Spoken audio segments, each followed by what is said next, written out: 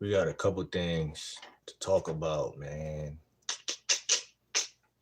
Couple cool little things. I find it funny how your mind is the only obstacle when it comes to dating. Uh, hold on. Yeah, I find that funny because last year I used to always talk about the chessboard analogy, something I made up that was comparing playing chess to talking to women. And, as I get better at what we call game, it's as if that analogy it still comes into play. It's so useful because with today's topic of calibration, which is a pickup artist, um, not saying it's a pickup artist thing, but it's a pickup artist thing. Calibration is something I'm going to talk about with y'all today. Uh, I kind of look at this topic in a weird with like a weird look because on one hand you have what we see as calibration. On another hand, what you have is what we could call being prepared. What type of player isn't prepared? So we can really, use both of those perspectives to get to one main goal because it kind of works together, right? It's like the more you study game and learn it, the more prepared you are. The more prepared you are, the more you calibrate. So calibration again, I'm gonna break that down for us real quick. I don't know how many people are in here, who's in here, or who's coming in here. So I'm gonna start off by saying, right, having a woman come over to your spot, right, to your crib, right, or even on a picnic, right. A form of preparedness would be buying the fruit for the picnic, or let's say, um, shaving your facial hair before you even approach, or say on the date. Or another form of preparedness was good, Jill. Another form of preparedness would be cologne sprays, or your room being having your mattress looking a certain type of way, having your just your presentation is very much so important when it comes to dating, right? And when you look at some of my old videos, you can see that my presentation was just whatever. You know what I'm saying? Um, when I was younger, I used to try to get fly every day, but you know, you know, um, you know, my life has wavered in that sense. Uh, but that goes with what I'm saying about preparedness, right? A woman is gonna peep how prepared you are. She's gonna fall in love with your level of diplomacy and diplomaticness as a man, uh, almost sharpness, right? When I was growing up, when you get a haircut, your dad would say, son, you look sharp. You know what I'm saying? You look sharp, you look tactical, you look tactile, you look like you look like a man, you look like you can handle things. And that's what the haircut, that's what the trimmer and the cologne and the fresh black t-shirts, you know what I'm saying? And long story short, women they pick up on that stuff fast. They pick up on that stuff fast. What's good, Gavin? How you feeling? Where y'all from? Go ahead and hit that like button. Make sure y'all subscribe right off the rip. We're not gonna waste no time tonight, man. We're gonna go live for like a couple hours, maybe 2 hours, 2 or 3 hours. Another form of preparedness is like my diet. I tell y'all to drink 2 smoothies a day, try to eat whole foods, um, kale, avocados, plantains, um, oranges, apples, peaches, bananas, all of those things. Um, is a form of preparedness, making sure you feel comfortable in your skin. Um, the game is somatic. It's very, it really is. It's really about how you feel, because it's transferable. So a lot of the reasons why guys won't even touch women is because they don't even feel comfortable in their own skin. Bro, what's up with everything giving me heartburn lately? I can't tell you. I just told y'all to drink 2 smoothies a day, man. I don't even know what heartburn is at this point. But yeah, lastly, when we talk about preparedness with dating women, you wanna, you know, see me, I'm not gonna tell y'all what to do, but me, it's very cheap to when you getting your groceries to stop at Stop and Shop or wherever and pick up some apple cider, not vinegar, some cider, whatever type of cider, put it in your closet or wherever, tuck it away, because nothing's better than pouring up a drink when a woman come over. I don't drink alcohol and I don't smoke weed, but just a nice red wine, because red wine derives from fruits. Not saying it's healthy or nothing like that. You don't want to drink. You don't want to become a alky, but you just want to be able to invite a woman over for for them vibes, and when you could pour up inside of a glass. And I'll give you another tip. um Dollar stores have plastic fake glass cups. It only costs you about $2 or $3, bro. Come on now. So like I tell y'all, man, when I started this channel off, I went to the dollar store and I got a calendar. I mean, they got everything to start off. You get socks, you get. I mean, they got everything for you. So you don't need to be shopping at even like Stop and Shop or like anything higher than a dollar store for you to start off inviting women over to your spot. You could go on Facebook Marketplace to get a wine rack if you really want to put a wine rack on your wall. I had this metal wine rack that only cost five. They charge you $10 to get it, or $10, $15 or something like that. When I had my truck, I drove and met a white woman. She gave me that. I lost it. This was like 4 or 5 years ago.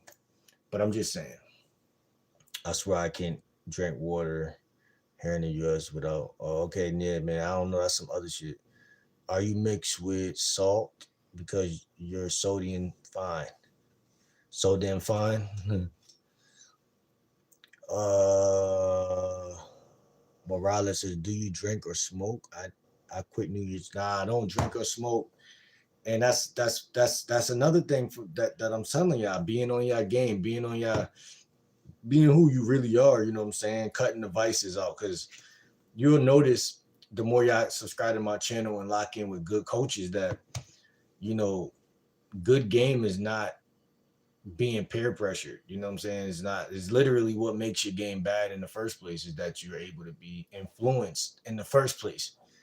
Uh, so really, being bad with women start in childhood, because it's your nervous system should never be touchable.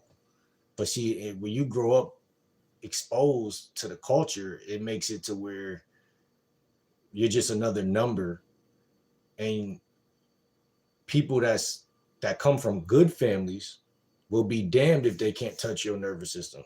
So nervous system protection and armoring up by eating healthy and fasting and going without things that distract you and destroy you is just the answer.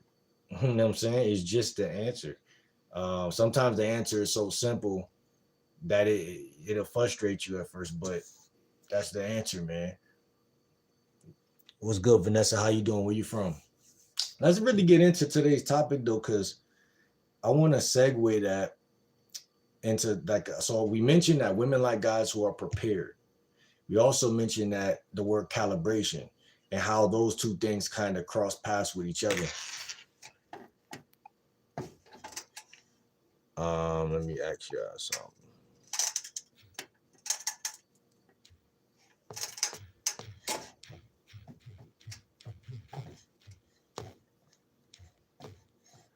All right, so I want to talk about calibration,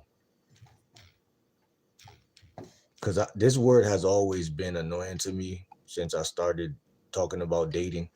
I've never fully learned what it was. Shout out to Chicago. Go ahead and hit me with a like and a subscribe, because I feel like my views is kind of tweaking right now. Go ahead and pump some of them hearts for your boy and get me in the algorithm. You know what I'm saying? Go ahead and get me lit. Shout out to Chirac though. And how's your dating life, by the way? How's things going for you out here? You know what I'm saying? And that's another thing, fellas. Be prepared for the devil.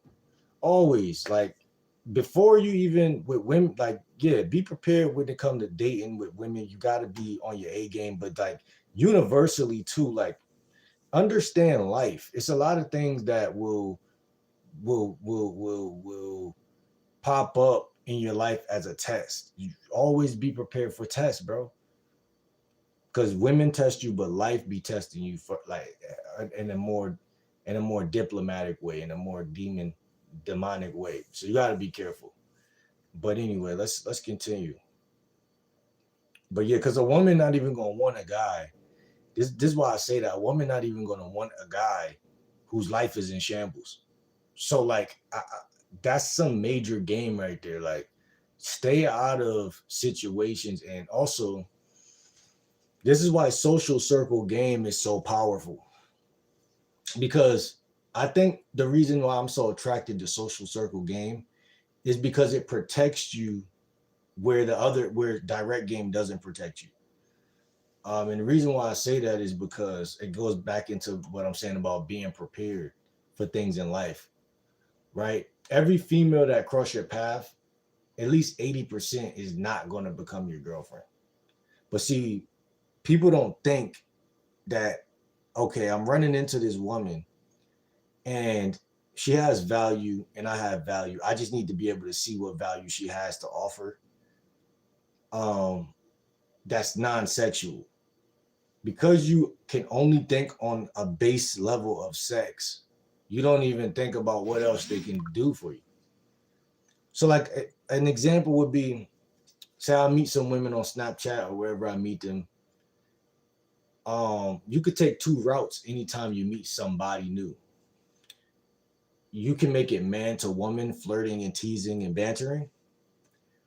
Or if you notice she doesn't like you like that, or say, don't jump the gun always either. And this is why I say direct game is kind of stupid, because you're jumping the gun assuming she doesn't like you. But here's the thing, like the direct game assumes that if a woman isn't giving you the attention you want right there off the bat, that she doesn't like you. But I'd argue that all attraction is circumstantial, because if you met her and she had a flat ass or didn't have as pretty of a face, or she wasn't your type, she'd have to grow on you as well. And just if she did grow on you, you're basically saying you would never treat her as good as a woman that was already pretty with a fat ass. So that's like me saying I would never treat a random chick from Chicago or Brooklyn that is a 6 or a 7 as good as Kim Kardashian, because Kim Kardashian already came with a fatty and beauty. How ignorant is that? How ignorant is that? Because the woman that's from Brooklyn might just be a better woman. But see, that's why game is important, because game will give you patience.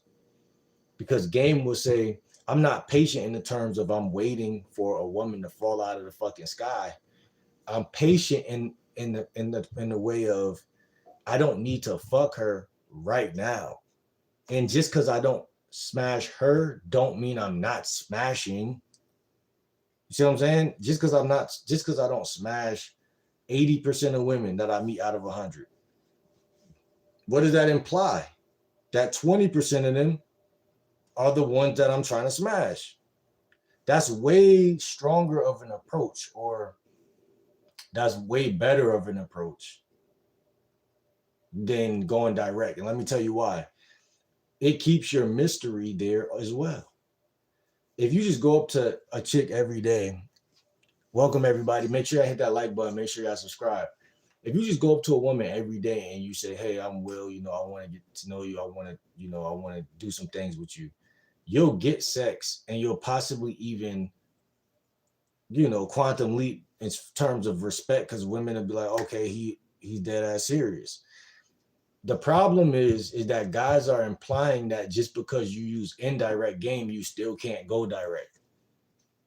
So again, I'll argue that indirect makes you better at calibration, where direct is likely to make you experience stagnation. So if a guy who has zero game, so you take two guys, guy A and guy B, they both start at zero, and you give this guy indirect game, you inject this guy with direct game.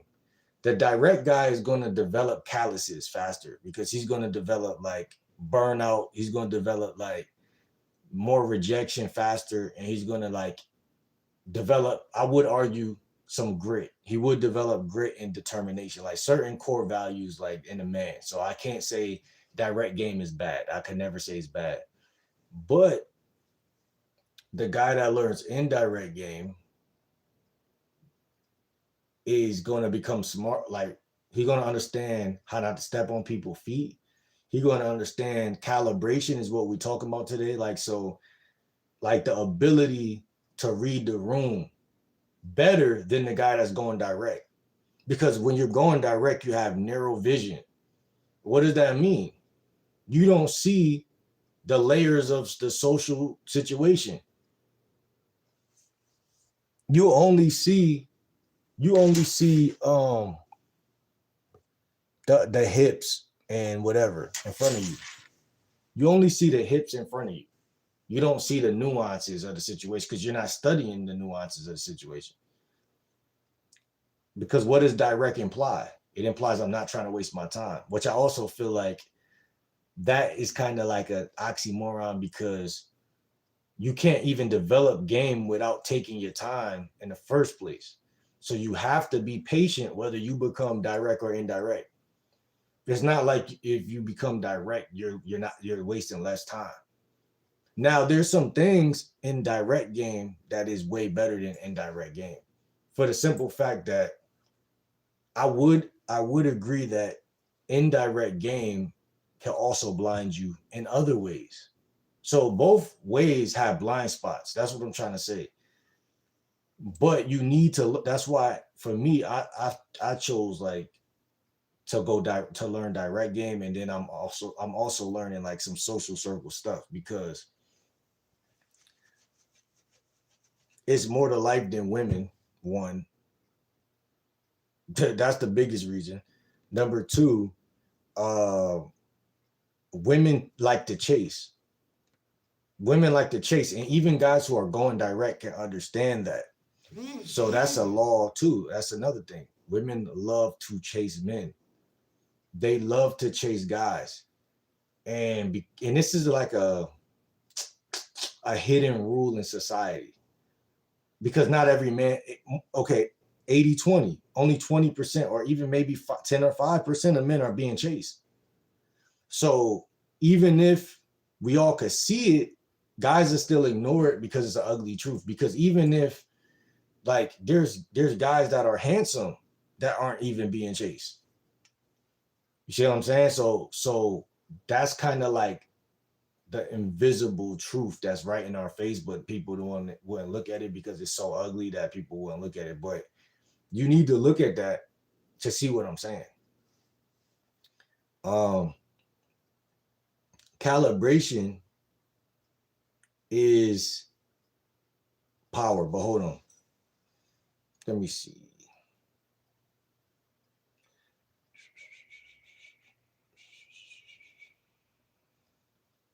I don't want y'all to think I'm just telling y'all to go indirect and go indirect alone. I'm genuinely saying, for me personally, it's like an 80-20 thing, especially in the winter. Like I said, in the winter, I don't like being in the cold too much, so I hibernate. So I do more online and more indirect. But I'm very still I personally I'm still very direct because that's just how I trained myself. That's the type of game I studied. I came in learning, so I'm very direct. I'm very direct, like, you know what I'm saying? So it's never like I'll never be so indirect that a woman doesn't know that I would smash her. It would never be that indirect. So it's like a 40-50 or some shit like that.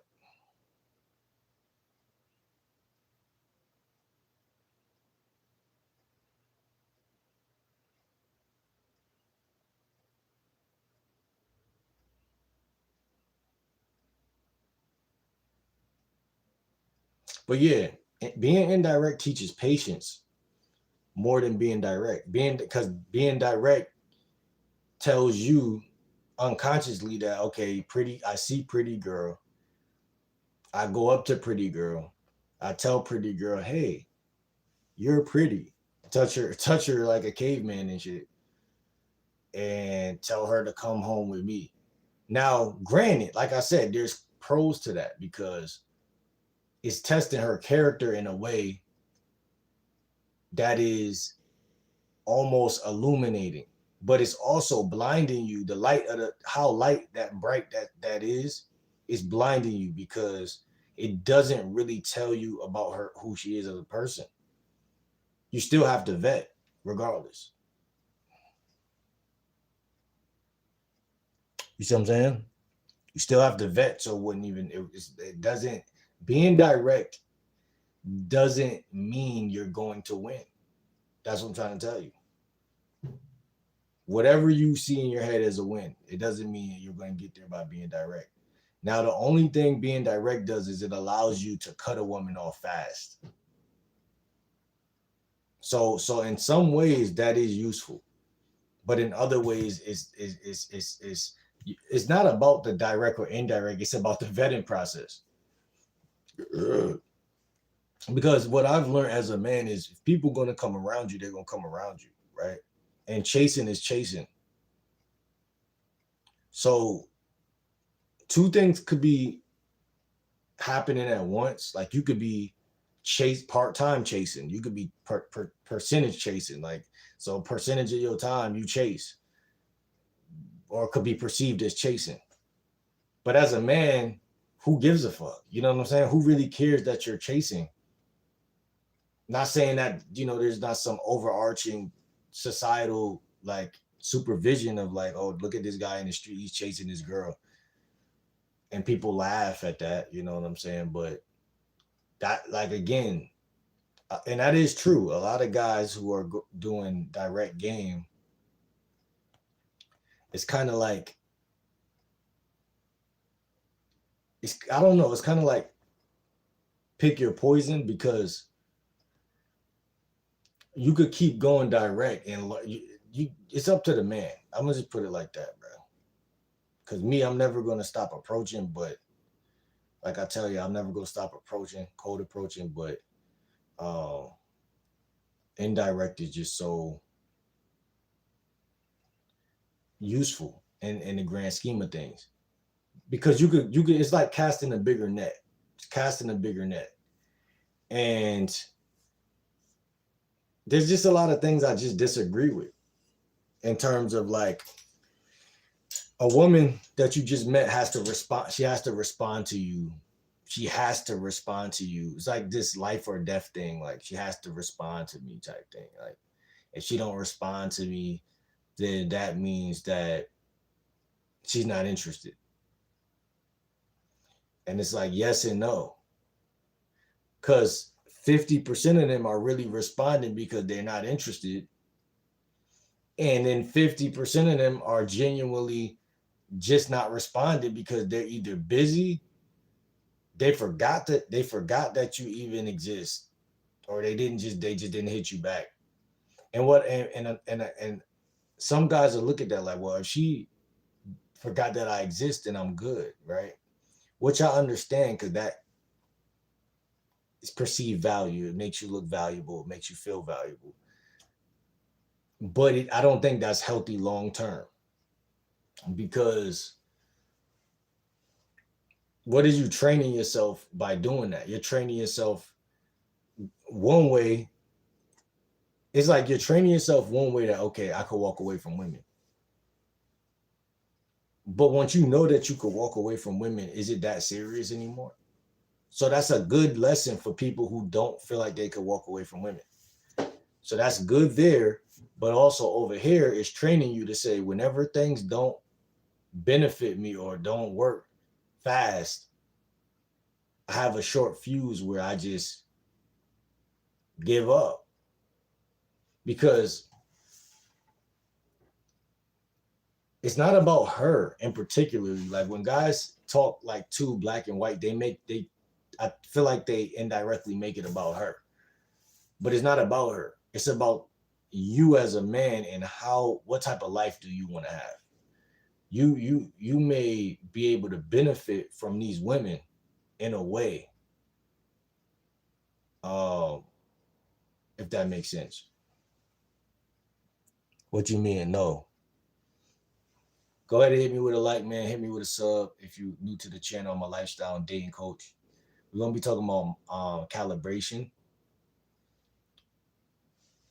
And like I said, I created and I coined something called Pivot to Direct, PDT. I mean PTD, Pivot to Direct. The reason why I made that was because I realized that one of my favorite hangout spots was Starbucks. And one day, I came up with the Pivot to Direct because there'd be women that work in Starbucks and women in Starbucks that work there, and I'll go direct. I'll go direct, and I'll notice like, okay, well, you just went direct with their cutest woman that works there, and then what do you think that's going to lead to? If she doesn't like you, or she rejects you, it's a catastrophe. So what I'm saying is, it's nothing wrong with being direct, but you're gonna have to. It leads to further issues by being too direct, because yeah, you could say, okay, fuck her, she rejected me, I'm gonna leave, or I'm gonna sit here. But you got to realize how uncomfortable that might even make her feel. Spitting my coffee, nah, I don't think they're not that bold, but nah, you never know. Jeff, I don't remember you. Ghost, why you say ghost? It ain't even about, it ain't even about them doing anything too malicious. It's just the energy be off after that. Now you can leave and go into other places and plazas and shit like that, go to the gym, go do something different. But what I notice is that I'm going to reoccur at a place that's in my neighborhood, that's popular, like Starbucks. And when you do, chances are she's not even working at that point. Like she's not even in the place, or maybe she is, maybe she not. Right? I should improve my English. I have difficulty understanding. I caught one trying to slip something in my drink. Listen, I'm trying to tell y'all why direct and indirect game both could be effective. It both have pros and cons. I'm gonna literally make a video on that, pros and cons of both. Because we got direct coaches and then we got indirect coaches. But one thing, I started off very direct when I started learning game, and I'm still very direct. I'm 85% direct. But I had to really learn game, and there was one thing pickup artists talk about that I couldn't shake. It's a couple things. Physical touch. This is something that a lot of direct coaches don't even talk about. Physical touch, uh, which is keynote escalation. Um, and then calibration, which is, I'm gonna read the definition right now, because I was too honest. And I say too honest, somebody gonna laugh at that probably, because I'm honest, but what I'm saying is there's a such thing in the game as too honest. Meaning you're revealing too much too early because you're too direct. Um, some women, or a sector of women especially, they will be turned off no matter how cute you are. Because every man is potentially cute to a woman. Every man is potentially that. Because you're a guy. You're not supposed to be beautiful. And also, if your game is tight, then she gonna be like, he looked better for some reason. I don't know why. It's because they supposed to want you. But if you see her, she sees you, y'all both look good. Say that's the scenario, right? And you walk up to her, hey, how you doing? My name is Will, blah, blah, blah, blah, blah. It's not even that she's turned off necessarily. She's just like, okay. You know what I'm saying? Like, you're just exposing too much and being direct. And yes, there's women who want you to go up to them and talk to them like that. Yes. I'm not, because again, I don't want anybody who's a direct dating coach to be like, this guy is crazy. He's talking about this, or he's talking some bullshit. Listen, two things can be true at the same time, right? I always tell y'all all my life, I didn't even have to approach bitches. So of course I'm going to see it this way. Not to mention, that's the biggest thing. That's the biggest reason why would I just hit 25 to or 20 to 30 years old and just and then one day just start approaching bitches, which I did, and then realized that a couple of things happened. My game wasn't tight. So I was approaching women, but I wasn't really my catch hand and my keep hand was two different hands. What's good? Aria, how you doing, Aria? Where you from? What's good, Trinity? How you doing today? Steak with lemon dressing. Why you say that, bro? Callie said, what's brown and sticky? A steak. Beam said, I caught one trying to.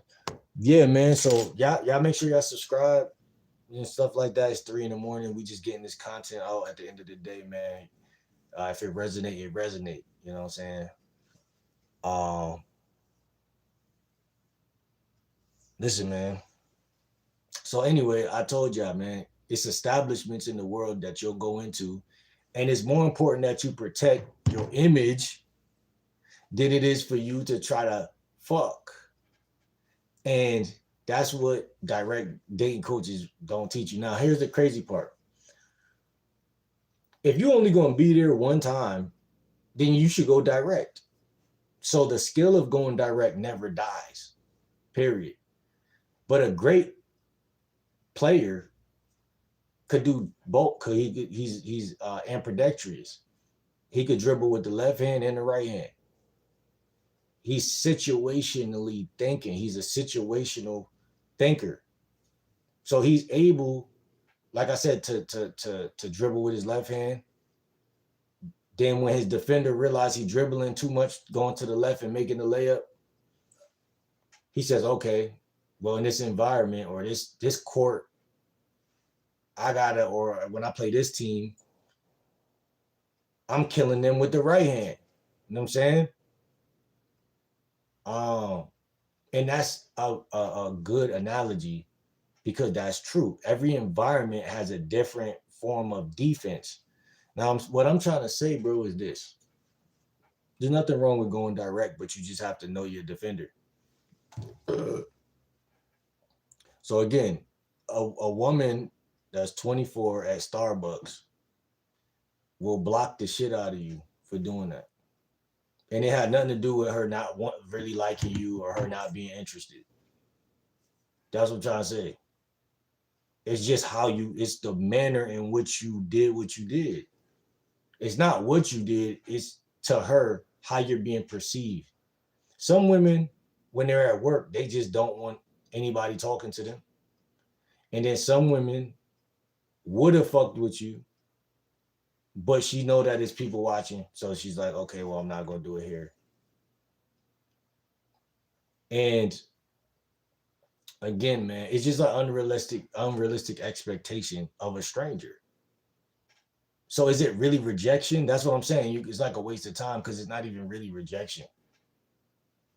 And then vice versa. Just because you're going indirect doesn't mean you're not coming out on top in the situation. Because Similar to every other lesson in life, patience is a virtue. We are men at the end of the day. Patience is a virtue. Even with YouTube, right? There's faster ways for me to fast track more likes and more views and shit like that. And yeah, eventually I might, do those or crack those codes or whatever the case may be. But for me to think that people just owe me viewership is crazy. Oh, I'm just gonna throw it all. I'm gonna throw it all away now because it's not working. I'm gonna go get a 9 to 5 and shit.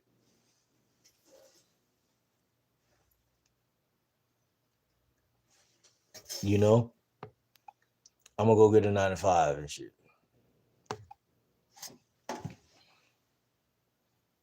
But let's get to the main event of the video, which is micro calibration, bruh, and why you might miss signs, because that's what I'm saying, that being direct doesn't teach you. Being direct does not. It makes you're going. First of all, you're doing something that don't need to be done, which is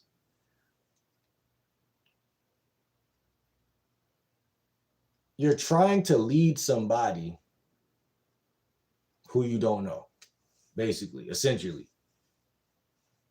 Which I feel like to be kind of stupid, I'm not gonna lie. Because that same energy, first of all, it's your energy. You're putting it out there to go fishing for something that, I'm not saying it won't work. I'm not saying it can't work.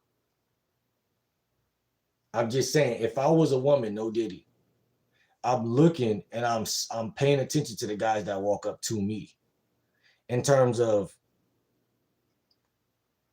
if you're walking up to me, I'm assuming that you're not him.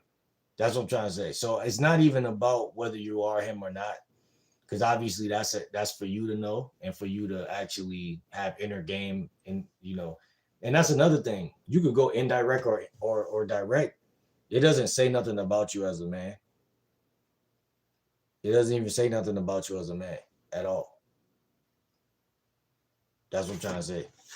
Because if you know who you are, then you shouldn't even give a fuck. But hold on, let me see.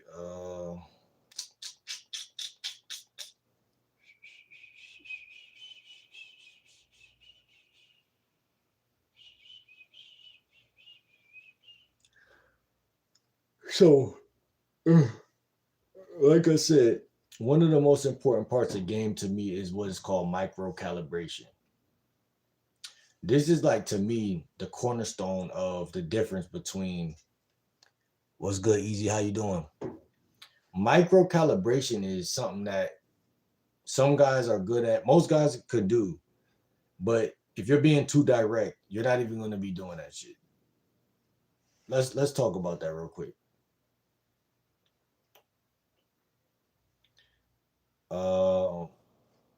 What is micro calibration?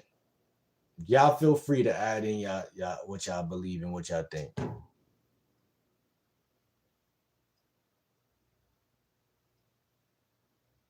How you know I got a Discord?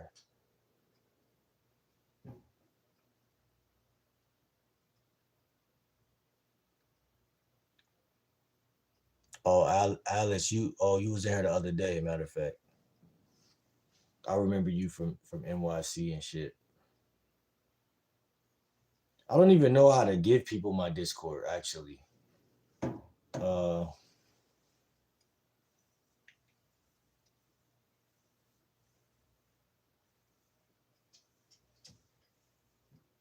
Can I sing is crazy. Sing where? In my Discord? You want to sing me a song?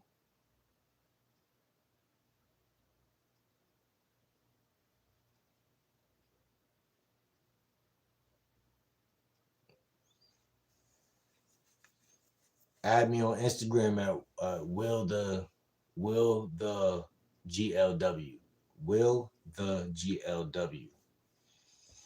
What is microcalibration? Microcalibration is the skill of making tiny real-time adjustments to your behavior based on the other person's reactions. You can't learn this by going, let me stop. You can learn this by going direct, but it's a myth because if you're going direct, she's going to, if you're going direct and all you do is go direct, you're not talking to her. You're trying to lead somebody you never met before. You know, it's the other side of the coin of her following somebody she never met before. Which, as a man, you would assume like, okay, if I'm a real man, she should just follow me, even though she don't know me, which is true, right?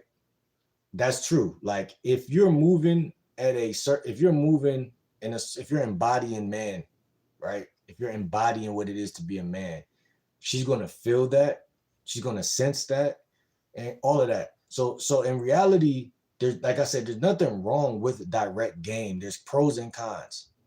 But if you're trying to build up, you start this guy A and guy B off with no game. Both of them have zero game.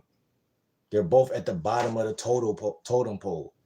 And you give guy A an injection of indirect game. Give guy B an injection of direct game.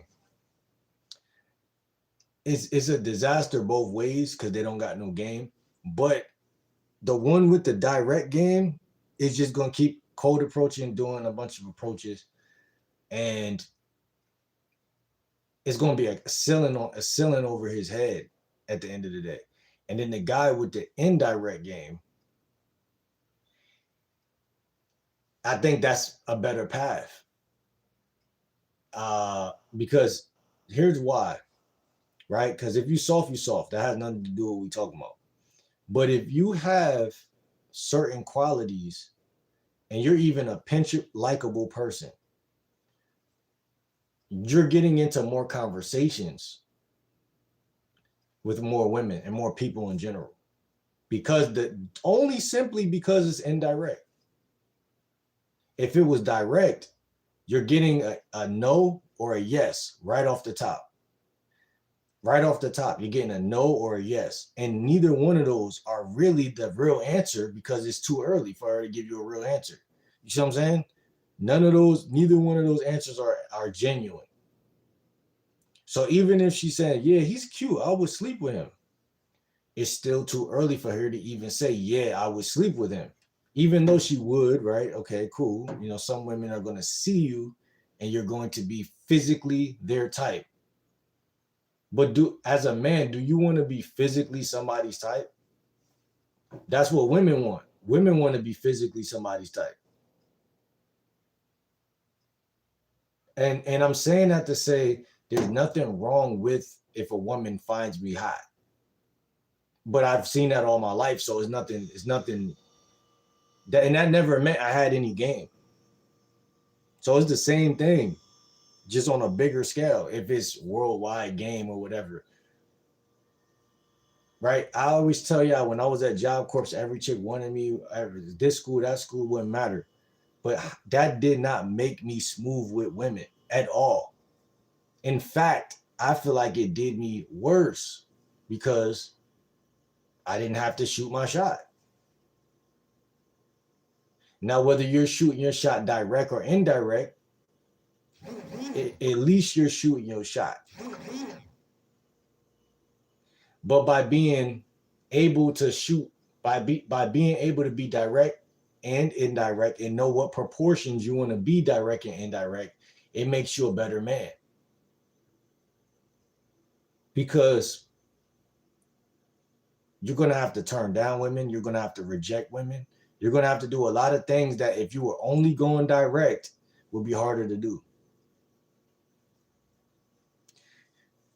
Because from my calculations, everything happens in time, not in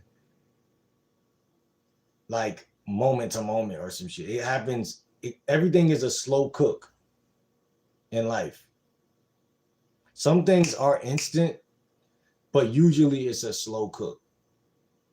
So it wouldn't even make no sense to only go direct. I'm not saying that you shouldn't go direct, but it wouldn't make sense to only go direct, to subjugate yourself to that. That's what I'm trying to say.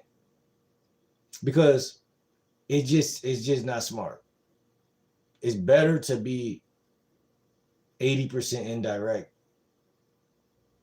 And again, it could be seasonally, like in the wintertime, just like putting all your cards on the table, and just because she's beautiful and just telling her like, I want to sleep with you, I want you to come home with me. Like, yes, the respect is going to be there because the way you said it. But just because the way you said something and there's respect there doesn't mean she's the woman for you. So you're just about to sleep with a random body. Okay, cool. You caught a body, and there's really nothing else there because she don't really know you, whatever the case may be. But if you're going indirect, you're actually spending more time, and it's scientifically proven that if you spend more time with somebody, that they actually become your friend. Now, friend could be romantic or platonic, but the fact that you're spending the time is what I'm looking at. The reason I say that is, yes, it sucks when you see a woman as hot and she sees you as, hey, I just see you as a friend.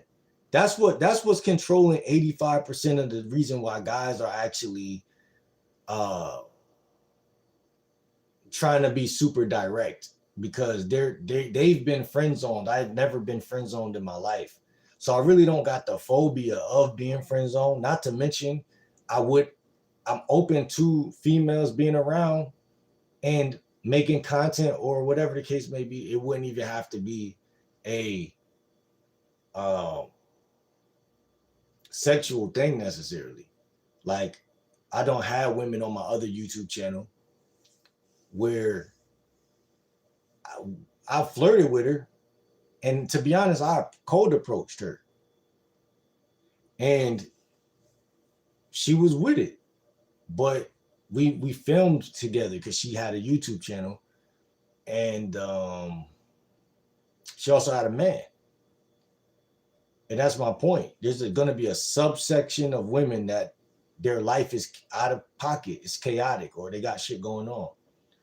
It would be to me very, very I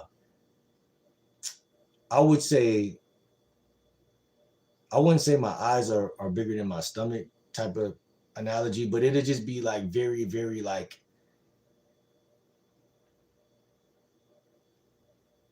I wouldn't even say, again, it's like a crossroads, because I could be a whore and be proud of it. I wouldn't. I mean, I'm a dog. Yeah, I could be a dog. Yeah, I could just smash, smash, smash. Because again, I believe both roads lead to the same thing. But because even with her, I had opportunities all over the place to actually smash. I just didn't want to. Like, at first, I wanted to. That's why I cold approached her.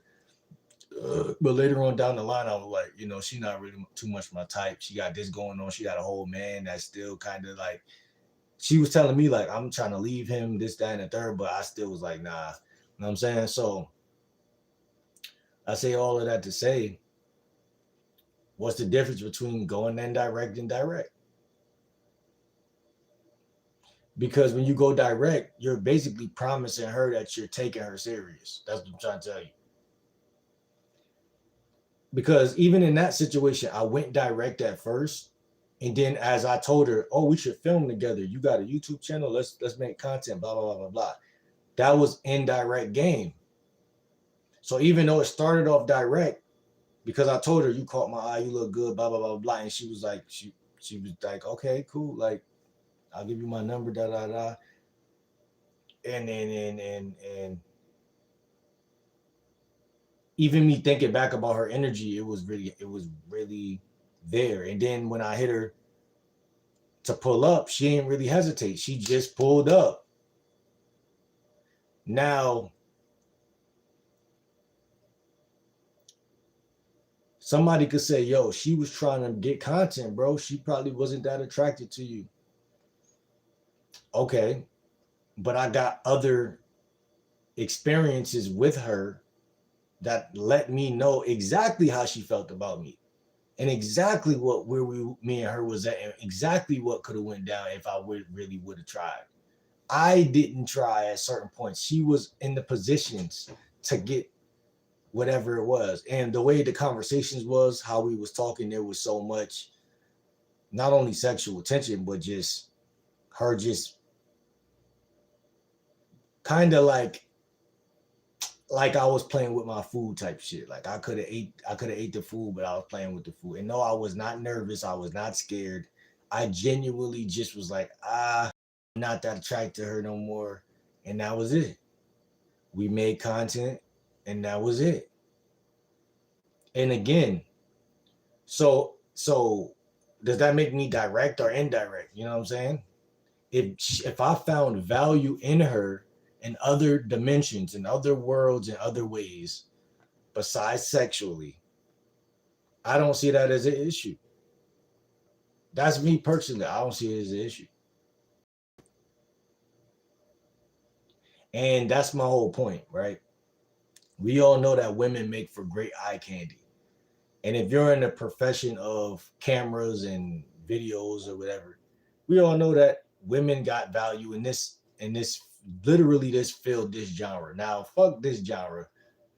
Women got value in a bunch of other genres. Women could just listen to you talk, especially if y'all are friends. Like she could just listen to like when I was at Job Corps, that was the one of the that was not the first female friend I had because I had a lot of technically female friends. But yo, what's good, face? So lights, camera, action. Real talk, bro. But yeah, when I was at Job Corps, man, I had this chick named Infinity, man. She was cool, and she would just listen at lunch, right? Because I was talking to the other chick, so we had some. Me and her was having some issues sometimes, so I just talk to Infinity all day, talk her ear off, and that was female value. She had value to offer because she liked me, but I wasn't that attracted to her. But she listened to all my issues. When we played basketball in the gym, buy me Gatorades and buy me chips and buy me, I'm like, damn, this is girlfriend shit. And that shit felt so good because she did it without me asking. And I was like, yo, like this is I'm like getting spoiled. Like these are like perks that like I don't feel like I deserve. Like you're giving me extra shit. Um, my point that I'm making, chat, is that direct or indirect, but micro calibration still has to be learned, and that's a pickup artist tactic technically. Pickup artists talk about micro calibration. I'm saying all of this tonight because that was the weakest part of my the whole time. I was the either you gotta like me or not like me type of guy all my life, except when I was in like when I was younger, because there'll be chicks that was bad as shit that I would just talk to all the time. Whether they like me or not, I'll be in their ear or saying something, not wearing them down, but calibrating. Why do I say it's different between wearing them down and calibrating?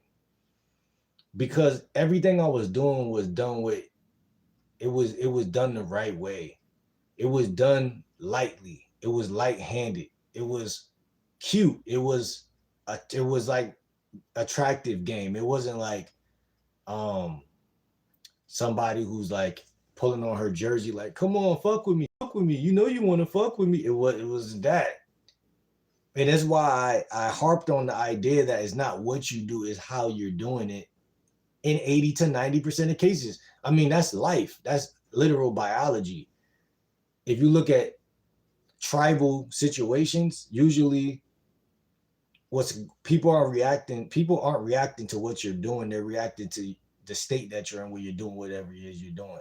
If you're calm, but you're saying, you're a bitch, whether you're talking to a guy or a girl, they'll both think like, should I punch him? Nah, I can't punch him because he's too calm to punch. The condition you're in when you're saying what you're saying. is technically more powerful than whatever you said. Because what do people do to make sure that you really just said what you said? They look at how you moving to be like, okay, what type of energy are they giving off while they said what they said? You can't even lie again after that because they see your energy snitching on you. So they believe what they feel about it, not what you say about it, which means that micro calibration is very important. It's too important. You've been putting in that work. Keep it up. I appreciate you, bro. I appreciate you, man, because yeah, man, we can't do nothing else, man, but keep grinding. You're a cutie. You look like my nephew. Have a good night. Shout out to Big Kiss. Jonah said, have fun talking to yourself about this bullshit. Live answer. What risk look like it's about to break? Oh, yeah, you was a hating ass nigga from the get go. Oh shit, I met my ex at Job Court. That's what's up, Zara. Shout out to Zara. See, they be trying to clown me for that. Oh, damn, I didn't mean to delete your message.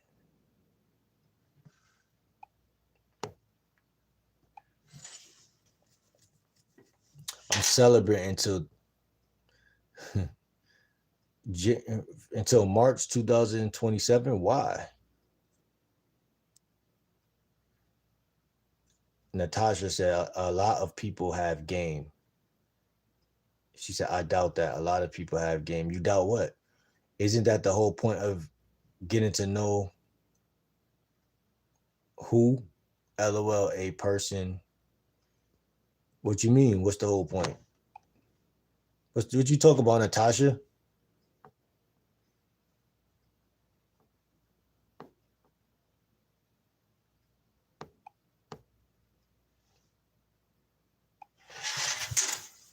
Listen. So, long story short, man, micro calibration is basically your ability to make tiny real-time adjustments. This is the key, real-time adjustments. Based on the other person's reaction. So in any given interaction with a female, right, back and forth conversation, instead of you just doing an approach, which is what is, I mean, granted, I thank God I learned how to approach and or just certain things in ways just to, like I said, the word excuse me and certain things. What's good, Sophie? How you feeling? I thank God I learned how to, because it's not really so much about the approach, even though I got a basic approach that I use, but also it's the openers. Like, right, you want to become the type of guy that always have openers, or at least know that that's the first thing, right? That's like the pawn on the chessboard. You move the pawn. That's your first move. You move one of the pawns first to start that small talk interaction. You're basically just trying to open up a conversation. And if you could get that to happen, son, why you say bruh? What's good, Sophie? Doing good. How you doing? I'm doing great. We chopping it up. I'm a lifestyle and dating coach for y'all who don't know. So I'm talking about a word called micro calibration. It's a pickup artist term. And we got a little weird chat in here today. We usually have a fuller chat, more people stopping in. I guess it's just the topic I'm talking about in the time that I'm going live. But hopefully y'all come in here, y'all make yourself warm and things like that, and hit that subscribe button and join the family, man. The GL Dub Club, man. GL Dub Versity. Namaste. How you doing? I say just talk to girls like they're regular people. We like that. Okay, what do you mean by that though? Son, let's break it down. Let's not do this today. Let's break it down. Anything y'all say that's slightly vague and things like that. I'm going to tell you how to deepen it. What do you really mean? Talk to us like we're people. Because I already know what you mean, but I know that they don't know what you mean.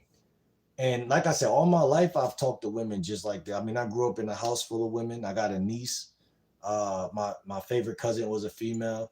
Um, we played many games together, many Nintendo, wrestling, all type of shit. Um, every game actually, Need for Speed, all type of shit. Um, and by the time I got outside, like I say, like I had a couple bros outside, but then there was a couple females in the group that were very pretty, and I didn't like. I used to be kind of quiet because that was just who I am. Now you can ask anybody, they're like, yeah, he was just kind of quiet and shit. But again, like you're saying, I didn't really think too hard about it. I just kind of was just vibing. You know what I'm saying? So I guess that's what you're saying. Just be vibing. She said, "Girl, you telling me you don't like being rizzed up? That's hilarious." There's a difference between that and catcalling, you know? Yeah, there is a difference. She said, "You don't have to come up with the pickup lines. Just be cool. Yeah, you got it." Son, what hello black person. What's good, y'all? I'm gonna just call you y'all. I'm gonna call you farm. So hold on.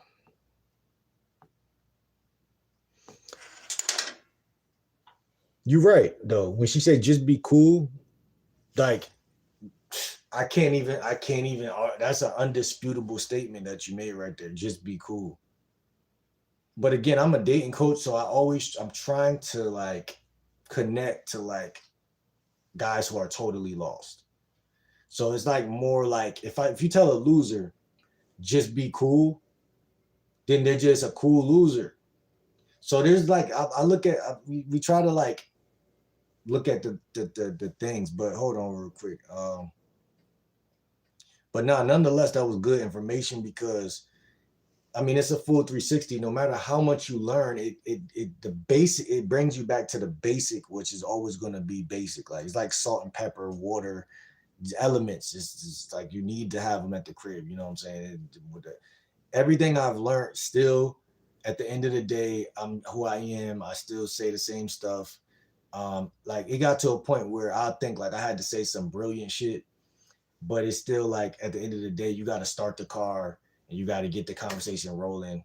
Um, uh, Small talk, which I hated for a long time. I thought I hated small talk, but I come to find out I didn't hate small talk. I just didn't feel like I was good at it.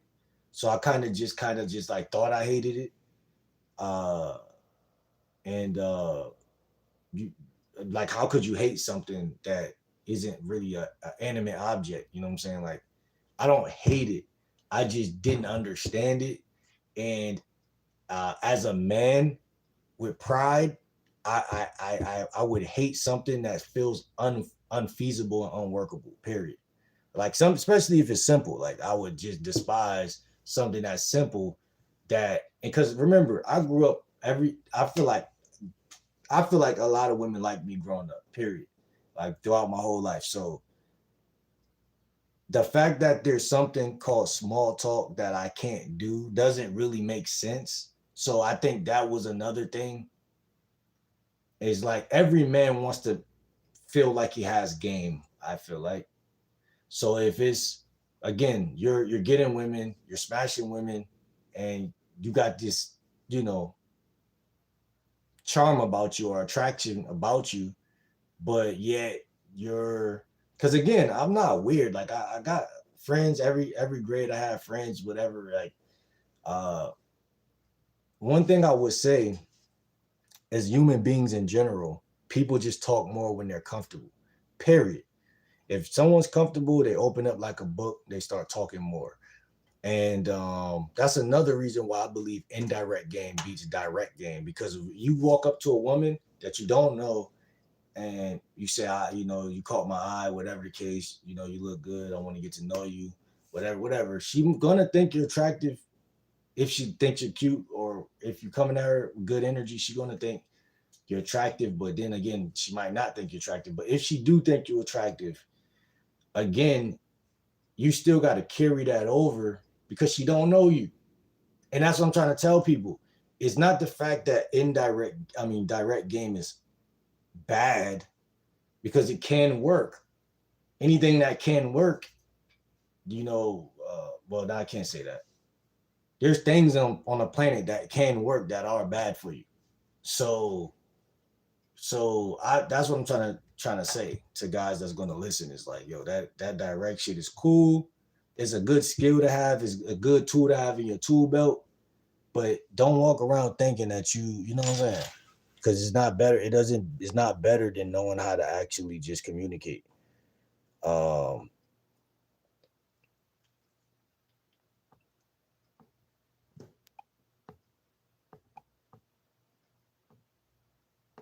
is that the same thing?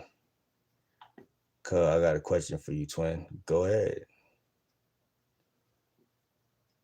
I don't claim TS. I like when my men sweeten me up. What is TS? Let me know what you want. Straightforward is the best. I hate beating around the bush. Oh, you mean your boyfriend or some random guy who likes you, Sophie? Just curious. I go lie, I'm lost at this point. I'm super lost, but it's all good. It's all good. Um, and beating around the bush is not what we're. I'm not trying to tell guys to beat around no bushes. You know what I'm saying? That's not what I'm saying. It's not what I'm saying. Because women, again, here's the thing, bro. I think it's easier to charm or attract or bag a woman than it is to explain to her how you're bagging, attracting. Like, shout out to Michael Sartain, the dating coach. He has a lot of female friends, but when I watch his podcast, like, there's just some things women just don't understand, and that's okay, because there's some things we don't understand. But we can interpret what you're saying, but we just won't agree. Hold on. Damn, I didn't even see all of this. Appreciate you. Said my Tommy Hilfiger hat look cool. Y'all make sure y'all subscribe right now. 16 people in here. Go ahead and hit that like button. Make sure y'all subscribe. Hit, give me some hearts in the chat and stuff like that. Let's get on the radar, man. I appreciate y'all. Get me in that algorithm. I appreciate the hearts. I find small talk boring if it lasts too long. And that's what I'm saying. It doesn't have to even last long. It could be 3 minutes. It could be 5 minutes. And it's a good daily practice, in my opinion. So I went from hating it to actually creating a conversational product called the Conversational Car that actually changed my whole, because I'm the type of person, I'm a visual learner and I got to see it to believe it type of guy. So I think it was also the myth around like like I grew up watching like Full House, and like white people have good families and they do more of that type of talking and shit like that. So like being black and coming from like a different like type of family, and I always keep it transparent with y'all. I tell y'all, man, I was raised by my mom, and my sister will watch me while my mom will be at work. So I'll just play the game a lot and watch wrestling and TV and shit like that. For a certain periods in my life, I was literally technically isolated. But not really, because you got family always, and you, but technically I was alone a lot of times. So because of that,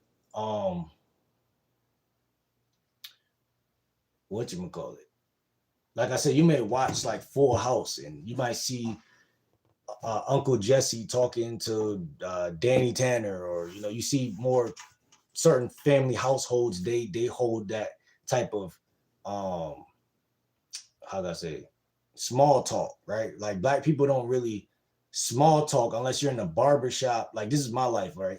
Like unless you're in a barber shop, you're at basketball practice, or you're talking to your homies, or like me and my sister never really small talk. Like you feel me? Because she's like 5 years older than me, or whatever the case may be. So maybe even 6 years. I don't know necessarily exactly, but 5 or 6 years older than me. So she was already a teenager when I was just growing up. So it's like she'll be, in her own world.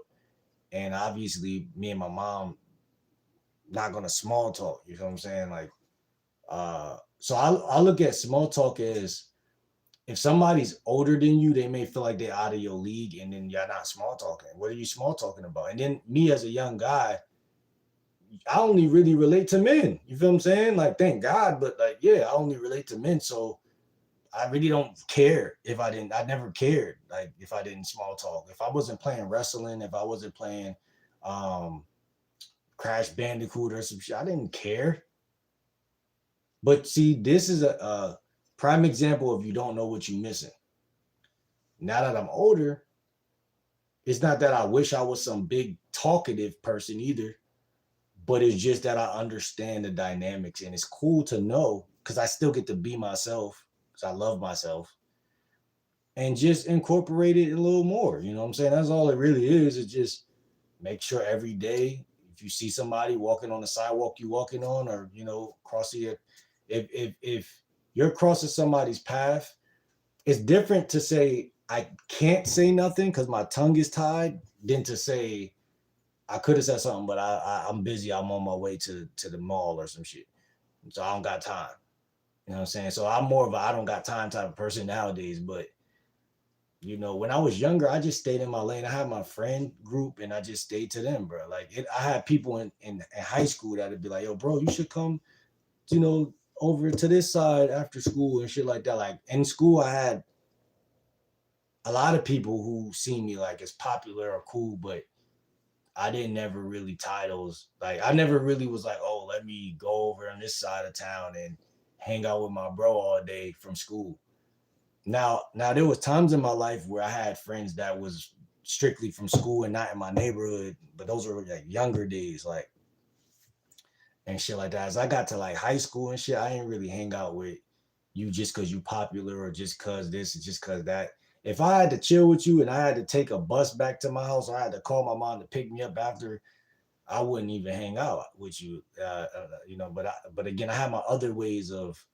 First of all, in my neighborhood, I have friends that we enjoyed every moment of the day, so I didn't never think that it'd even be cool to expand my social circles or anything like that.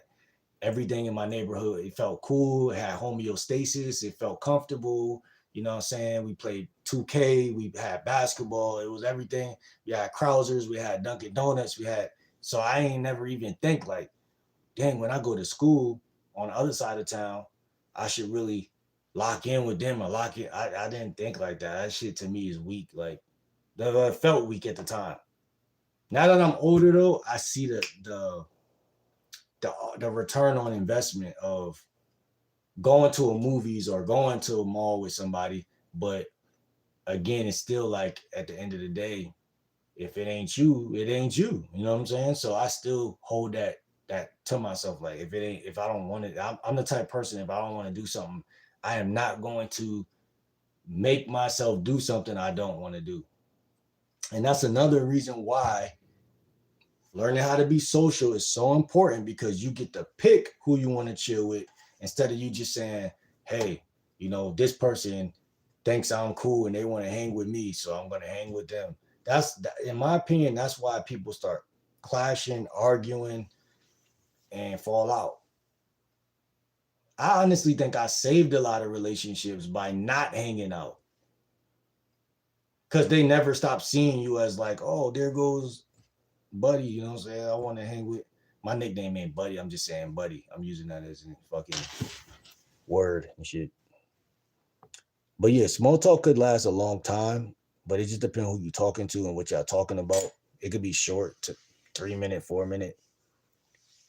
But it's not even about the topic. It's just about, do you respect the person you're talking to, and then y'all just have a respectable 3 minute convo. If someone is trying to get to know me, I would love for them to be direct. Oh, here we go. Let's see. Love for them to be direct and know what they want and not beat around the bush. Yeah, I mean, again, I created, and this is what I said earlier, so I'm gonna say it again because I look at that as a sign. You're giving me a sign that I need to say it again because you might not have been here earlier, and I forget that it's gonna be people who watch and start watching at this point in the video. But it's I coined something called pivot to direct. Pivot to direct, right? So I'm not a fan of getting trapped on either side of that shit. Because if I'm being too direct, like, first of all, if she likes you, there's no such thing as too direct. That's true. But what I'm saying is, I can't speak for y'all women. Y'all would have to say, no, there's no such thing as too direct if I like you. But I'm sure there's probably been guys that y'all thought was cute that they went too direct.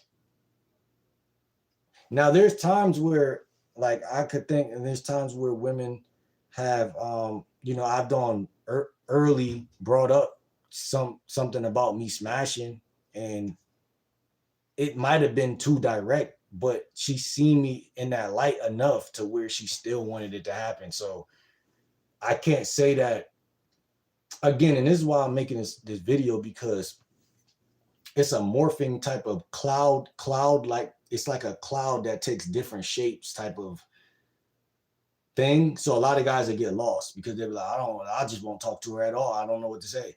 You know what I'm saying? Or I was trying to talk to her. I thought she liked me. I don't really know where we stand.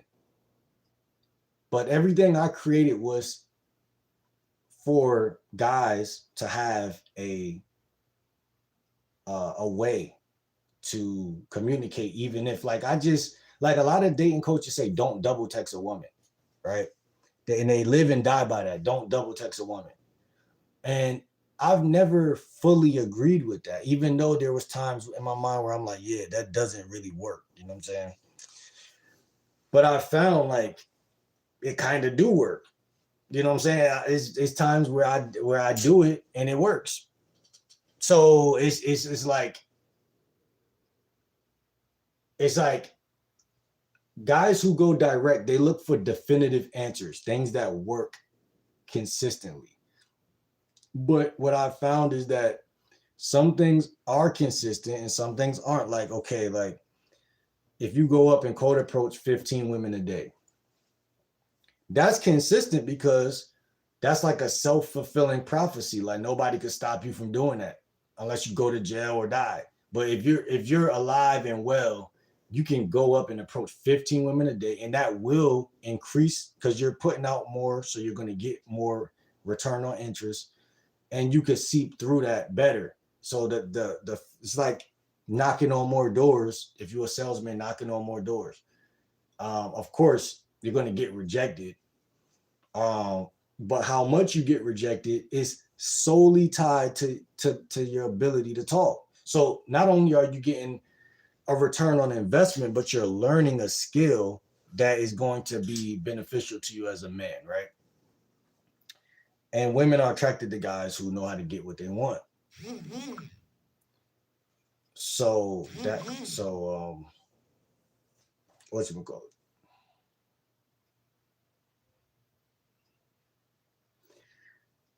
I don't know, man. I think women are big cap because they like men who they have to work hard, or they like men who don't, like she said, beating around the bush, right? But again, that still frames it as if I'm trying to, like, get with you and you're not trying to get with me. You see what I'm saying? So it's starting off from a cold approach position. The whole reason why I'm saying indirect is more powerful is because I'm being perceived as not trying to get with you, right? I'm being perceived. And if you perceive that as beating around the bush, you can't perceive that as beating around the bush because you don't know if I like you for real. And you can't perceive it as playing games because you don't know if I like you for real. And you can't perceive it at all. You see what I'm saying? Now you could say, F him, I don't like him because I don't know if he likes me. And then people will say, well, what? You don't like him because you can't tell if he don't like you? I mean, if he like you? So my whole point was that indirect game is more powerful. Not that it's morally correct or that it's right or wrong, but more so that it's just more powerful. Because if somebody likes you and you never give them the chance to hate you, they're going to always like you. But if somebody starts off cringing because they're working at Starbucks and you're telling them, you know, you want to take them on a date, and they're like, well, I don't know, da, da, da. It's kind of hard from that point forward to ever get them to like you at all at that point. Now, if they what you need to think about it, I think that's where things are bad. If she just tells you some shit like that, oh, I gotta think about it, or I'll text you and never text you, or some shit like that. It's just a bad path. I feel like it's a bad path, and it doesn't show your. It doesn't never give the man. It never shows the man shining. Like it never lets the man shine. Like it keeps the man in like men. If especially if women already have like a traumatized way of seeing guys, just like, and then women just don't respect men like how they used to. So like think about it like this, right? I just had this chick say something to me earlier. She's like, just the way she was talking was just it was a little out of pocket. I'm not gonna lie, but it was like, wasn't even really disrespect. It wasn't like overt disrespect, but it was like, she said something like, we was on Facebook and she was like, here's my number. I don't really be on Facebook that much, da da da. And so she said everything right. And then at the end of the message, she said something like, she said,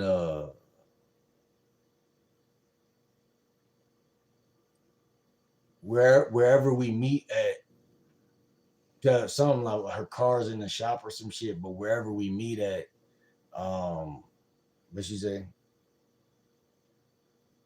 She said something like, you better bring some roses or some shit. Listen, man, I'm telling you right now, man. And then not only that, and I'm gonna tell you why what she did was bad. It's not the fact that she even said the bullshit, because I'm the type of nigga to ignore that bullshit. When I text her, so, what's up? This is Will. What you doing? Right? She never texts me back. Now, this is a chick that in the past we met in person. I feel like personally things started off hot. But this was like last year, like probably like, I don't know, probably either November or further back than November. Nah, yeah, it was definitely further back than November. Probably around September or August. No, October or September. And I met her and we was in 7-Eleven and she was grabbing a smoothie, whatever the case may be. You know, she's attractive. I think I knew her when I was younger too, from like Facebook or something. But again, I was working on my game the whole time last year and stuff like that. And what I'm trying to tell y'all is that women are not even taking guys serious. And I'm here to declare that shit. Now I'm not saying women don't take every man the same way, because of course they take some men how they take them more serious. But my whole point is that if you're approaching women is not really the best option. Now, yeah, 15% of the time, you see something you want, go get it. You know what I'm saying? Go get it, because I'm not going to stop doing that. But then it's like, I'm just not going to do that much, because it's like that shit, the return on interest is not even the same as what I'm seeing. Because listen, in the winter, I hibernate. And I stay in the crib more. I don't approach nearly as much. And I talk to women more online. So why is it that I'm doing better now than then? If cold approaching is so fire. Now, granted, I told y'all just now my game was worse then, and I've been working on it the whole time, which means it's better now. So that definitely does matter. But what I'm saying is I'm still seeing more leads from the online shit than from the in-person shit, when in reality, in person is actually the best place to be. Because you just gonna go in person anyway after y'all meet, right? Y'all gonna go in person again after, like with her. Cold approached her and it was like middle, it wasn't like, I forgot what time it was, probably was like late, it was like 12 some 11 o'clock, something around that time. And she gave me her number. She was cool, you know what I'm saying?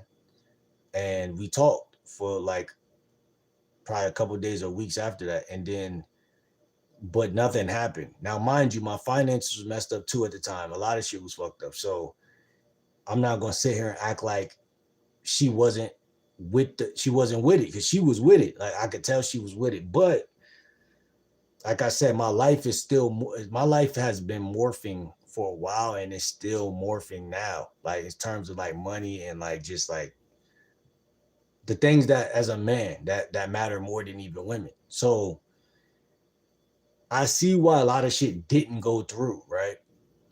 At the time, because I'll even stall certain moments out and just be like, nah, fuck it, I don't even care, whatever. But with her, I don't think I did that, right? So, but like we did fall off.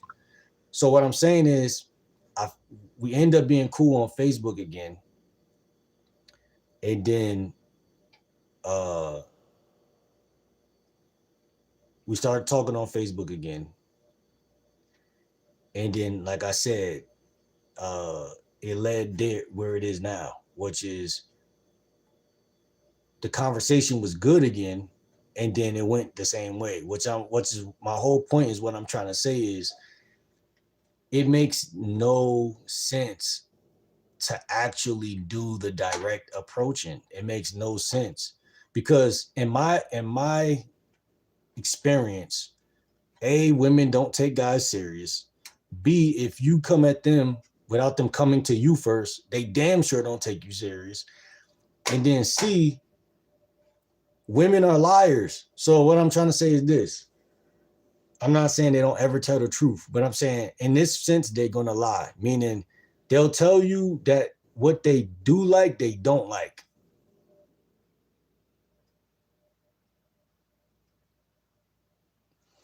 And that's fair, right? Because, you know, they shouldn't have to tell you nothing.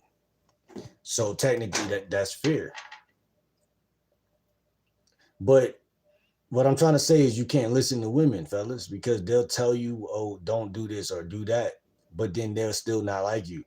But if you just did the other thing without asking them what was right, their head would have been so fucked up that you wouldn't have even needed to ask them nothing, A, and then B, they would have went with that program. You know what I'm saying? Can't lie. So again, like this word right here, micro calibration, right?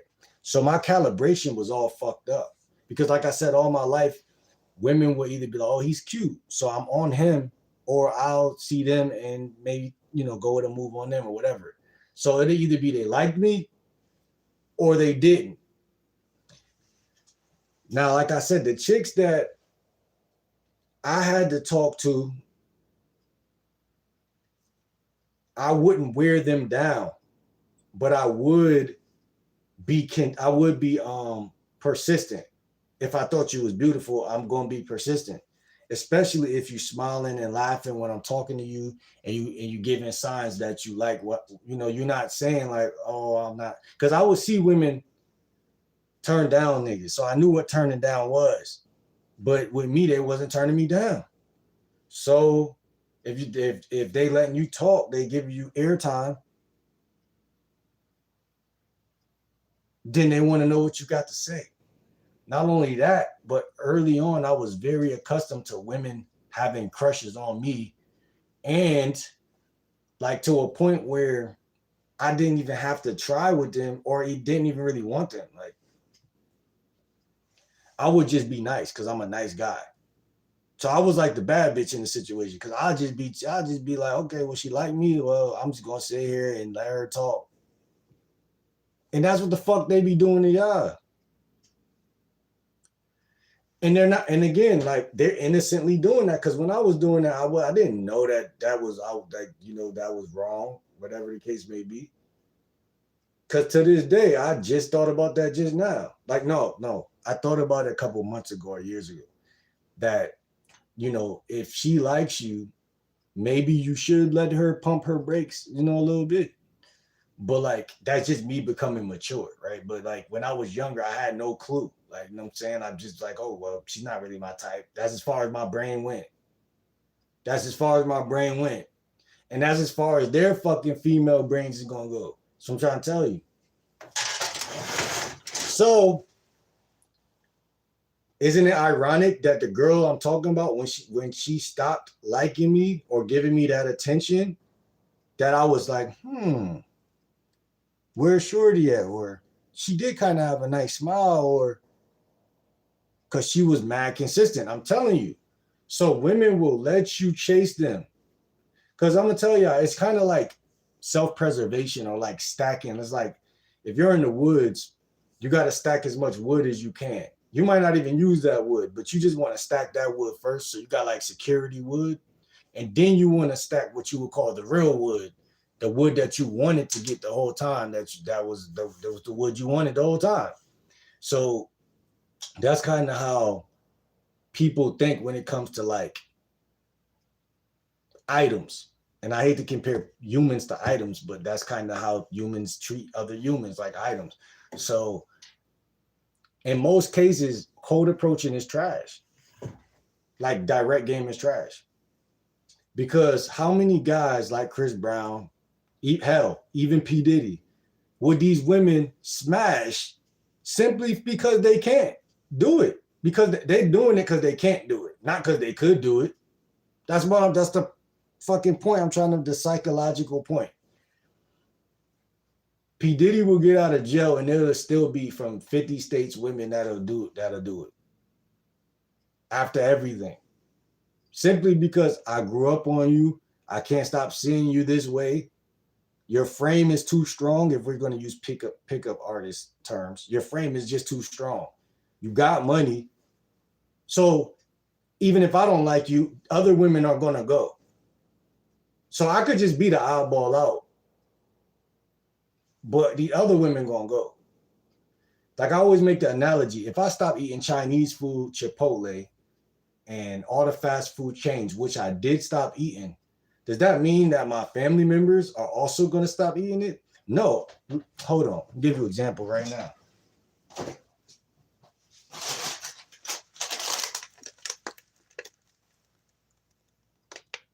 Right now, I'll give you a live example.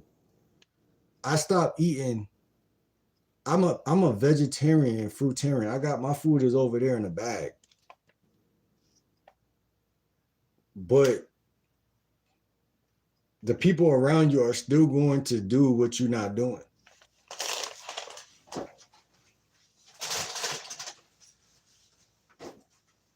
It's other stuff in there too. I'm just not going to even touch it.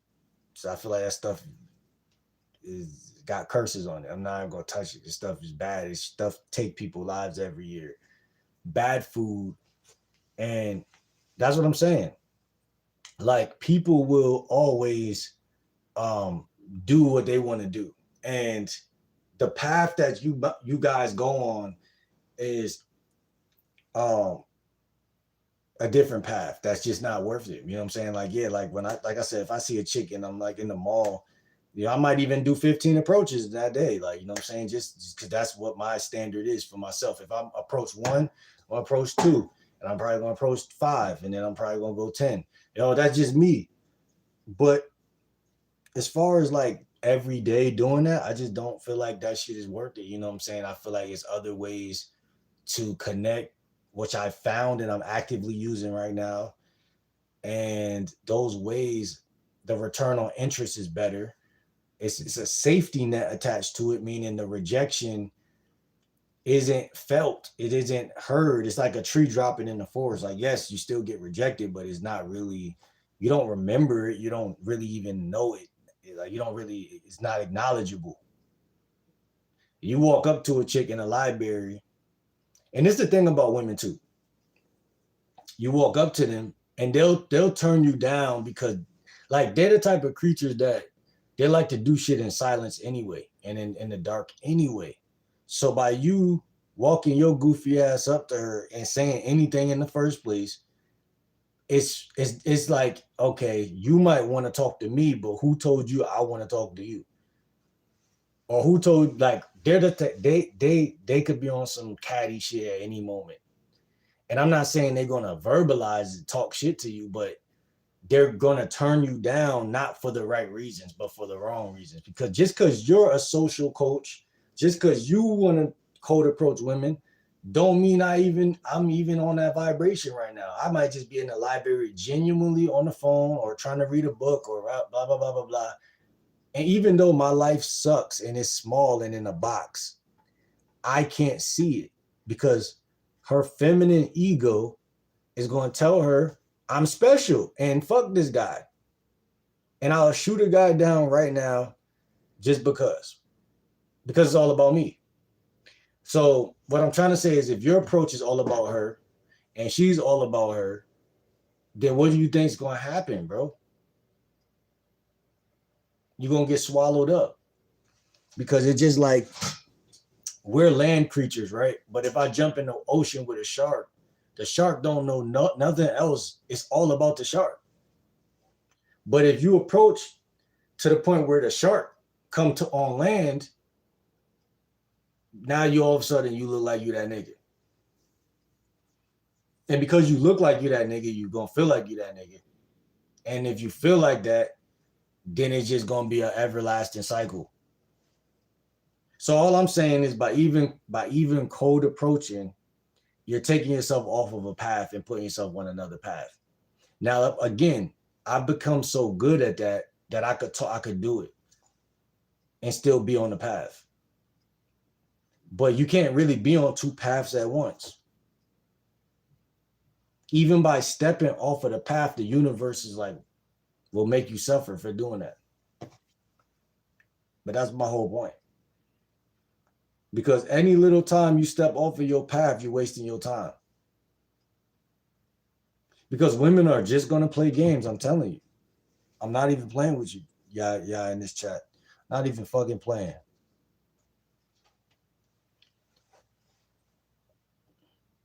And you can't say, oh, well, they play games with some guys and don't play with games with others.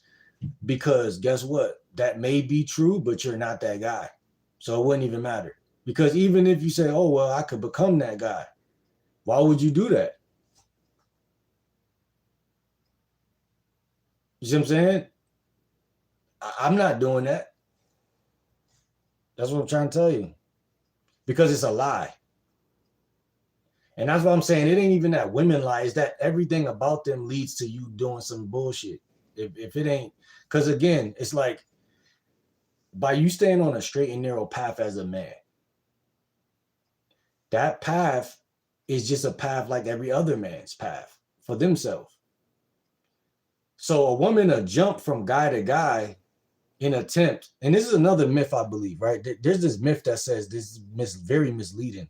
They're telling guys that every woman is trying to mate and produce with the best deal that they could get, like the best guy that they could find. And yes, on a conscious level, they're doing that because that's what your brain is. Your brain will tell you that that's really like something you should do. Like again, when you go out to eat at a fast food restaurant, you're like, oh, well, like I do this all the time. I'm like, consciously, I'm like, well, I want to get the best bang for my buck, especially when I was thinking from scarcity. I was poor. I was broke. So a lot of women think that way out of scarcity, meaning that they're doing it for the wrong reasons. Um, they're doing it out of survival. Yes, when you're trying to survive, you're trying to get the best deal you can ever get. But you don't realize, like, okay, that food is going to get digested anyway, and you're going to go and you're going to get hungry again. You're going to be broke. So, and you can't save your money because if you only got a chump change, you can make it stretch, but you can't save it. I say all that to say this. It doesn't make any human sense to do anything for any woman ever again for the rest of your life because you're only going to get played. I don't give a fuck if she's beautiful. I don't care what country, state she's from. I don't care who her parents are. I don't care what her first, last name, middle name. I don't care who she is. It's the same shit. Same song. Because guys are like obsessed with submission, but there's like, what's the point of being obsessed with it? You don't have to be obsessed with it to get it. You see what I'm saying? Like it's either she's gonna give it to you or she not. But you being obsessed with it doesn't change anything. Like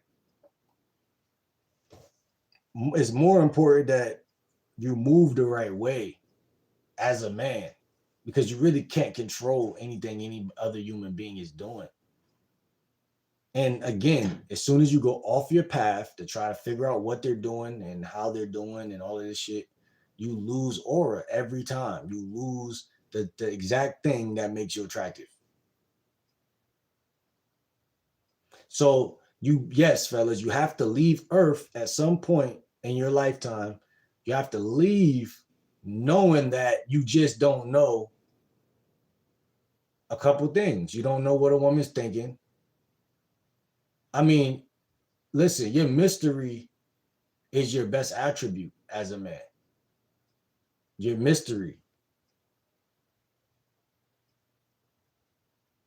And they won't tell you that. They won't tell you that. And just like Shorty in here, like shout out to her, but she said she don't like a guy to beat around the bush. They will tell you how to fuck and step on your own feet. And they will tell you how to turn them off. And I'm not even trying to come at you in a negative way, but I'm just saying, like, you genuinely doing that. I had to come to my senses, but that's true. You just did it. Because they're not good advisors on what's really true about, like that's like me telling them how to fuck me up. You see what I'm saying? Like, or like, that's like what it is. Is like, because when a woman likes a guy, she's experiencing like a scary thing. Like, even though it's like a great euphoric feeling and stuff, it's like there's dark sides to liking somebody too. Like, so like, why would I vulnerabilize myself if that makes sense? I wouldn't just to be. I wouldn't. I don't know. I don't believe women would either. They don't. That's what I'm trying to tell guys. Like women don't do that. So they're good to talk to as friends. Like I'm telling y'all. And then everybody's obsessed with the word friends with benefits. Like they're cool. Like someone's gonna give them a sticker or some shit for having that. But that's not even like that should be your normal life. You should always have that happening. That's what I'm trying to tell you. So the shit that code approaching doesn't get you that. You see what I'm saying? Code approaching does not get you friends with benefits.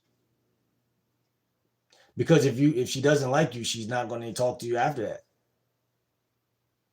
And if you don't, and vice versa, if you're all about code approaching, you're gonna be like, oh well, she didn't ever text me back, so I guess it's not gonna happen. It's a definitive thing you're doing, yes. But who wants to make a definitive statement on something that's not really, that's like me calling something is not. Like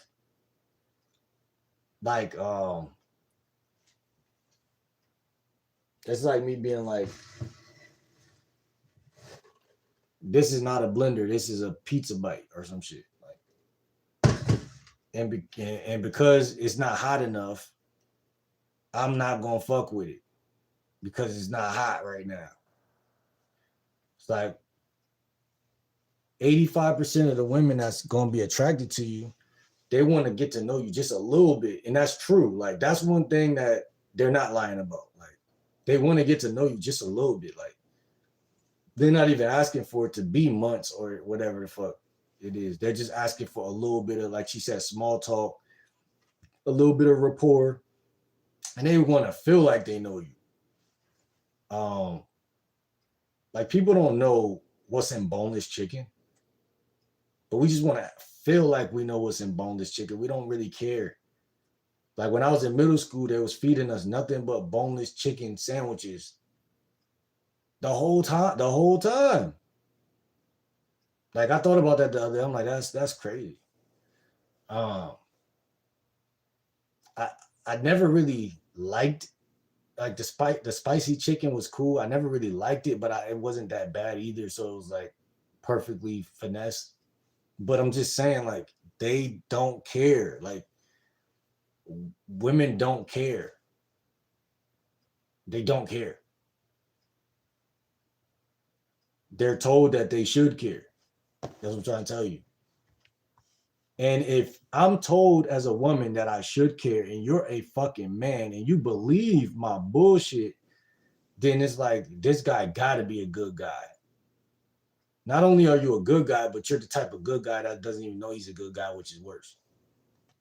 Like, at least if you're a good guy, be a good guy that's studying dark traits enough to where you're not just somebody easy to take advantage of. Because if you're not doing that, then her nature is set up in a way where she might not even be trying to take advantage of you. But that's the thing. She don't have to try to do it for her to do it because she's a woman. So it's not even, she don't even got to try to do it. My bad, y'all. I'm yapping, but I'm really realizing how women can't give guys game at all. Now, here's the thing. They can still say what they want in comment and stuff, but it's not really something that, it got to be, women could say certain things, but it got to be, it's like a law that the citizens make, but it got to be passed through it got to be passed by guys. Like, women can say a lot of shit, but it got to be passed by guys that actually get women. Oh, it don't count. It don't count. Now, and vice versa, right? We could say whatever. Like, I had to check my mom on that before. I was like, listen, because she was trying to tell me some shit, and I'm like, that's like me telling you what it's like to be on your period. And they got quiet for the first time in a long time. And so until they validate anything I say about being on the period, it's not valid. You see what I'm saying? Even if it was valid, though, like, it could be valid, but until they validate it, it's just as good as dead. They got to give that life. They got to give it life for me to even believe it, because I don't know, because I'm not a woman. So a woman has to be humble enough to say, this is what I like, but blah, blah, blah, blah. And the guy was like, wait, hold on. Well, I did this, I did that. This tends to work more. And again, the word is microcalibration. Microcalibration is the skill of making tiny real-time adjustments to your behavior based on other person's reactions. This is not easy, right? It says not big moves, not overthinking, small shifts, moment to moment. Think of it like driving. You don't yank the steering wheel. You make micro corrections so the car stays smooth and controlled. That's microcalibration in social dynamics. Why microcalibration matters, especially with women. Most guys mess up in one of two ways. Number one, they don't calibrate at all. They run a script. Number two, they over-calibrate. They get nervous and fake. Microcalibration sits in the middle. You stay grounded. You stay present. You let feedback guide you without losing frame. That's what feels natural and attractive.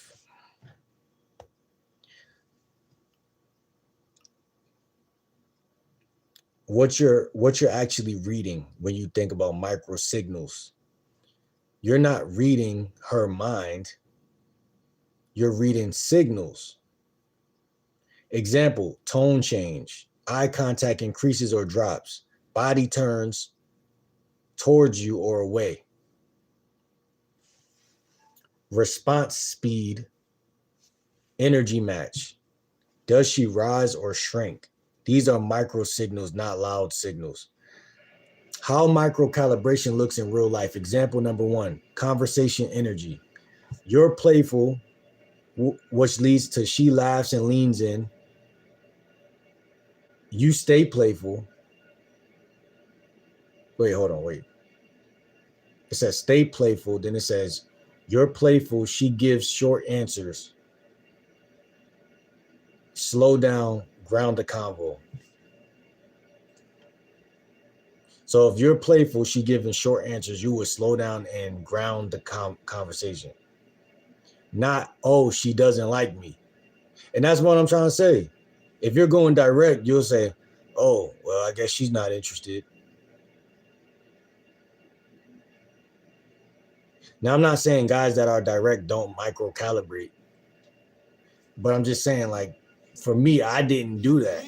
Going direct. Like, now, yeah, of course, like I told y'all last year when I started using more indirect game with the facial acuity, the energy acuity, emotional, and body language acuity, it was kind of like a form of calibration. It literally, that's what it was, actually.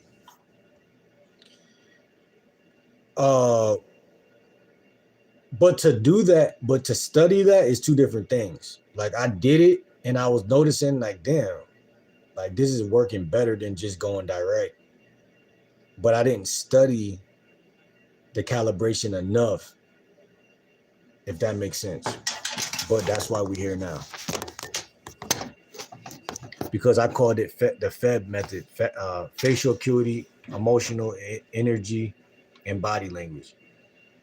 But my whole problem was I could see a woman body language and see where her feet is pointing towards me or not. And like, you got micro calibration and you got Kino escalation. Kino escalation is a subsector in micro calibration, if that makes sense. So most guys don't touch women because they feel like they're making a big leap from, I just met this chick at the mall. At what point do I touch her? Do I even touch her at all, or do I wait? I hate when the camera look like that. Shit made me look like a Georgia hot or some shit. Nah, but do I even do I touch her at all? Like, at what point do I touch Sophie in this chat physically? What point do I touch any woman coming into my circumference physically? See, it helps to look at Kino escalation, which is physical touch, as a subsector of micro calibration, because you would touch somebody if y'all going back and forth and the energy is good, but you wouldn't touch somebody you just walk up to and just touch them. Now, of course, you can do that, but you have to feel like doing that or you won't do it. So the interaction has more to do with awareness of what's going on than the actual thing itself. So the awareness of it makes it more likely to happen. And this is me talking in simple terms, it's obvious, but you know, it still takes acknowledgement. So you wouldn't say, oh no, she doesn't like me, if she's giving you short answers, if you got game. But you'll say, let me adjust 5%. And I don't even say exactly that, but more so in my head, I would say, I don't say, let me adjust. I come back with better energy, which is, that's like, I'm not verbally saying anything to myself. Subconsciously, I'm probably saying, she ain't never texted me back. It's been a couple days. I don't text every woman back that don't text me back. There's actually probably like only a 5% chance that I'm doing that. It's like a 95% chance that I'm just going to forget about you the same way that you're forgetting about me. There's only that 5% depending on the situation. Like if it's a chick that live in my neighborhood or live close, I'm more likely to hit her up. Damn, bro, that, I ain't gonna lie. I hope y'all can't hear that fucking noise right there. This shit is annoying.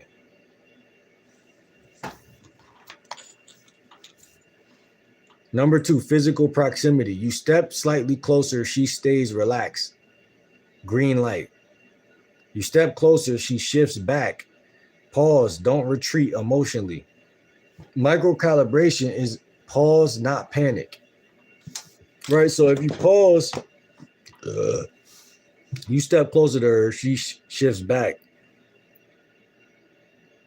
A guy with game is not going to panic. But see, that's the thing. Panicking doesn't have to be like, oh, you know? The panic is just the fucking fact that you shifted from being, the panic is in the nervous system. It's in your nerves. And again, when you know better, you do better. If you would have knew better, if you knew better, you do better. So I'm making the unconscious conscious now. So when you approach a woman, it's more important that your stupid ass stay calm. No, I'm just playing. It's more important that you stay calm than it is that you say the right thing. Again, you can say anything the wrong way and it's going to be wrong. You can say anything the right way and it's going to be right. Ducks fly in upside down in space sometimes.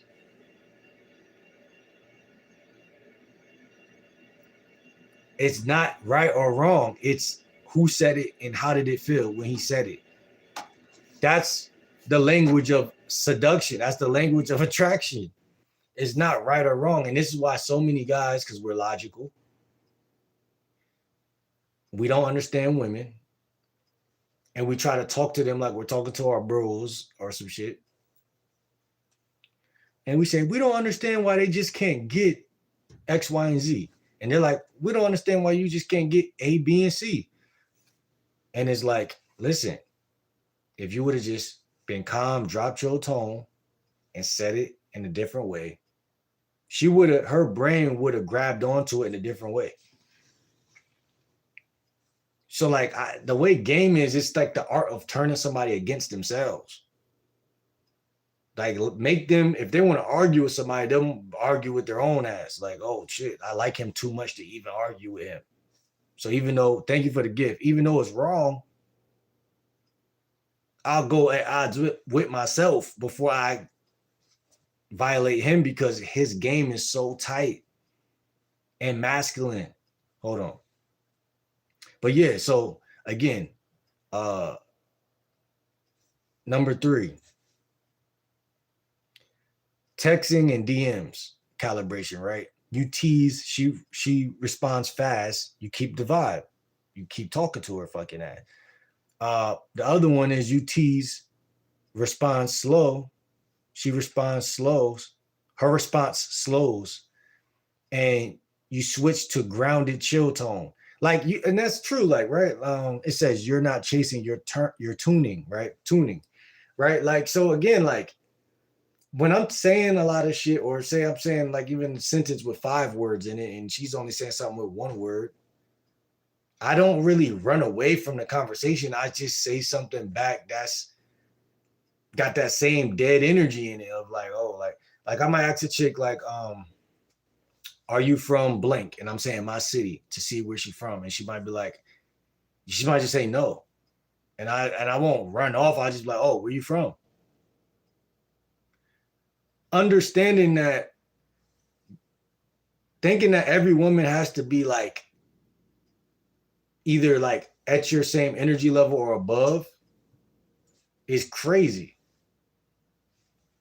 Because sometimes they don't know they like you. They don't know you. They don't even know you at all, actually. You know what I'm saying? They don't know you at all. That's all I'm trying to say. They don't know you at all. And it's better that you're okay with them not knowing you at all, because game is about what you can do without people giving you an easy access, not what you do when you got easy access. Because if you need easy access to play, then you don't got no game. So all a woman got to do is start rejecting you.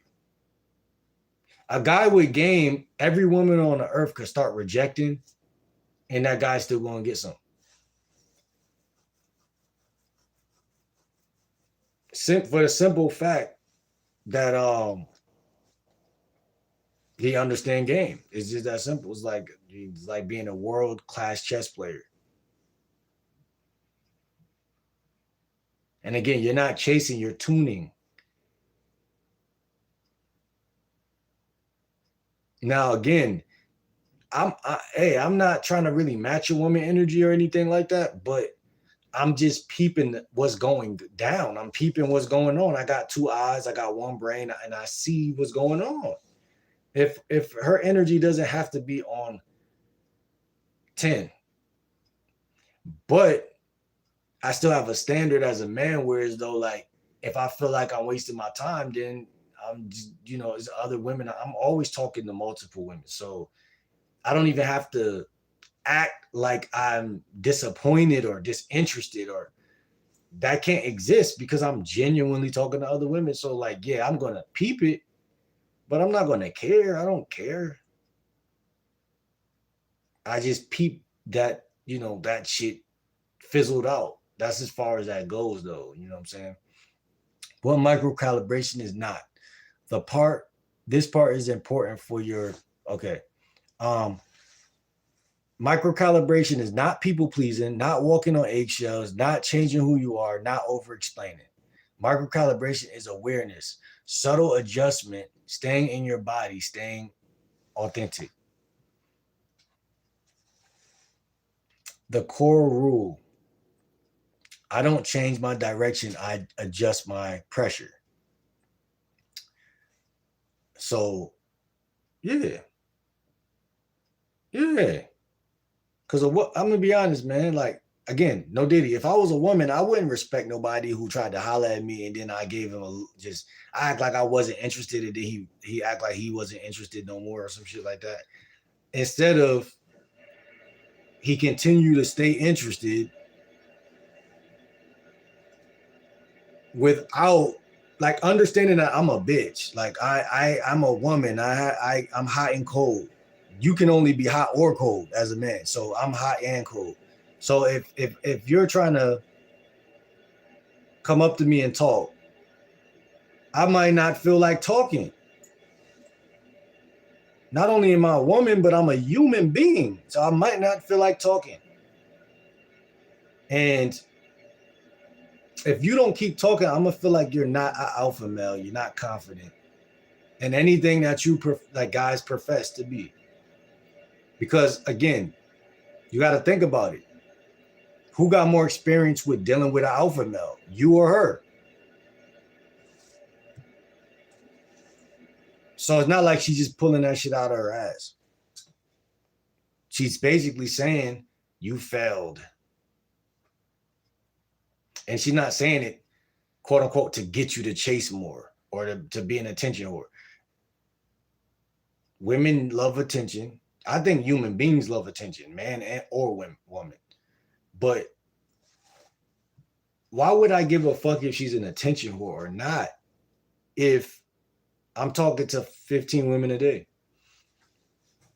So even if she's an attention whore, she's not getting all of my attention. So it doesn't affect me if she's an attention whore. In fact, her being an attention whore be the reason why she get crushed at that point, but not at no other point. But at that point, yes. That's what I'm trying to tell you. Why high-level guys look effortless? They're not smarter. They're more present. They speak, observe, adjust slightly, and stay relaxed. That's why their interactions feel smooth. Simple practice drill. The 5% rule. Every interaction asks, do I need to turn this up 5% or down 5%? Like I said, never 50%, never 0%, always micro. Again, I study micro calibration not for really the verbal parts of it, but more for the physical touch aspect of it. Like if a chick come over to the crib or things more like that. And that's what I'm trying to say about direct game. Direct game never really taught me any of that. Like for me personally, I had to do that all on my own. Like, you know what I'm saying? Like there's really not too many videos teaching you like when a chick come over. It's a couple of them though. But how close to sit, what to say, whatever, or even when you first approach. I mean, you could smash a chick right there on the spot. And again, but you'll never do it if you have zero game. So to me, I see micro calibration as a big part of the game. In fact, you could not say much at all, and if you calibrate correctly, she'll be ready to get crushed. Micro calibration is what separates social intelligence from social anxiety. One reaction emotionally, the other adjusts intelligently. Basically, one is James Bond and the other one is fucking, I don't know. Like any day I'm choosing to adjust intelligently over to react emotionally, right? My mom reacts emotionally. You know what I'm saying? And the only way to not get into an argument with her is to not react emotionally with her, but to adjust intelligently. And in fact, listen, women are going to be assholes because their survival says so. But we don't follow women. We change the narrative. We change the story. We act different, indifferent to what they're doing. They want to keep talking more, let them talk. They want to argue, let them do that. But don't engage with things that are beneath you if it doesn't make sense. And I want to say a little bit more on this real quick. A lot of guys miss micro signals from women. And this is the biggest part this is what made me really want to make this video about the way some people brains are wired. It's less about it is about direct and indirect, because direct is simple. So guys will do what's simple. Indirect game is a little bit more, it's like playing chess. It takes a little bit more attention to detail. And that's why I believe that eventually that's the best way to deal with women, because they're attracted to intelligent men. So it's like, if you walk up and you're like, you know, my name is Will, I want to get to know you. She's like, okay, well, I don't know if you're a dumbass. You know what I'm saying? Like, again, if you're attractive enough, it doesn't really matter that much to her. Like, I mean, she could overlook it. Like, you know what I'm saying? Like she could, but again, it's still peasant entry level at that point. It's like, it's peasantry. You know what I'm saying? It's not kingly enough for me. I'd rather her come figure out about me, come through the grapevine, like, who is this guy? You know what I'm saying? Do your Googles, baby. You know what I'm saying? Let me see.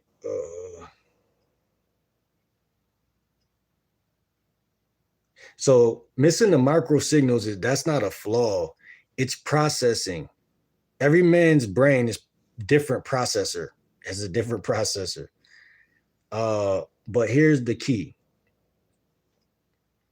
Reframe. Micro calibration does not require catching every signal. It only requires catching enough signals. right? So you don't have to catch 10 signals. You could catch like 3 or 2. Because that's the thing that I'm telling you that dating coaches don't teach you. Because I mean, anybody with a brain though is going to catch if she likes you or not at the end of the day.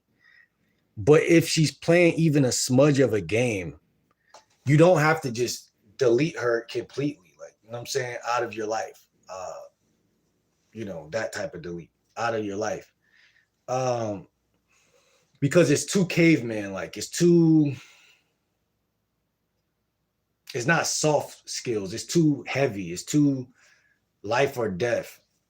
And I'm not saying that life ain't life. Everything in life is to be taken serious, but even though it's to be taken serious, I mean, even if, here's the thing, you could be taking life serious, but if she's playing around at the time and you could be being too serious because she's playing. So it's like you don't match a woman's energy, but you still calibrate. Calibrating is different than matching energy. You're not matching her energy. You're just not stupid. So you're peeping where she's at, and you're like, okay, I'm not going to fall into that, but I'm going to still acknowledge that you're playing the game, and I'm not going to feed into it unless I feel like it. I think that's the thing I'm saying. Like, it's a little bit like more devious, like, because like if I feel like it, I feel like it. Because there's times, and again, like a woman may not even be playing games. She may just be on some like, I don't know him like that. Is that a game or is that like facts? You know what I'm saying? It's facts. So it's like if you double text that woman a week later and say, yo, I thought we had something going. What happened? You're just being a little funny, like she being a little funny. Now, you're not a stalker. You're not stalking her. You're not like again, after she stopped texting you the second time, you just leave her alone. But to show a little gumption doesn't hurt nobody. You know what I'm saying? To show a little get up and go, a little bit of drive. That's my whole thing. A guy with game has some drive in him. You know what I'm saying? He's not scared to get hurt, bro. He's not scared to get hurt. He's gamey. He's sporty. You know what I'm saying? He's gonna try twice at least. I'm not saying that every man has to do that, but I do believe that you're gonna narrow your options down very small if you don't have any gumption. If you just think you need to have, you gotta have it. You think that I'll take what's like a guarantee because I'm scared that if I don't take what's a guarantee, that I'm not gonna like be able to like get higher like vibrating women, or like I don't know, like it don't gotta even be about a specific character thing, but my whole point is women offer value across the board, like, and there's nothing that's alive on earth that don't offer value. Like even like we could like, not to compare women to animals, but you could look at cows, right? One guy look at a cow, he'd be like, fuck cows. You know what I'm saying? But another guy look at a cow, he's like, we could milk cows, we could use cows for beef, we could do this, we could do that. And a scientist will look at that totally different than a civilian, which makes the scientist the person to sell the cow to the civilian, to come up off of the civilian, because of his ability to see the whole thing. If you're just cold approaching, you're the civilian. You're going up to the woman, you're only asking for sex, and you'll take whatever else comes with her if you can. I'm not saying that you're still not gonna come up if you're a like if you got game enough, like if you solid, you know what I'm saying? Like if she like you, she think you sexy, like she's gonna be open to, your leadership at that point. But that's like coming from the lower level up, then coming from the higher level down.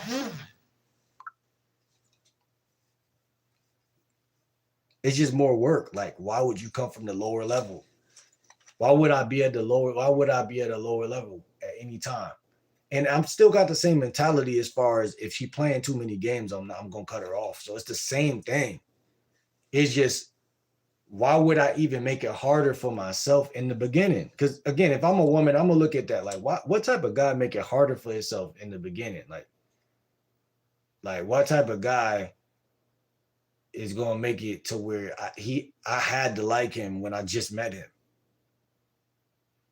Like, yeah, I'm gonna think about it after like he was an asshole, but I'm not gonna really care.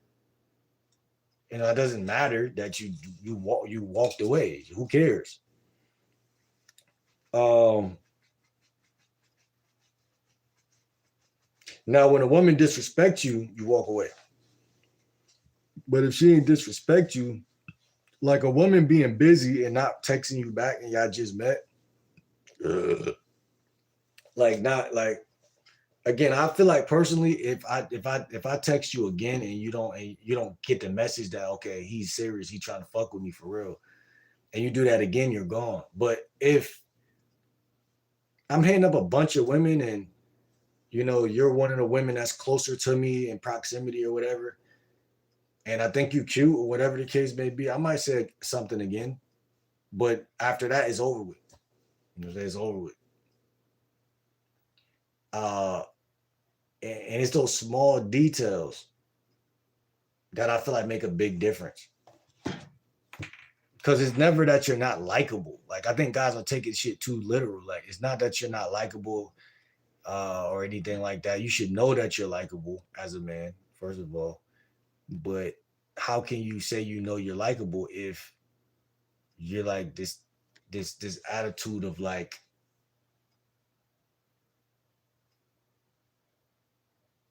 force of like you gotta fuck with me or not at all.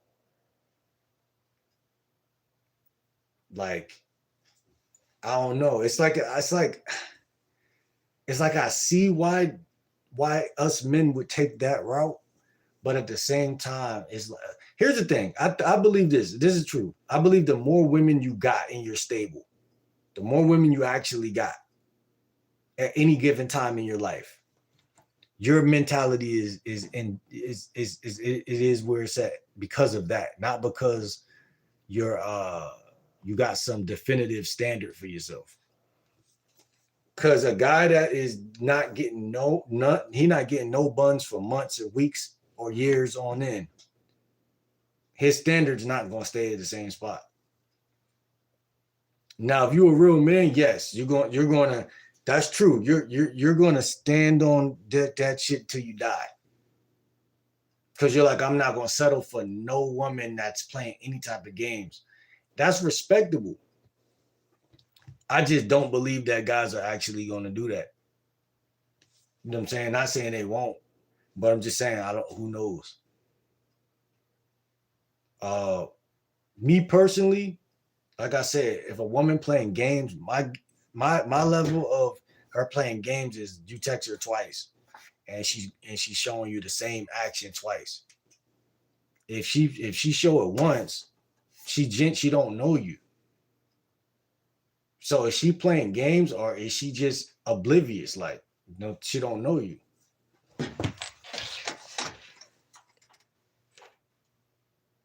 And I just think personally, it looks smoother when somebody get rejected at first and then they still follow through and get the bitch. Like to me, it just looked like you got too much game. Like, um, and it showed that you're persistent. It showed like certain characteristics that if you just need her to like you off the rip, it's crazy. It's like you could do that, but like, mm-hmm. I feel like your chances of chasing her or her finessing you are higher if you need her to like you than if you come across more flexible, like you don't need her to like you. The power stays in your hands, uh, and you still gonna fuck. So it's like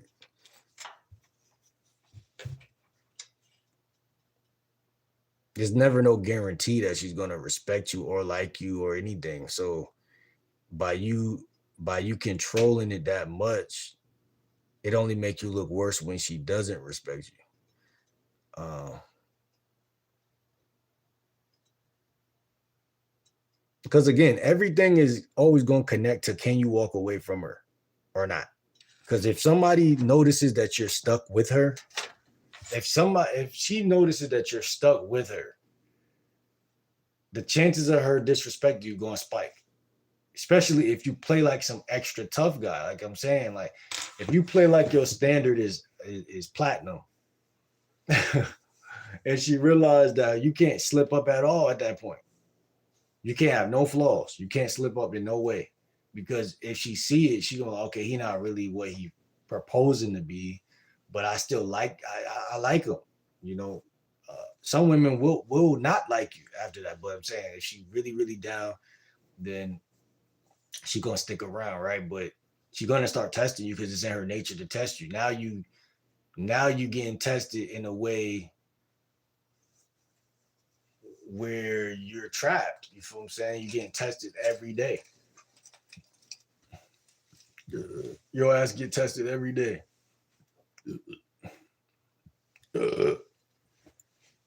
And not just like that chick that told me to bring her roses. Like don't get it twisted. She's sexy, you know what I'm saying? I would smash or whatever the case. And you know, if she wasn't if she wasn't really acting how she was acting, coming off how she was coming off, she might have would have made it into deeper levels of my life, right? But everything happened for a reason, man. You know what I'm saying? Like I said, we was on my second time hitting her up. So the fact that, you know, it didn't go nowhere, who gives a fuck? You know what I'm saying? I just hit up my other shorties, make something happen. It doesn't matter. I didn't lose nothing by hitting her up again. And again, a lot of shit be situational. A lot of shit be situational.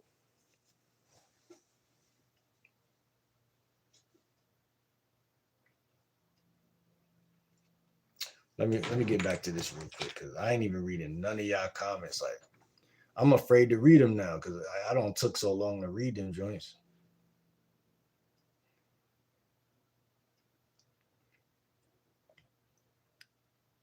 So micro calibration does not require catching every signal. It requires catching enough signals. Why missing some signals is okay. Even socially gifted people miss signs all the time. What matters isn't accuracy. What matters is correction speed. Think of it like a lag in a video game. You don't need zero lag. You just need fast adjustments.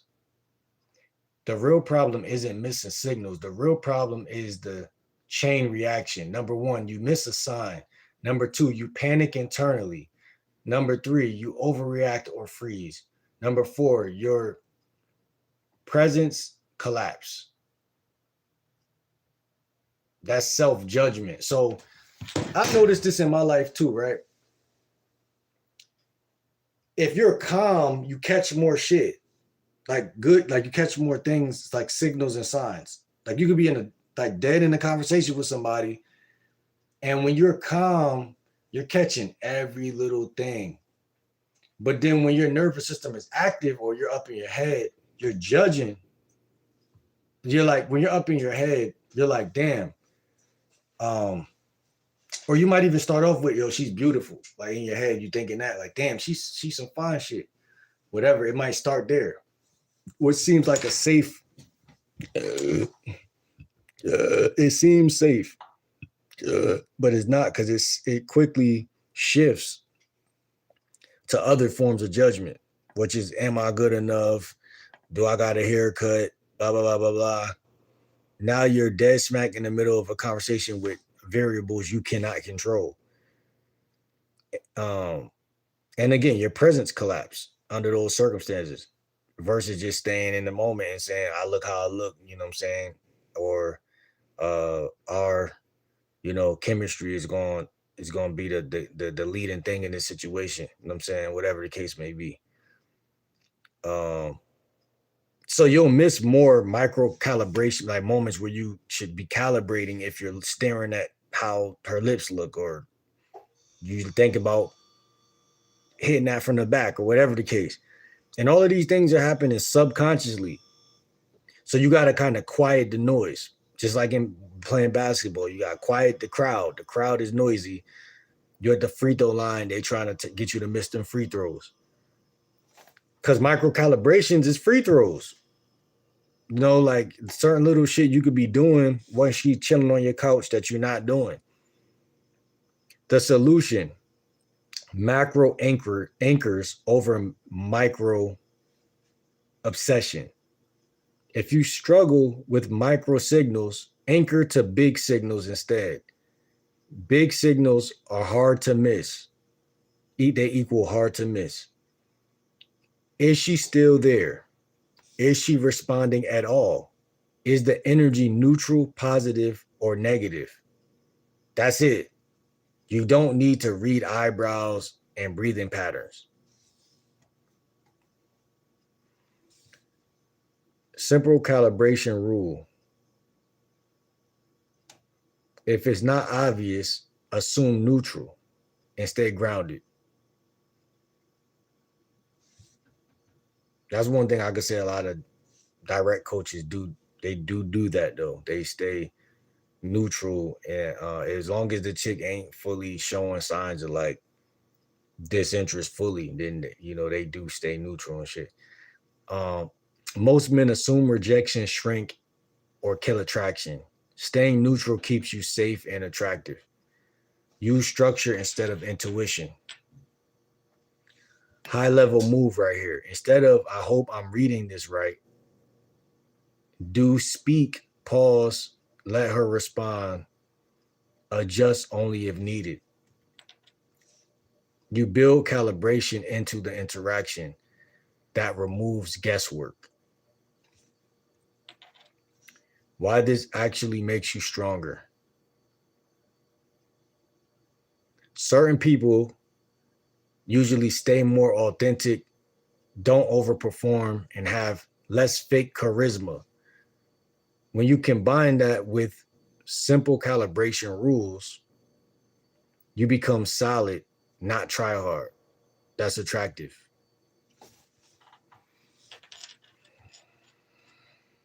Calibration isn't about being socially perfect. It's about being emotionally stable when you're imperfect. Final truth. Microcalibration isn't a test, a mind reading skill, a requirement for confidence. It's a feedback loop. And feedback loops work even when some data is missing. So if she's on your couch, key thing, right? So you could be sitting, instead of you sitting across on the couch across from her or whatever, you sit next to her. So like, again, like calibration is just kind of like, and the way I view it is like, it's like dialing something up versus dialing something back. Like, as far as like, some dating coaches describe it as making 2 moves forward and pulling back. 2 moves forward, pull back. 2 moves forward, pull back. Because you're trying to gauge her comfort level. Because she's over your crib, but she may not want to sleep with you. Plain and simple. Or y'all are on the beach. It's getting dark out there. You may want to kiss her, but how do you know to even try to kiss her, or whatever the case, whatever the move is, right? That's what microcalibration is. And instead of just lunging and shit like that, or whatever the case, type shit. So, I mean, this shit right here, man, I'm telling you, this shit is golden, because being direct don't really teach you these things.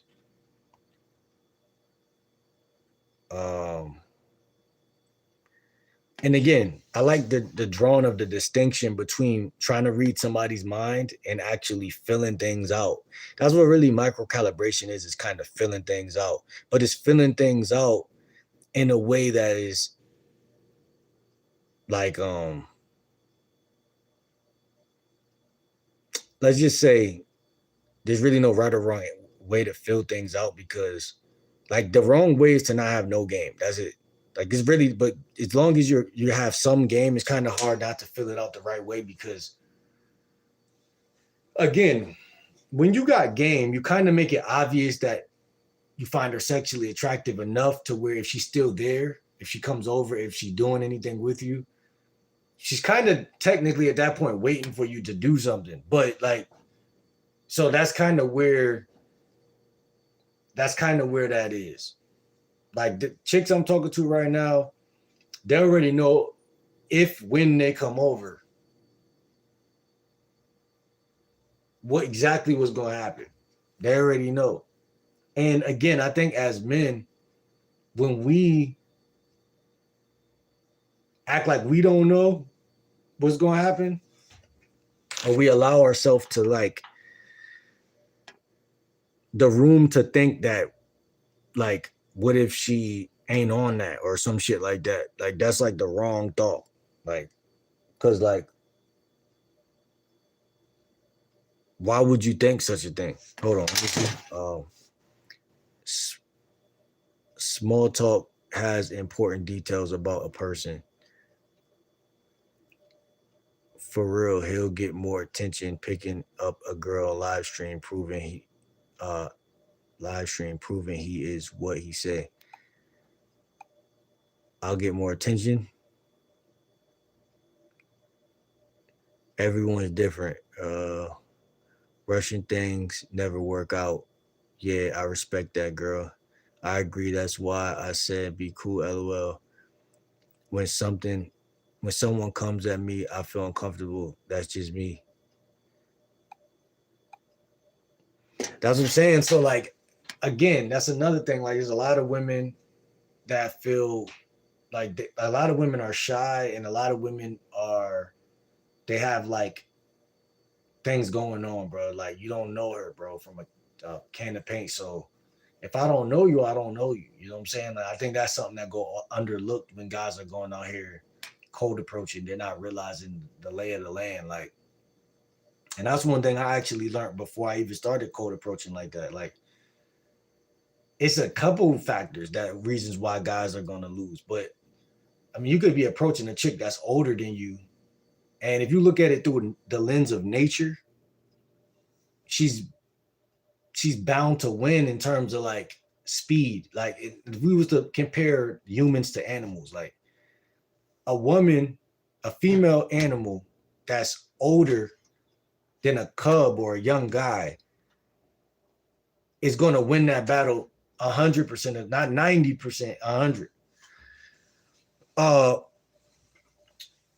because we're humans, we're cursed to only look at things through how we see things. But if you look at it through nature, you can see why things are where they're at, exactly where they're at. Like, because again, that's just one example. And then, like you said, the example, a chick could be 20 years old, but she may just be shy, or she may not even be shy. She just may be like, why is this guy talking to me? And I'm trying to do my job. You know what I'm saying? It's so many ways that you're getting rejected that's not even really actually rejection. It's more so protection. It's not really rejection. It's like, okay, I'm at work. I don't want to lose my job. Or I mean, it's just to me, it's just not the right thing. I'm not saying it's wrong. I'm not saying it don't work. I'm saying it just for me is not, it has tend to not be for me. And also, yeah, I will do a video live and shit like that. The reason why I was doing a lot of videos at home was because my cell phone wasn't even on. So I would do videos in the Wi-Fi and shit like that. But you know, I'm on some literacy shit now. So you know, my cell phone bill should only be about $40, $30, some shit. So uh yeah, I'm gonna give y'all what y'all want to see, man. Don't trip. I'm gonna give y'all what y'all want to see. I know what y'all want to see. Um, but like I said, man,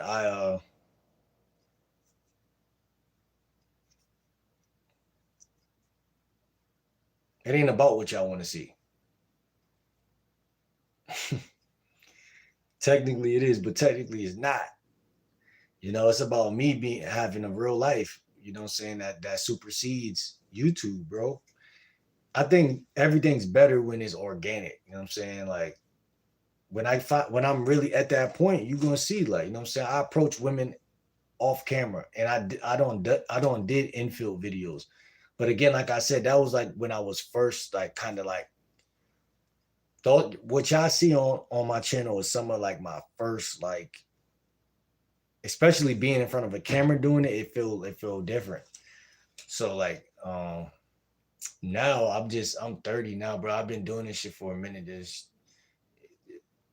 I don't got nothing to prove though, but like I think proving shit is corny. But if that's what y'all say y'all want it, I could give y'all that, bro.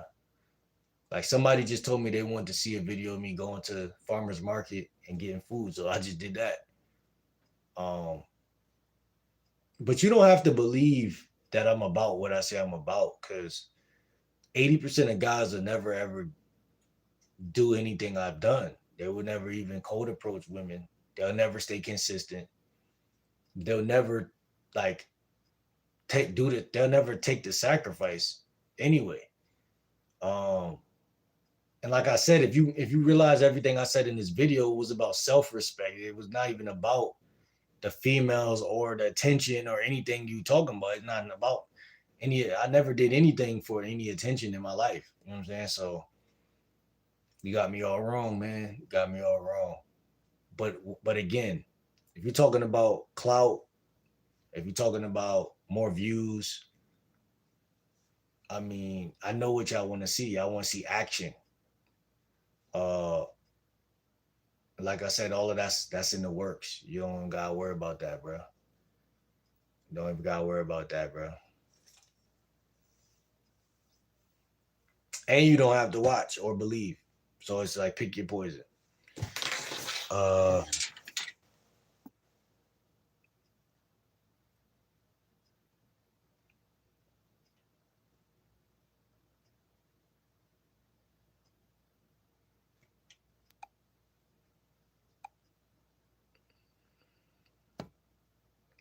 you got to keep up with your game.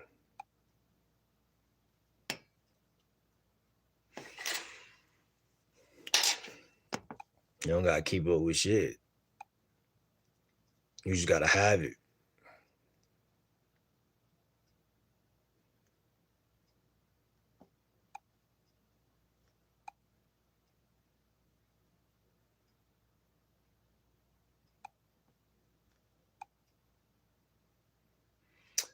I feel people lost small talk because no one has time for anybody anymore.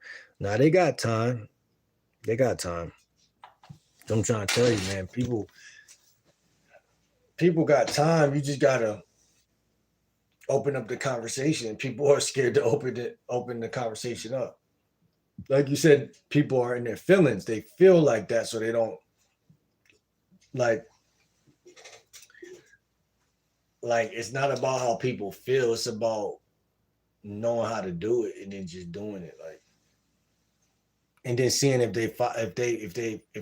they match their energy. If I say, "Oh, I like those shoes," that's an opener, right? I'm opening the conversation with, "I like your shoes," and if you depending on what you say back, you know, it's gonna show me if this is the right thing to be doing in my life right now, in my time.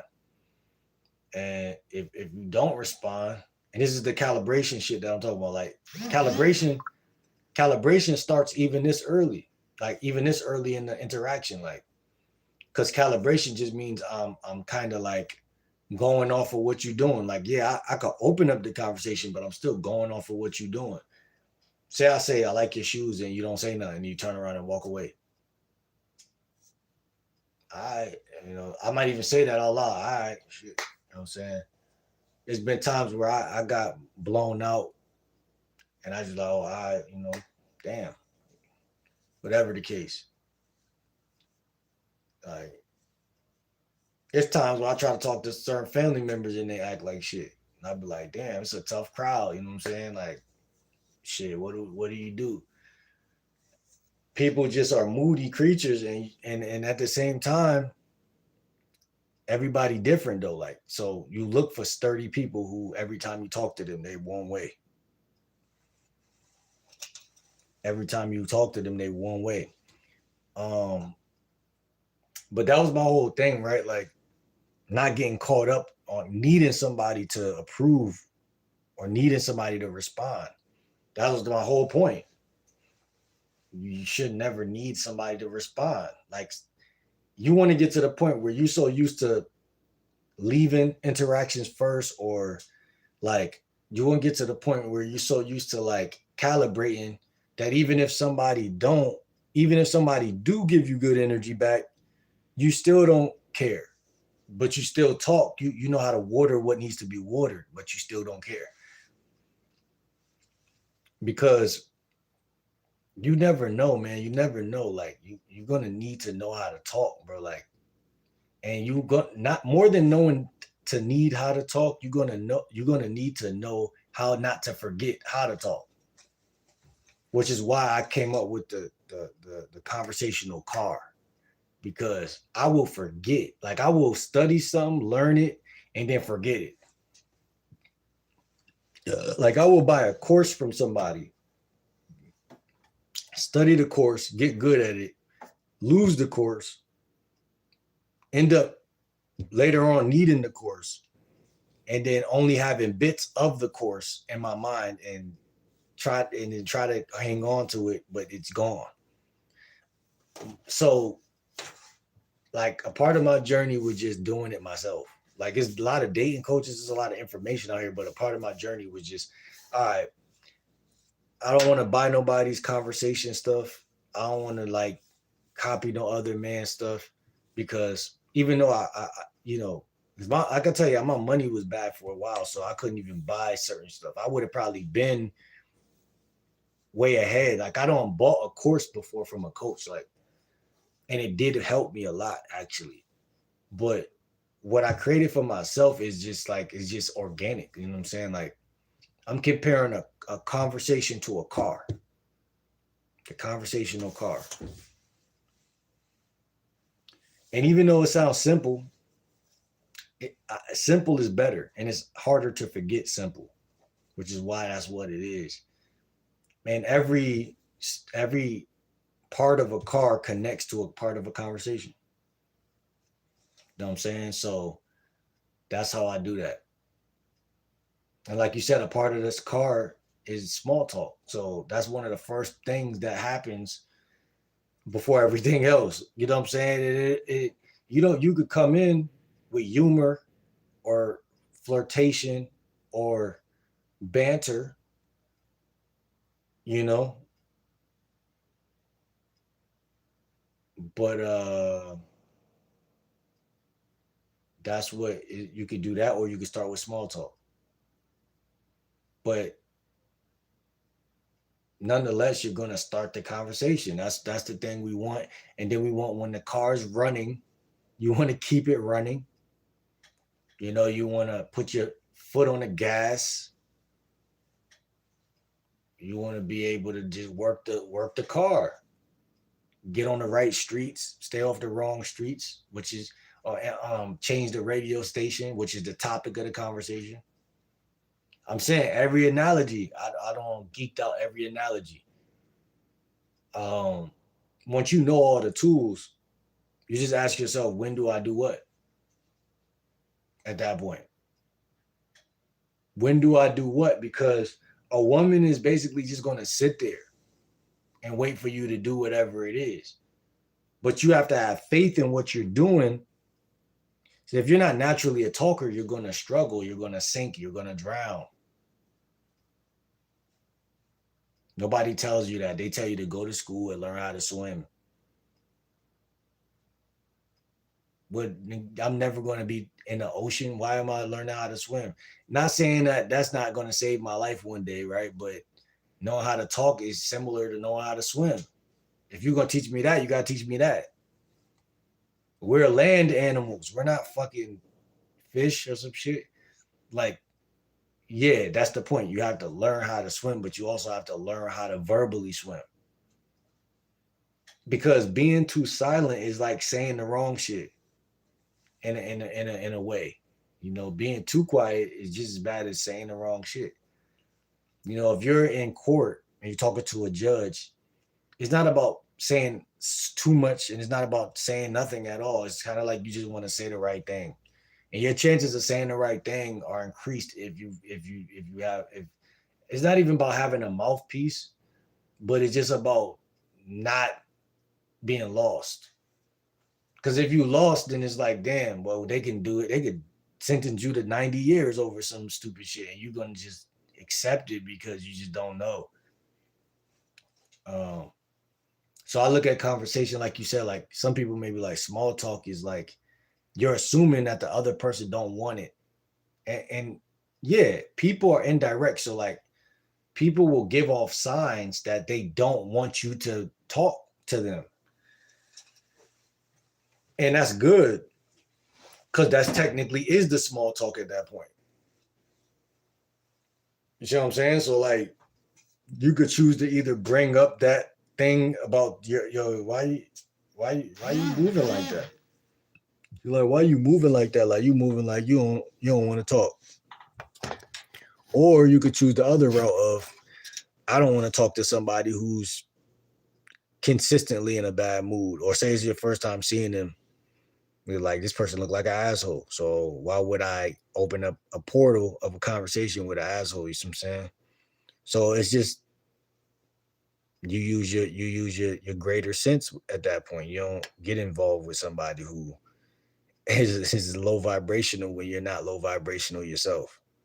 But see, nobody teaches. Again, it's like swimming. Literally, frequency swimming is like no one's teaching people that. So you believe you should be talking to somebody who, and that's what I'm saying. Like, I don't want to talk to a woman that's ignoring me, but if I feel like she is busy, or she like if I could give you the benefit of the doubt, I'm gonna give it to you at least once. But that's because I'm attracted to you. Like, you know what I'm saying? But if in reality it's not that deep, no matter what, you know what I'm saying? Like I know because again, if if I hit her up again and then it fizzled out again, it's only proving my theory to be even more right. Because like I told you, I'm already 80% direct. So I got certain traits that are indirect, but I'm more direct. But it's only proven certain shit by women doing whatever they do. It don't matter what they do. It's proven whatever it is. So it don't even matter. It don't matter how it go. Uh Not drag the whole process and leading you on. Uh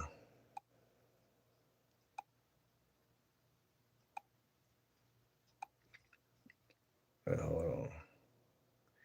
Not drag the whole process and leading you on. You talking about the shorty I was talking about?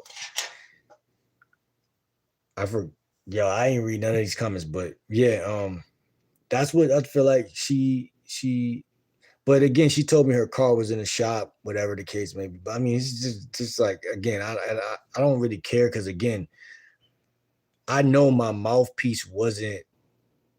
It's not even about mouthpiece. It's about mouthpiece plus lack of money at the time. Like I told you, I met her probably back when it just was getting cold out there. It just started to get cold. So like lack of finances and lack of, leadership skills at the time. And so one thing I know about women is that if you take too long to make shit happen, then the chances of it happening go down to like if it was at 80% or 90 or 100% at first, is go to like 30 to 20%.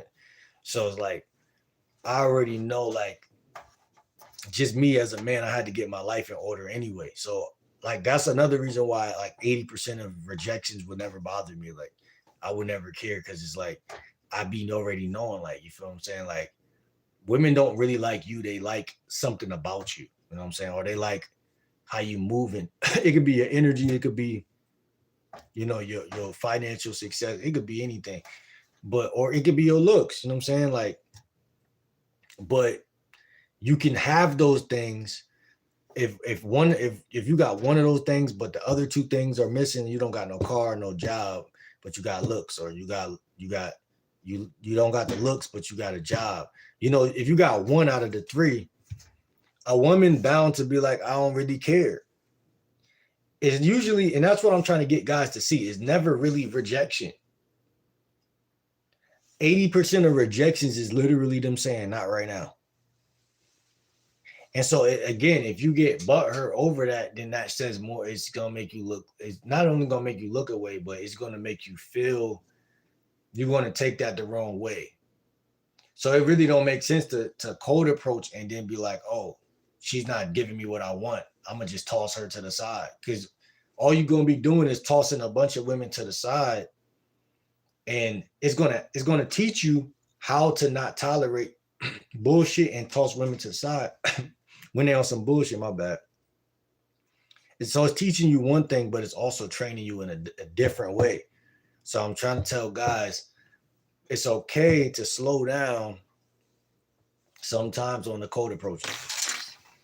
Because yeah, women are gonna play a hell of a lot of games.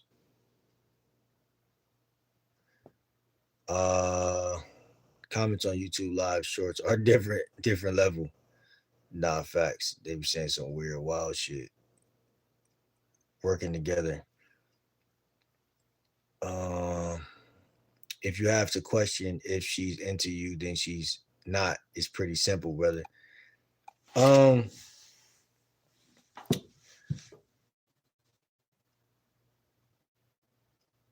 Again, it's contextual. It's contextual. You're more right than wrong though. You're 80% right. There's times though where women do have other shit in their life that is actually truth, and they're telling you the truth. Like, you feel what I'm saying? Like, and again, if your game not let me rephrase what Nino just said, because I want to give y'all so much game right now. If your game is not tight, which the average guy, let's be honest, let's this shit, because guys are making cross-contextual statements for non-gamified human beings. Because you must remember, for the last 40, 50 to maybe even 90 years, or 130 or 200 years, I don't know how, 200 years, game was a secret society all that time, for the whole time. And it still technically is, because even if people get some of it, they're only getting a pinch.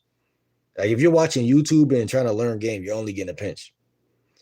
With that being said, and guys are not even going to practice what they watch on YouTube, but I was the type of guy to do that. But that's, again, I'm a different level of dedicated to it. But what I'm trying to say is, this is why he's right, but he's still wrong, because guys are trying to make definitive statements, and they don't know. Not only do they not know, but every man's game is different. So to add that on top of that, like there's guys who will do things you won't do that still got more game than you. See what I'm saying? Like there's guys that's tricking that got more game than you. And then you'll ask yourself, how could he be tricking and have more game than me? Because I'm not tricking. Well, then in that regard, you're right. You know what I'm saying? Technically, you know, if there was a game aficionado that was watching and a referee that was scorekeeping, he'll probably say, this guy's committing a sin in the game, so of course you're better, right? Technically. But that don't mean you're skilled better, your mouthpiece is better, whatever, you're getting more experience. He might be paying for the experience, but he's getting more experience.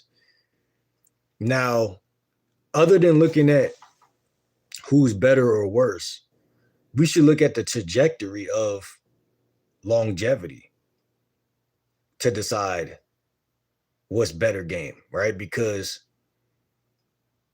like I said, that's what I'm looking at. I'm not really looking at like if a chick turned me down. Like, I know losers look at that. Like, so I would never look at that, because it's like they're gonna define themselves from what a bitch think. Like, oh, she don't like me, so I'm a sucker. Or she like me, then I'm cool, whatever the case may be. I tell you, I always been liked by women the whole time since I was young. So not to say I don't enjoy being liked, but I just don't give a fuck. Now my level of not giving a fuck may be unearthly to other people, and that might be a issue because people tend to think I care because they care, or yeah, it's like I'm like an alien, I guess. I guess I'm not saying I am. I might be though, because like my head is kind of long. Like my head always been long in the back, low key. So like I might be because my thought patterns is different than like regular like other people who just think like because I don't even really I'm like a black sheep in my family. I don't agree with 90% of things, but I say all of that to say this: I take pride in being different, like than people. Like people like listen. I agree with you. If a bitch giving you a hard time, that means she's either really just a bitch or she's just not scared of you leaving or walking away. But your level of game has nothing to do with her. So she's just stepping into a role, period. And she's starring in your movie, not the opposite way. So even if I hit her up 20 times back to back, right? The question, I'm not questioning the action. I'm questioning why do you care that you're taking that action? It's because some other guy telling you that's not game. But if that's the case, then you really double down that you don't got no game because game is about field testing your own weapons. Like let's use war as an analogy, right? People who are good at war, they experiment, they build their own shit, their weapons and shit, and they gotta test it out. Period. They don't sit around and ask other people, other races, like, yo, do you think this is good enough to do blah blah blah? Because then it's like, you know what I'm saying? It's a waste of time. If she needs to approve you, then to me, you have no game.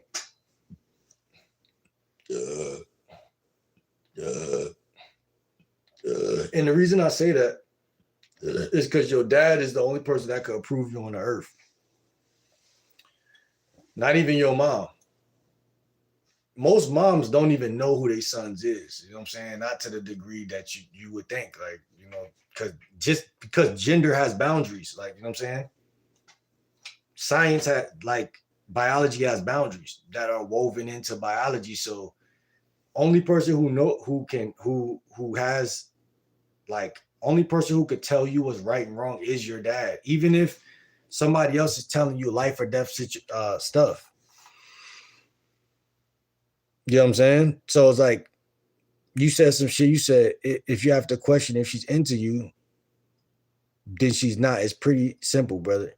Listen, you don't know if she into you or not.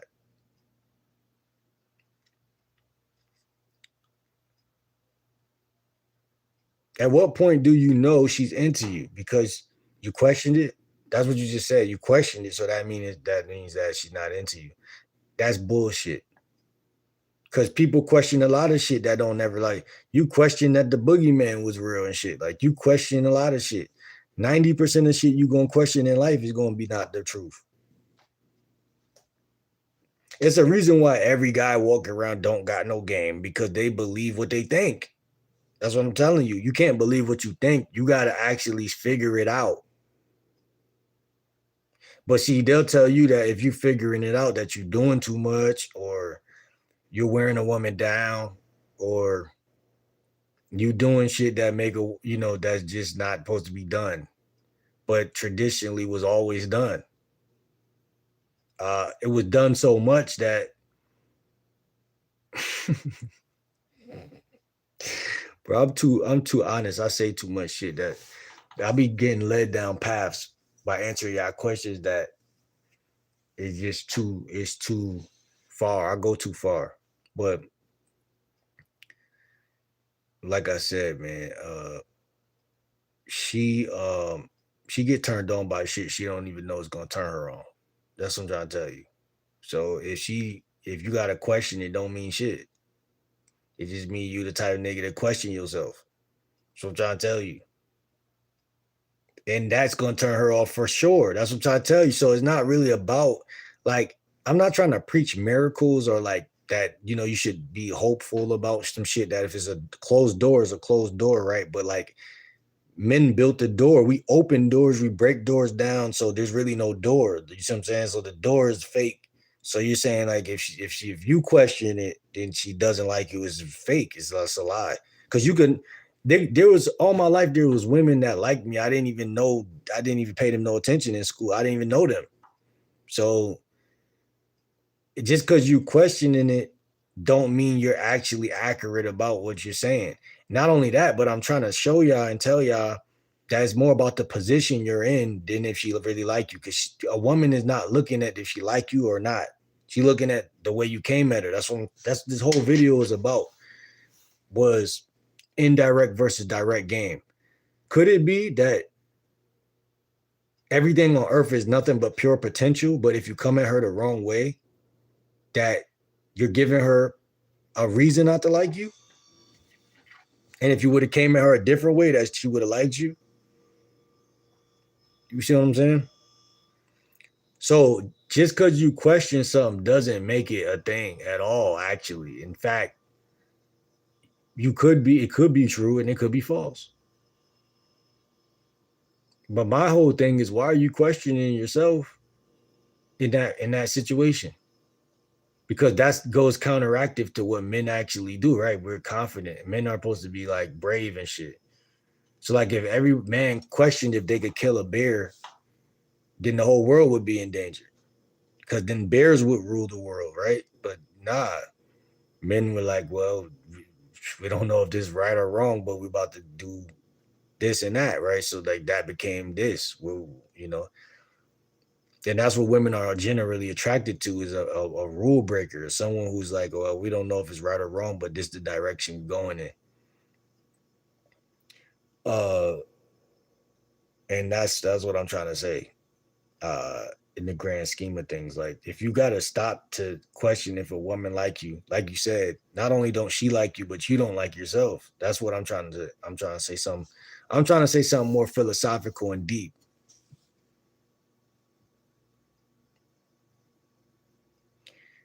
I would never question if I don't like myself uh at all. And if she don't like me, listen, if I'm assuming she don't like me, it's because I'm on some like too confident shit. Like, listen, I'm on some like, I'm on basically saying without verbalizing, fuck you. Like, all right, I'm gonna match your energy. You said, that's what I'll be on. But like I'm telling you, even that needs to be checked, because if you really confident, bro, you just don't care. I'm telling you, you just don't care. You have more than one option. Kobe, yeah, if Leslie said Kobe, I think she was talking about when I said being ambidextrous, because Kobe could shoot with two hands. Yeah, if she says maybe, that's a no. She just want a second option. What are you, a chipmunk? Chipmunk. How much woods could a woodchuck chuck? I want Chick-fil-A. Rosa Parks still on business for this. You don't ask a fish how to fish.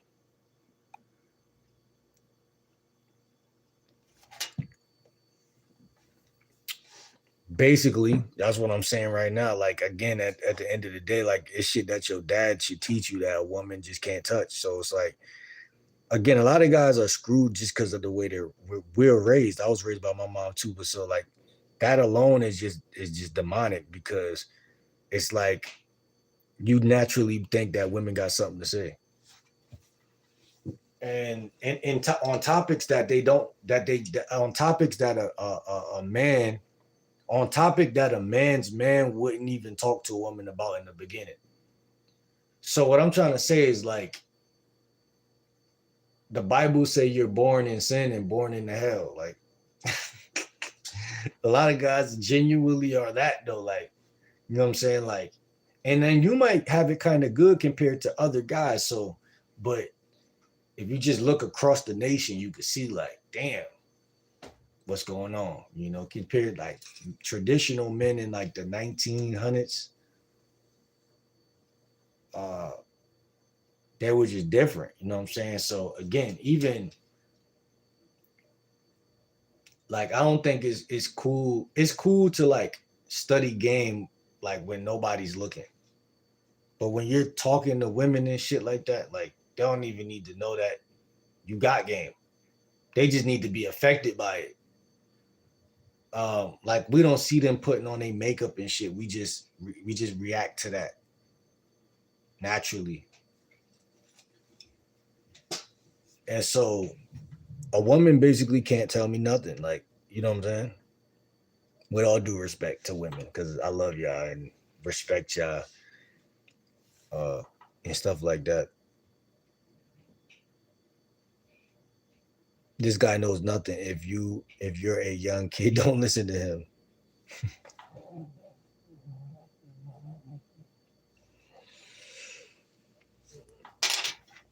Oh my goodness. It's like a candle trying to declare war on a star.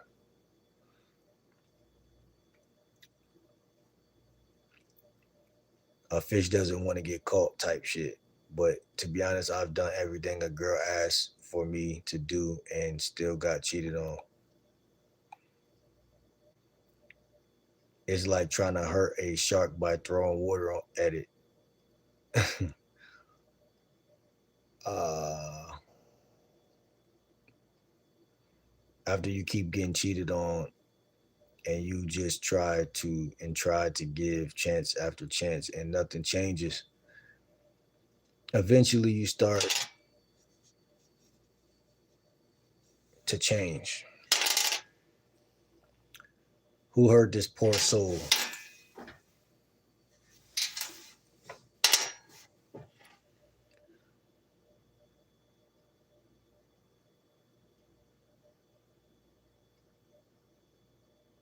Massive news for the unemployed. Josh Allen was traded to for Ben Simmons in round two. The voting rights bill is where all went wrong. You can look it up. If you get cheated on, walk away. It was just your turn and they were never yours. Don't disrespect yourself by staying or putting up with it. Know your worth. Walk away. Do better. Basically, yeah, man. Do that. Do that for sure. Do that for sure. Sometimes, walking away ain't as easy as it sounds. Uh, but again, it's another thing to be practiced. It's another thing to be practice walking away. But again, like it's also to me, in my opinion, like you gotta have balance. Like you gotta have patience. You gotta have balance, and everything ain't for everybody because two people could listen to the same message and one person just as fuck, and the other person actually understands it and moves that way. But uh, I don't know, man. Are you married? No.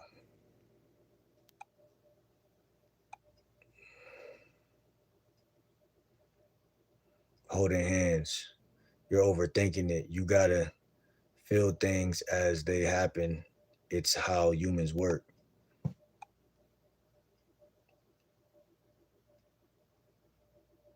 What you mean by you gotta feel things as it happens? I don't understand what you're trying to say, bro.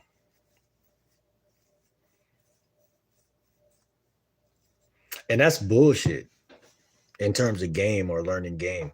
That's only gonna prolong you from not having any game. Uh, if you think like that.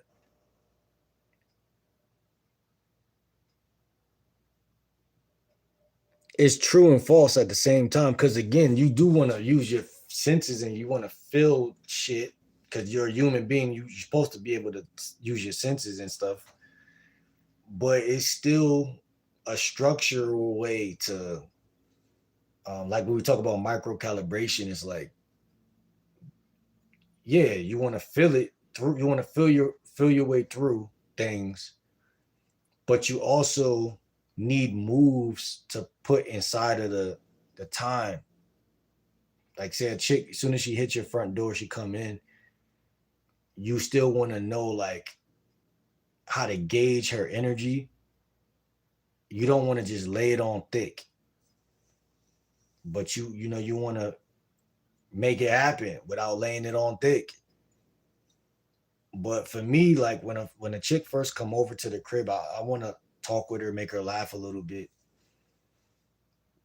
For me, it's verbal, but you want to touch fast. I think like that's one of the things I'm trying to verbalize to y'all. Is kind of like bro said earlier, like y'all would rather probably see me do it in field or whatever. One person who does this good, his name is Diego. That guy Diego, he does all the Rizz videos.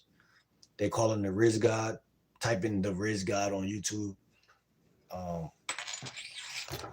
he always makes sure he get a couple touches in.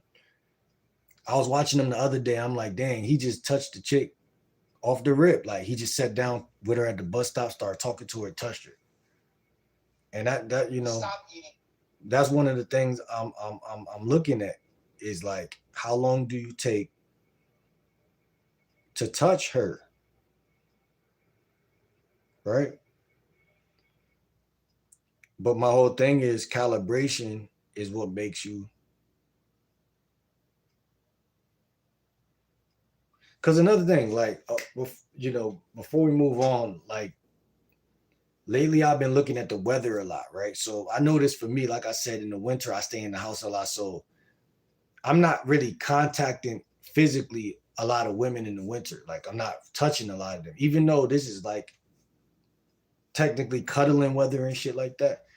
Like that's the only time. Like so, what I'm saying is I'm not cold approaching. I'm not shaking hands. I'm hitting the keyboard buttons more, and but when a woman comes over, then that's different. But that doesn't happen every day. I mean, it happens, but it doesn't happen every day. Um, so it's a difference to me between cuddling and physical touch. And it's a lot of ways to establish kino escalation without, the cuddling and all that. Obviously, that leads to that, but just the touching alone, right? Uh, and then touching without being weird, which is what the micro calibration is even what all of this is about. Because, like you said, you want to feel your way through things. I think that's bad information. Because if you try to feel your way through kino escalating, aka physically touching a woman, that shit will be bad. It can't. Well, I'm not saying it will be bad, but it can be bad. Instead of taking calculated touches that make sense to do at that time, that's better than taking a wild shot and doing some shit that is just don't it's not the right touch. I am Destiny. You're a little sweet guy. You like a sweet guy? I like a sweet guy. I taste sweet as well. Oh, okay. Scale like 1 to 10. What are we talking? You're up there. How would you rate me? I could never put a number on someone so beautiful. I like that. I think a 10. Not I think. He's a 10. I'm very confused as to who told this girl to be. See, with him right now, he risen a shorty up. Diego Day. His name is Diego Day. His game, I like it because he got a mouthpiece. You know what I'm saying? So he's always keeping her mind preoccupied and going. She's getting content, like verbal content from him. That's a need. That's a need. Depending on your game style. And It looked like she's touching him now. Hold on. That's my mom. Oh, do I have her Well, number? nah, he got her hand. He holding her hand like shaking. You're out there. How would you rate me? I could never put a number on someone so beautiful. I like that. Oh, okay. So from the beginning of this video, he kissed her on the hand. Now I don't know if he's from the UK, but that's another thing I wanted to say. In this video in the UK, guys, they just kiss women on cheek to cheek. Also, the dating coach named Playing with Fire, Alex, he said he mentioned that he kisses women on the cheek. When he approached them, when he exchanged information with them, Instagram, whatever, he kissed them on the cheek before you leave. I thought that was cool because I've been kind of thinking about something along those lines lately. However, I'm not going to kiss a chick that's like, some chicks just look like they just like, say she's like 22, and like for me, I can't imagine myself, like I can, but I can't. It depends on her vibe. Like if she looked too sweet and innocent, it's like nah. But like if she got like a more of a sexy look, then I probably would do that. You know what I'm saying? And that's the juxtaposition part. But let me see. I am Destiny.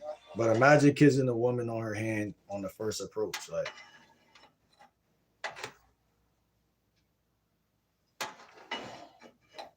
Destiny.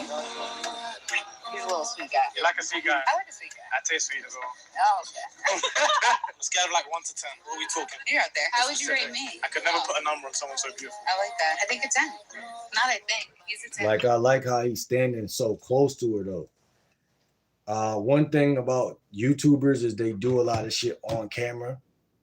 And so, I mean, I'm a YouTuber, but they do a lot of stuff on camera. So depending on the female, you're going to get real good energy out of her with the camera. But again, it's just like, that's where I draw the line, because I'm like, it's a little stage to me at that point. You know what I'm saying? Like at that point, not saying that I can't do a video with a chick on some like cuddling, chilling, or in-house vibing, but with these type of public interview type style, it's like, are you really rizzing her up, or is she just not trying to look like a bad person on camera? Or I mean, there's so many things going on that it just doesn't, it's not what people think it is. I'm very confused as to who told this girl to be so beautiful. It was my mom. Oh, do you have her number? Do I have her number? Just so I can ask her permission to marry you. After a few dates, maybe. I was kind of looking for more friends now. Oh, so we're just going to be friends now? There's a lot of compliments coming out of you. I thought it was like going somewhere else. I can go somewhere else if you wanted to. Back to mine or yours? Oh, you don't want mine. I have a bunch of roommates. I don't. I think you can handle me, though. How do you know that you can handle me? Tongue twisting me now. Could be a lot of tongue twisting going on. What was your name again? Diego. Oh. Like I want like a special name just for me. For me? I'll think of one. Let me know, Diego. I'll text it to you, yeah? So where's your phone? Diego today. Do you like that? Yes. Oh, this is good. We are so beautiful as a joke. You miss me already? I haven't even left you. I am Destiny. Nah, he definitely from the UK now. I'm thinking about it. That he just did the 2 kisses on the cheek thing. I don't know.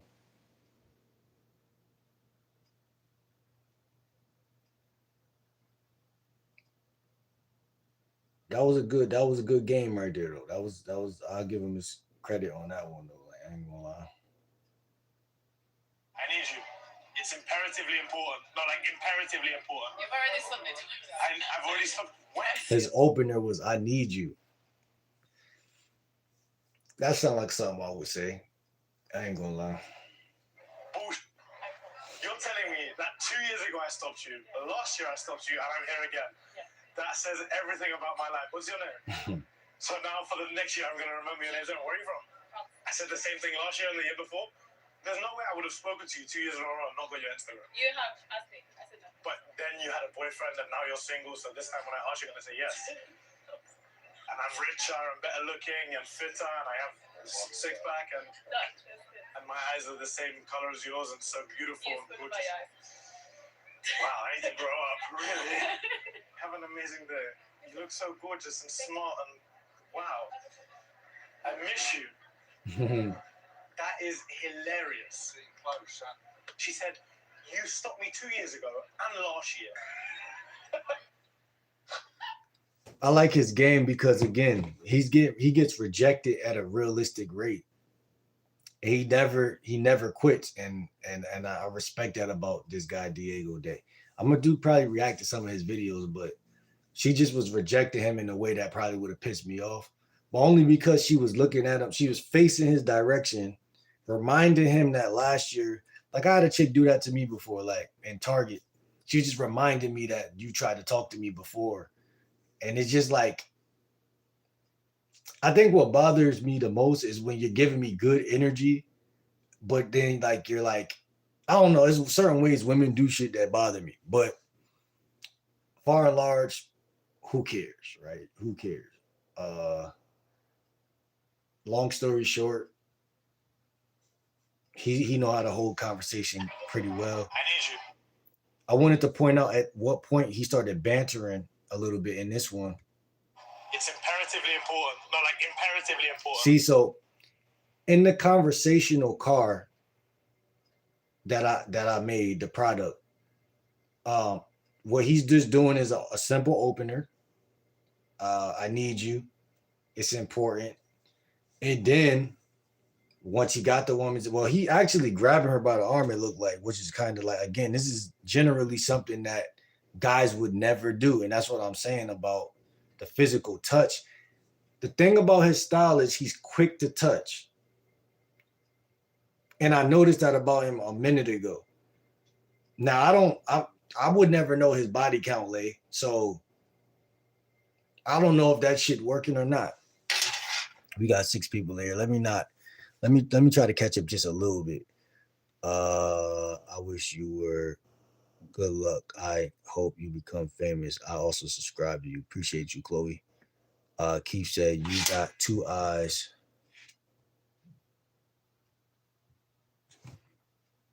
You got 2 eyes and I got 1 brain and I see what's going on. And yeah, he not talking about nothing. He just said, I just peeped that fizzed out. What do you mean? That is true. Humans are social animals. Can I work for you? In which way? Cows of all animals. I mean, Americans make everything useful. So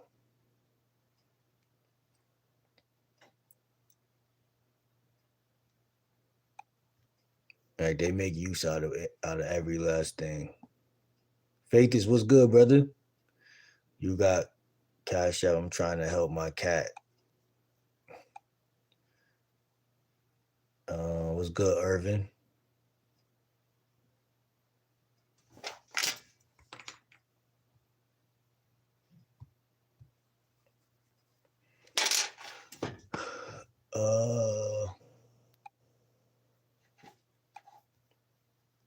I can swim.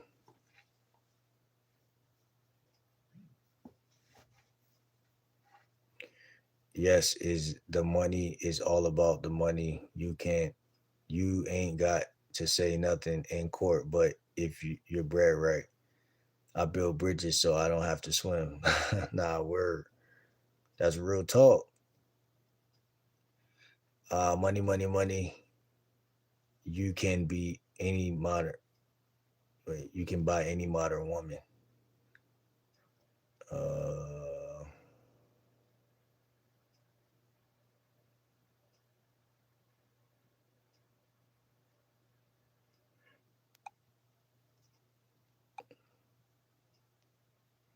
What's good, Reborn? I look like Javante. Massive news for the unemployed. Man, you said that earlier.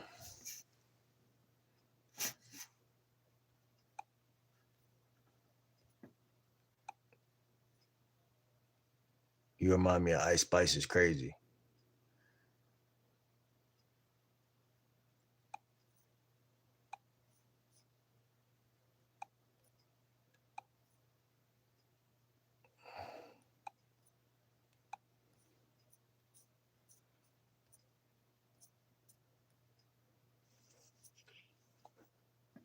Drop a 1 in the chat if you're still in here, man. Whoever in here, drop a 1 in the chat, man. We're gonna be live for probably we going on 4 hours. I'm watching Diego Day, man. So again, he cold approach. I need you. It's imperatively important. Not like he said it's imperatively important. Look at her. She took out her headphone. She took out her headphone.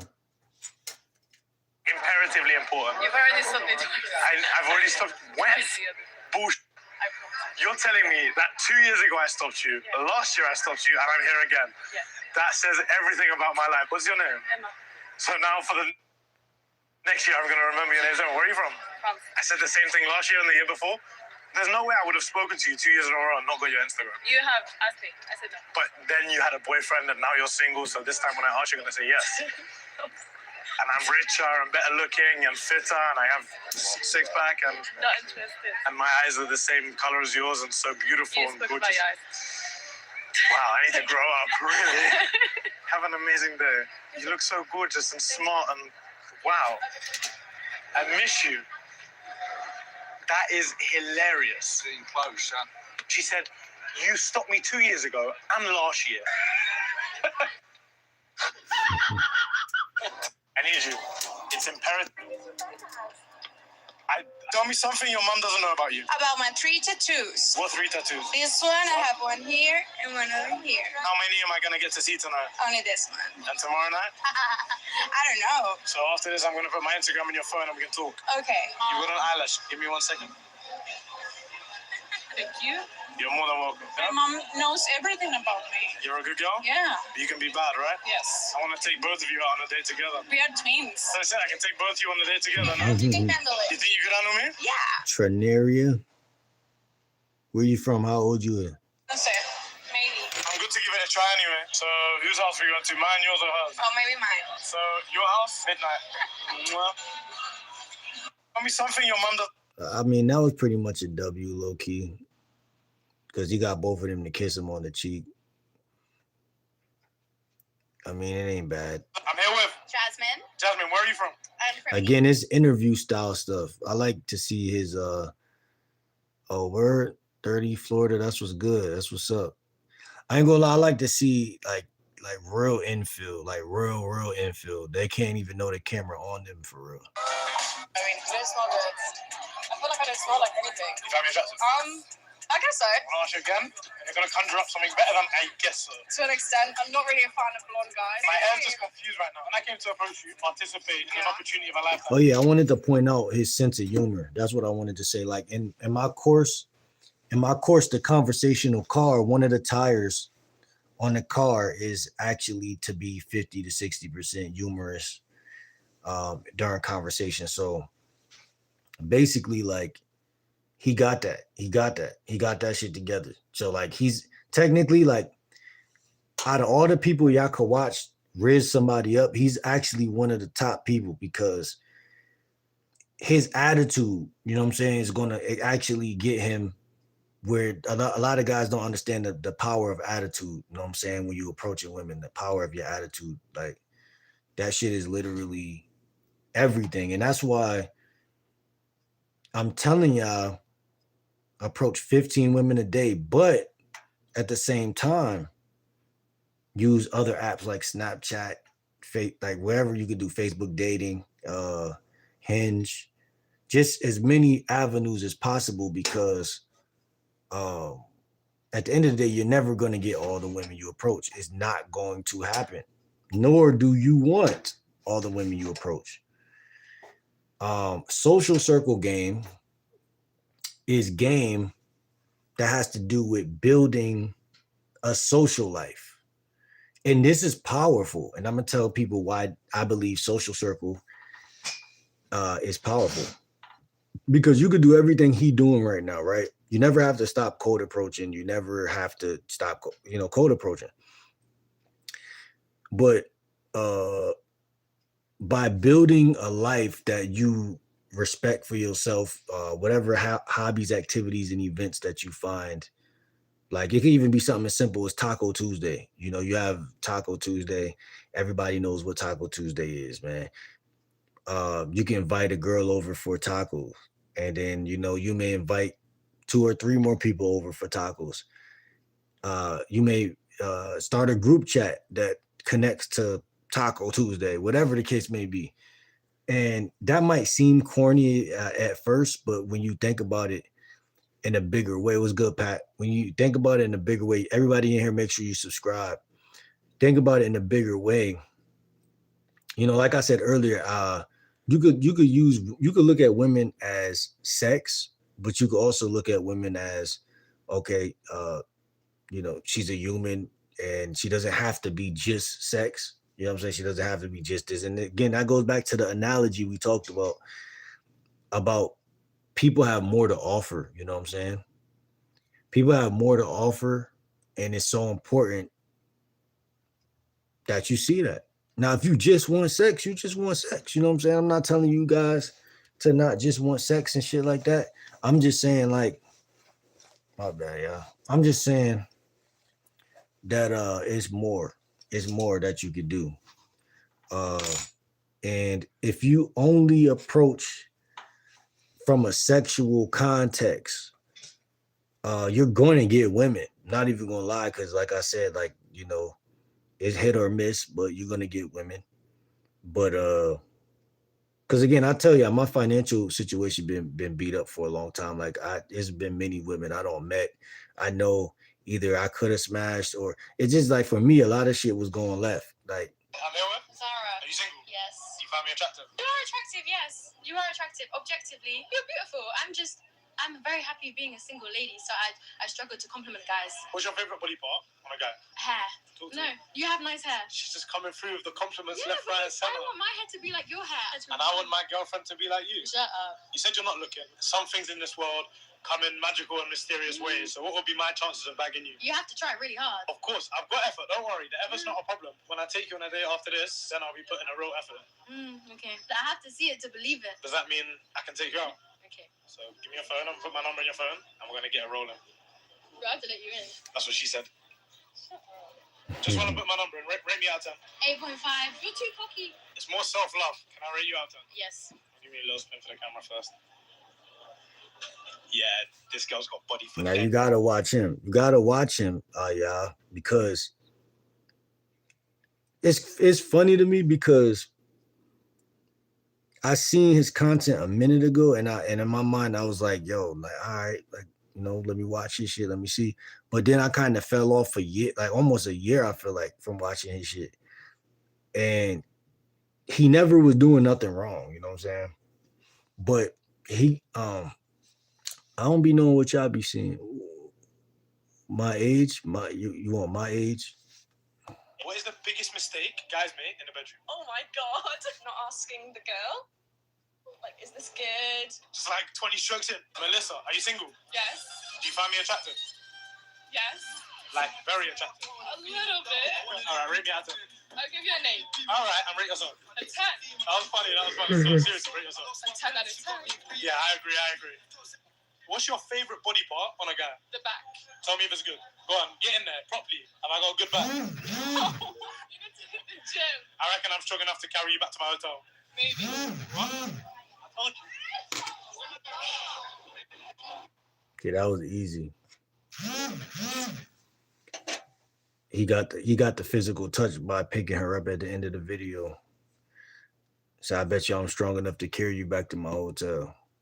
Again, it's good content. The public interviews is good content at the end of the day. Why the... Nobody... Your eyes are gorgeous. Oh, thank you so much. And you hold really good eye contact. Shows me a lot of confidence. Yeah, I have confidence. It's good. Are you single? Yes. Don't make me fall in love with you. On the side. Oh, so sweet. You find me attractive? Yes. Out of 10? 10. So I'm I perfect. really like your eyes. Am I wasting time if I ask for your number? No. So I can have your number. Of course. Don't ever let go. What are we doing tomorrow? You are the guy. You need to tell me where we're going. You want to go for a coffee at Air? Yeah? Are you going to give me a kiss or a slap? I can. I miss you. I text you. I can't lie, the one in the white had blackers as well. My eyes are gorgeous. Oh, thank you so much. Are you single? And do you find me attractive? Yes. Because I'm What is the biggest mistake guys make in a bedroom? This is where she gets a beautiful look from.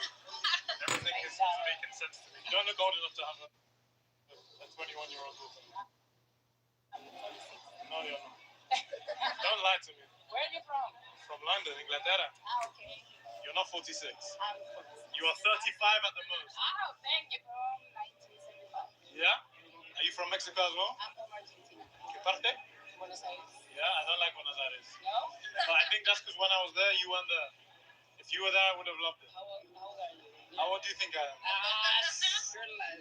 Less than 30. Less than 30? So we're the same. This is where she gets a view. Getting over, I am desperate. Hola. ¿Qué tal? Oh, your smile is so cute. I'm amazing. ¿Hablas inglés? No. ¿Por qué no? It's the language of the world. Your face is amazing. ¿Por qué tan hermosa? ¿Sabes una cosa? I don't know. Oh, ¿qué inglés? I keep it simple. You are very beautiful. I am very beautiful. Eres a... Bro, I'm gonna give it a buck. He got some game, but like places he's at, like downtown. It's all about. If I had to like say anything about like to compare to his shit, he's in the right places. You know what I'm saying? Let me see. Hold on. Let me see. Videos. See, it's cold outside. His ass ain't outside no more. Hold on. Let me see. How to approach girls while at the gym. Dialpad is the AI-powered platform built for better customer engagement. It's one platform for calls, messaging. Approaching a girl in the gym has never been so easy. I'm going to break down exactly how you need to do it via a live presentation. Well, not a live presentation, a pre-recorded presentation a few years ago. This is how I mastered over the years approaching girls in the gym. I've used this technique, as to say, countless times. It has led me to an incredibly vast amount of dates and success with approaches, etc. So I'm going to run you through it now. You're going to use this technique the next time you're in the gym, and you are going to have a high level of success with it. And the success comes when you're actually able to approach it, because most of you cannot make the approach. Most of you are scared to make the approach.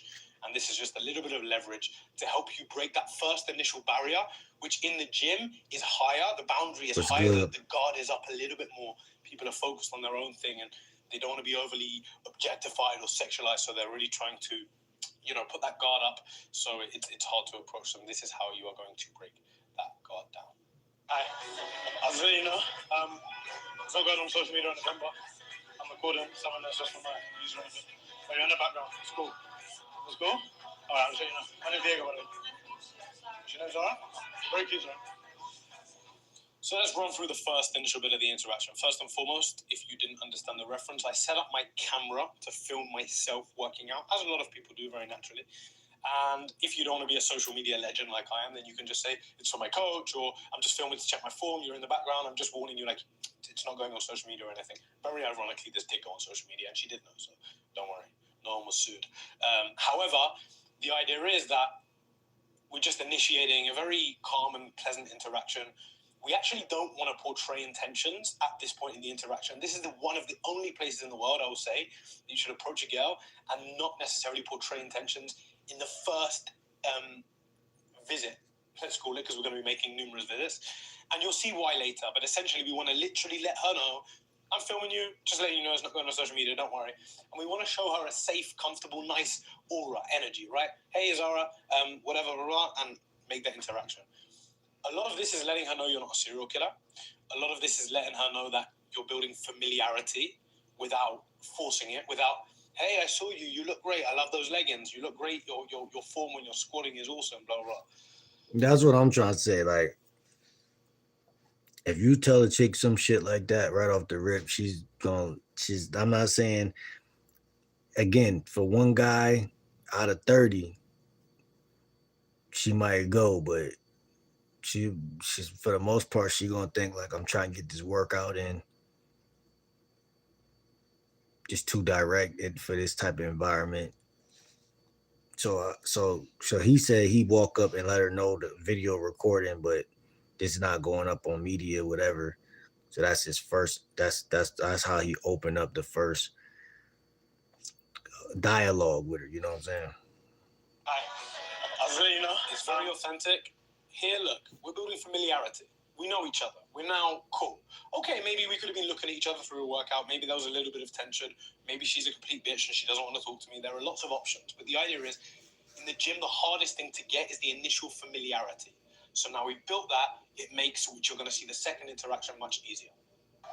It's not going on social media on the camera. I'm recording someone else just from my user anything. So you're in the background. It's cool. 9 out of 10 times, you're just going to tell her, she's going to say, yeah, all right, no worries. Just don't, you know, you might get the odd girl like, no, oh, wow, don't get me in the back, even if it's not going on social media. But most girls will be like, yeah, no worries, all good, cool. Oh, all right, I'll show you now. Yeah, 80% of You women need to watch. This is the very wouldn't important give a fuck. But here, look away, go to walk away. Right? My body language goes to walk away. Watch my right leg. It takes that little step. And I just turn back and go, by the way, my name's Diego. It's a very light introduction. It's almost like, you know what? You have a cool energy. nah, And facts. that's great, by the way. That is one of the best lines you can use to advance from familiarity to a slight more intentional approach. Like, Nah, you yeah. have a really cool energy, by the way. Which is almost... Nah, he a slick nigga for that. I ain't gonna lie. So he's like, listen.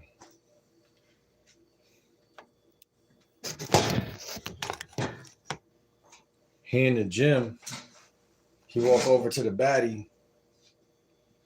He like, listen, my phone recording over there. This is for my gym workout. This is not going up on social media, blah, blah, blah, blah. She's like, oh, okay, blah, blah, blah, blah, blah. You know, airhead shit. Then he like, okay, he go back over there. But before he go back over, he pivot back. Oh, I'm Will, by the way. Shake hand. Whatever the case. And he just being brisk about it. Very fresh, very, very breath of fresh airy. You know what I'm saying? Shit like that. Which is almost like, I just genuinely came to approach you to tell you this, but after exploring your energy, I realized that I would actually quite like to have a further conversation than the one we just had, or explore something more so. So if you see now, I literally took a step away. It's just no trace of he wants to smash me in that. You know what I'm saying? It's still fresh. It's still easy on the mind. You know what I'm saying? She don't have no plausible deniability. What's good, Kay? Chilling. Where you from, Kay? Turn back towards her. My name's Diego, by the way. Good morning. Just introduced myself very lightly and then carried on the walk away. What do we have after this? Let's play that little bit where I walked away and said my name. My name's Diego, by the way. She knows Zara? Very cute, Zara. A very discreet, a compliment I wouldn't advocate for using a lot. You're very cute. It's very. You're the third person who said you from just Florida. Something to throw a little bit of intention, something to make the waters murky. I came over to tell you that you're in the back of my video, but upon my arrival, I found out that you were quite cute and you had a cool energy. So whether it's you're cute or you're quite a cool energy, walk away. We've now built familiarity and a tiny bit of curiosity, mystery. What really were his intentions? What does he mean by you're cute? What does he mean by you have a nice energy, whatever that is? All right, and now that familiarity is going to allow us throughout our workout that we have together. And again, this is in a perfect world because she might well just go to the shower and then leave now. You know, and if that was the case, I'd say get up and make your move. But, you know, hopefully we have 5-10 minutes to kind of look at each other, build some more familiarity, etc., which we did in this specific instance. You know, we stayed on these machines for a couple of minutes more. I finished a couple of sets. I was hoping that she was going to look at me. She did. I actually caught on camera, very ironically.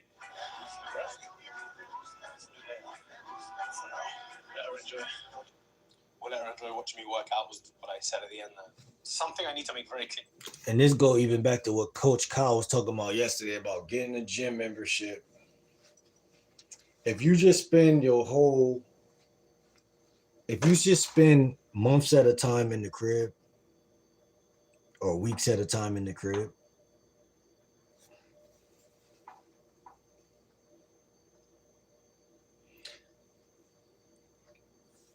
like this supersedes your ability to be attractive. Like, because everybody has two different versions of themselves. They got I'm from New York.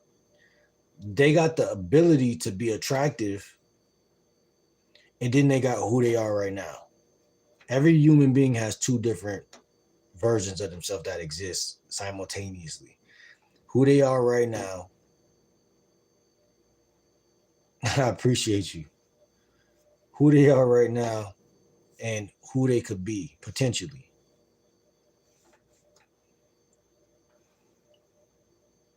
Now you good. So your ability to what's good, Carissa? Your ability to hit the gym or have some type of hobbies or activities or events that you genuinely care about, that you genuinely get involved in. I appreciate y'all. Appreciate y'all. That you genuinely get involved in is going to help you to actually be better with women because but see him again, he's not going direct, he's going almost 80% indirect. This is something I've used notoriously for a long time, and it has worked a treat. This is not some ideology built off of a theory. Mm-hmm. This is experienced practice proven to work. And there she is. Now we're lifting some very light weights. I want to say another thing. A lot of coaches always talk about like word, feel free to pop out. A lot of coaches talk about like guys who go to the gym, right, to get women and stuff like that, as in that's corny and whatnot. But there's guys that's successful at the gym, and there's guys who aren't. So got to remember that. I was in rehab at this point, for anyone wondering. That's my 25 kgs of being pressed. Make sure y'all subscribe. And it's not even like she's checking me out, right? I mean, she is, right? That was a bit of an extensive look back. It's more so just that familiarity. Now we know each other. It's like attractive guy, attractive girl, cool guy, cool girl. We're just, that familiarity is built, so we're able to do that. So now, when I go and make my second approach, it's very organic. We know each other already. I'm just like getting to know you more. It's very unintrusive. It's very natural, very authentic. And the whole idea of a gym approach, or the whole struggle with the gym approach, is breaking down the initial. Well, the thing that's cool about the gym is you're lifting weights, and in between sets, right? That's what they call it. In between sets, you could go ahead and do 2 approaches or 3 approaches to one woman. Right. And I never thought about that, right? You know what I'm saying? I'll still be in the gym. I'll do 1 approach, you know, whatever the case may be. But that makes sense. So God, I did that without her even knowing it. I built that familiarity without her even knowing it. You have home? I'm from London. Yeah. Say again? Yeah, first time. Visiting family. Visiting family. And you? Yeah, visiting you as well. What's your name again? One more time? Zara. Where are you from? Remembering the name would have been a good shout, so not ideal. But we're just finding stuff about her now. And my frame is very tired from the gym. Generally, I'm quite movable. Probably my adrenaline is quite high in this situation. But it's very casual. It's very authentic. It's very, you know, I know kind of in her head she's thinking, did he really want to tell me that he was filming the workout, or did he just want to approach me the whole time? So I'm kind of playing on that. My frame could definitely be improved a tiny bit. You ever been to England? You know what the best thing about it is? I bought the best attraction from England all the way over here. All the way over to Melbourne for you. There you go with your workout. So, again, this is the third stage of the interaction now. We've gone from, hey, you're in the back of my video, to building some momentum. And then something I've done really intelligently here is, I don't know if I meant it in the moment. This is all in the moment. It's all very authentic, natural action for me. I said, I'm going to come get your Instagram in a bit. Instead of, like, what's your Instagram? And it was kind of similar to the technique I used in the first interaction, which was like, I've built a little bit more rapport, and now I'm going to go away and throw some intention in there. And now I've built some more rapport, and I'm going to step away and throw some intention in there. So she's standing there like, he's going to come and ask my Instagram in a bit, which I did. And it just made sense. And I guess the beautiful thing about it is because I'm not asking her and because I'm not putting her in a position of decision, which no girls like, it's almost written in the stars. Like I'm writing it in the stars. And there is a technique to pick up or cold approach, which is called speaking into existence, which is kind of similar to this. It's more along the lines of, you know, we'd have very good looking babies, or I can imagine us doing this on the first day, and it's like speaking things into existence to put that imagery in her head. But in this specific scenario, I'm just saying what's going to happen. And that kind of confidence is what really attracts women, to the extent of they can actually just sit in a very feminine and submissive state and not object. It's almost like making a sale, right? Not objecting to what you're saying. Hey, bro, buy this product. It's great. Yeah, cool, great, whatever. I need it, cool. So that's what we're doing here. We're saying you need me. You need this confidence. You need this feeling. And remember, attraction is built through feeling. And when we're showing a confident aura, girls are able to feel. And when they're able to feel, they associate that feeling with you because you're the one that allowed them to feel that thing. And that sparks the initial attraction. Agreeable. See, and it's a term called presupposition. What's good, bad girl? It's a term called presupposition, and it's a term called in NLP it's called suggestions and commands. So if he say we'll have cute babies or whatever the case may be, I guess that's a little bit of both, because it's like, I don't know if that's called pre-framing or whatever, but it's like I'm a Leo. That's like you're telling her, you're presupposing, you're presupposing, but to him, in his case and scenario, he's at the gym with a chick and he approached her. This the second time he approached. So it's not really a presuppose, but it's come across as confidence because he's talking to her as if she's gonna do it. That's basically what he's trying to say. Like he's talking to her as if it's already gonna happen. Like, you know what I'm saying? That's what he's saying. I guess that is in a way of presupposing. It's presupposing she's gonna say yes for sure.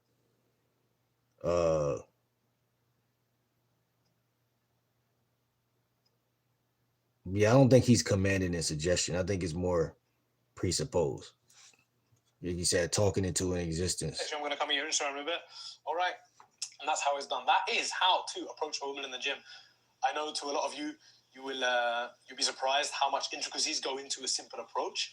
The approach in itself was nothing spectacular. It was more of the technique to build familiarity, because the objection in the gym is the guard is up. So we need to break down the guard. Yes, you can just approach again in the gym by going up to her and saying, hi, how are you? This specific interaction has helped me to break the initial guard down in the gym countless times and not face as much objection and rejection because the guard is high. What I often find in the gym is you'd approach a girl that you would approach in the street and have success with and have slightly high levels of failure in the gym because of that initial guard being up, especially in some gyms or places in the world where it's just like there's a very high sexual tension in the gym. There's a lot of young, attractive people. All the guys are trying to talk to all the girls. And, you know, all the gym bros try and get friendly with the girls and become friends with them so they can get inside their pants.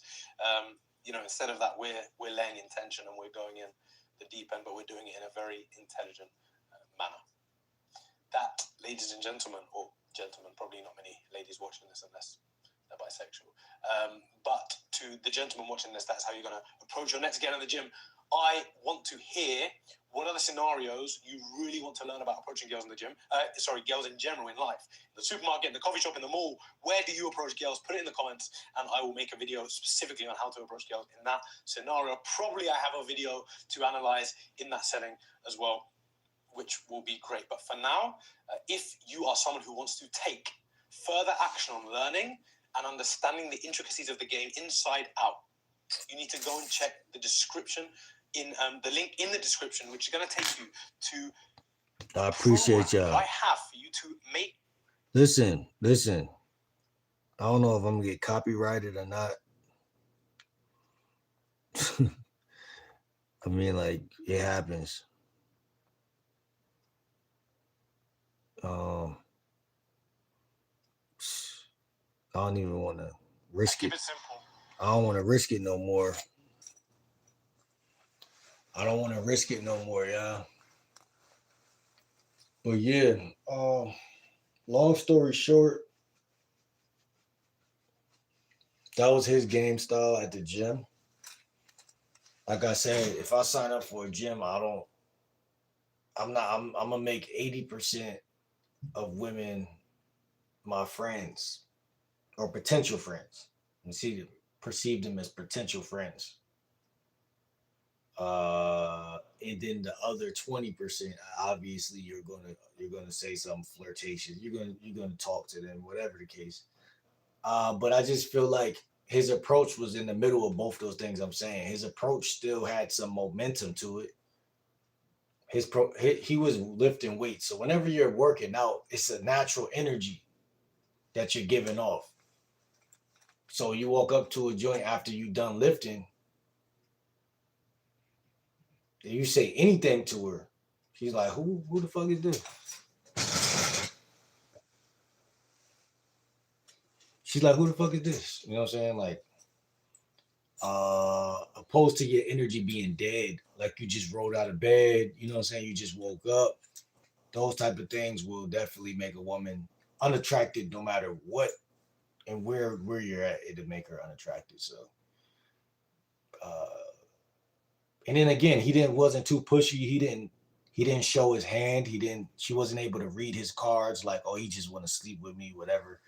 And then she might have just been a nice woman. You know, sometimes the Rizz videos get thrown out of proportion because people forget that some women are just genuinely like either easy or good people. And therefore they're not looking for an argument. They're not looking for anything. They're not giving you a hard time. So the people who watch from a viewer position genuinely think that, oh, he got rejected, so that must have felt bad, or he got accepted, so he got Rizz.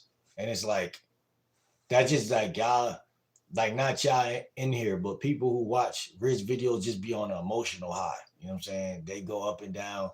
And then, like I said, if you're really talking to women, then, it's just regular. You know what I'm saying? It's not really a big deal. You know what I'm saying? To be honest. So, uh, the Rizz videos are cool, but like I said, man, I'm making 80% women I meet friend zone material, souvenir material, put you in my pocket material. But as far as really even just trying to smash, it's like, it's just like, I mean, most people like are horny, right? They're horn dogs. That's the problem. You know what I'm saying? So I think by hitting, just whether it's the gym or wherever, but just by having hobbies and activities and events that you're indulging in as a human being, you're naturally just don't care to you don't care about sex at the same rate. Don't mean you still don't have sex, but you just don't care at the same rate. It's just not so. It's not that the urges aren't there. It's just that, like, if your schedule is somewhat busy, I mean, if you're gonna jerk off, you find time to do it. Whatever the case. If it's nighttime, middle of the night, you bored, that could happen for you. But in terms of like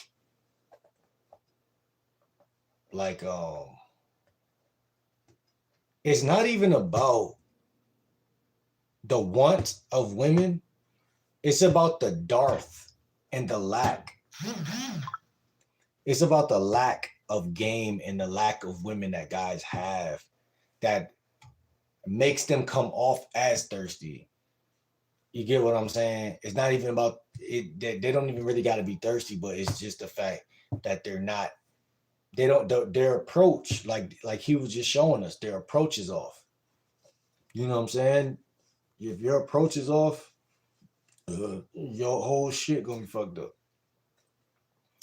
So, like I said, that's why I'm looking at that now. Because by the time I get into a gym or wherever, I mean, it's just a way to do everything. You could be attractive, whatever, or you could be too direct inside of a gym, and I mean, it could work, but then it's like the other 80% of the time because you being, obviously women are not going to the gym for that exact reason. Now, when they're there, of course, women love attention, so naturally, those type of things crossfire. You know what I'm saying?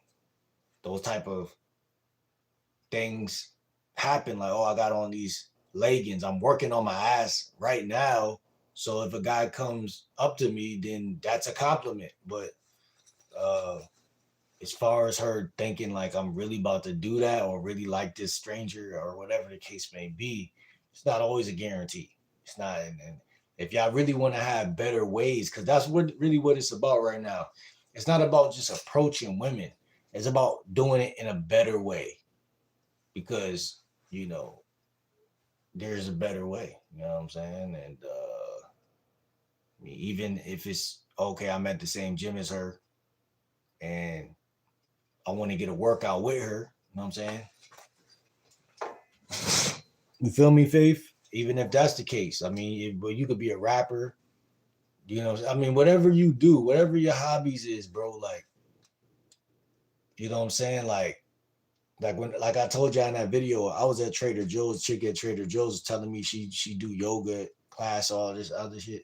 Like that was like a slick invitation, whatever the case may be.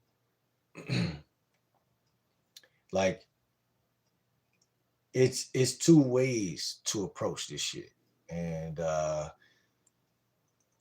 me, I do YouTube. You know what I'm saying? Like that's an avenue. Not every female gonna want to film with me. You know what I'm saying? At the end of the day, uh, but that's just one thing I do. But then other things, women they want to do what they want to do, but that's where I'm at with it. I'm like, to me, social circle and tricking look the same way, right? Social circle game and tricking look the same way. Like when I see a guy put a woman on his camera, I can't help but as a dating coach to look and be like, okay, like what's really happening? What's really going on right here? I meditate and work. I'm from Louisville, Kentucky.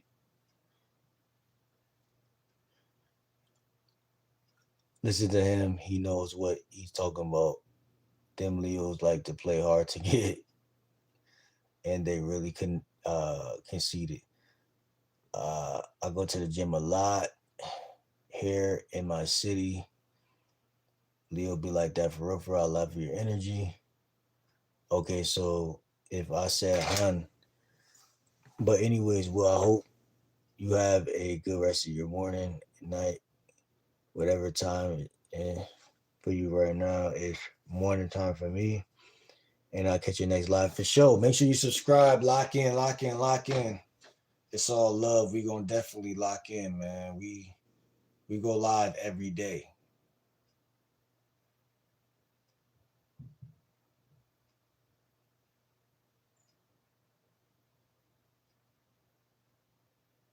We go live every day. So Didn't you know your phone has this feature? yeah, I'm trying to see what's going on with this news real quick. I see Trump on some bullshit. But yeah, it's morning time now. But I just wanted to say that to y'all and stuff like that, man.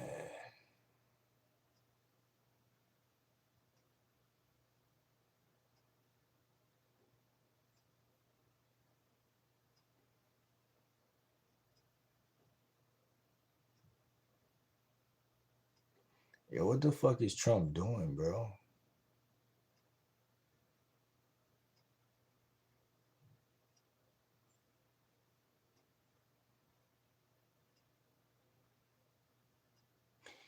Like, I don't even know. I'm gonna have to look into this shit they talk about. I don't know what Trump on, man. He doing some. some heavy duty shit.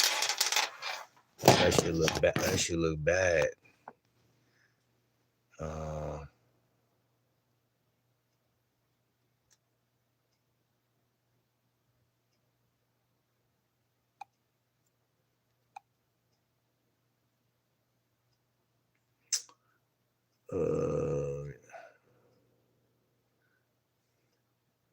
3-day weekend for me, bro. Word. I am watching the news too. What is they saying on the news though? Like, I don't even like to look at the news, but they making it so unable to not look at this shit.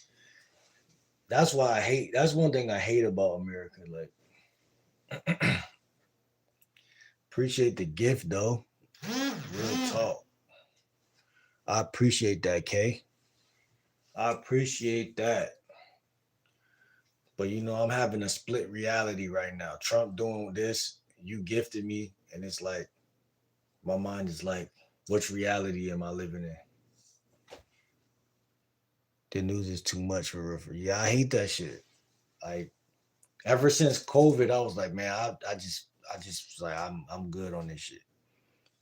And it's crazy. They have not stopped. Like, weird shit has not stopped happening since COVID. Like, it shit is fucking crazy. Like I just want the country to just go back to how it was when I was 13. Like, you know what I'm saying? Like, chill the fuck out. Like y'all consistently trying to have some shit going popping off. Like, but and it seemed like this like for the last 4 or 5 years, I've been trying to work on my YouTube shit. Like, this like low key like a fun thing to do.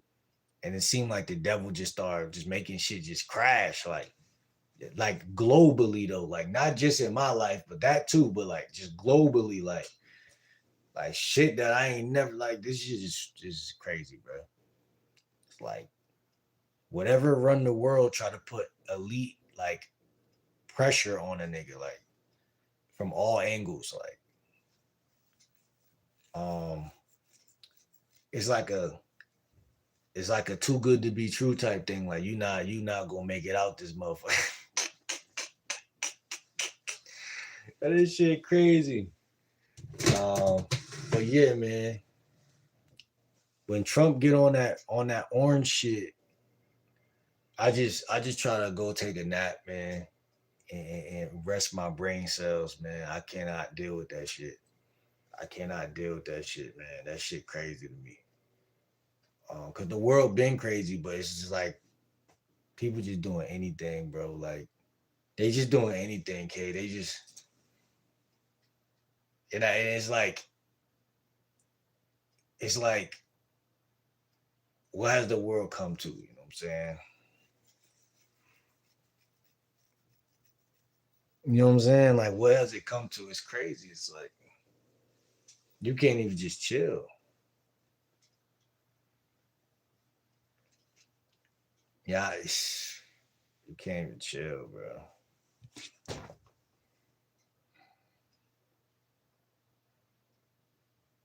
Like, he doing anything. He doing anything.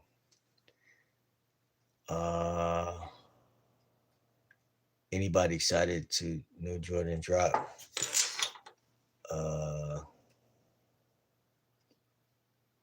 What he doing in these streets like? What Trump do? Wait, what do Trump be doing in the streets? She said he smart. I don't know about all that. Trump smart though, for real, for real. Why you say that? I stopped watching. Yeah, bro, you gotta just cut the TV off. You gotta take all the news apps off the phones, because you know the phones come with the news apps already on the phone. So you gotta basically just block the world out, because the world, they doing too much. Like, at this point, it's not even realistic, bro. It's like a dream. Like, they make you feel like you living in a dream. And it's like, when it get like that, bro, it's like you just gotta accept your fate. Like, whatever happened, happened. Cause it's like, whatever happens, happen. Like I ain't gonna hold you. Like you don't know what he gonna do next. Like you know what I'm saying? Cause I fuck with Trump too though. Like, but it's just like you can't really trust. You can't trust it. Like you gotta watch it. You know what I'm saying? I believe every black person watches him with one eye open. So you know that's just my personal belief. Cause when he do something right, you be like, oh shit. You know what I'm saying? He did some solid shit. But it's like he too nice. He been being too nice. So it's like, what is he really doing? You know what I'm saying? He been being too nice, too calm, playing it calm the whole time. And I've been seeing certain shit low key lately. I've been like, nah, I don't know what he doing.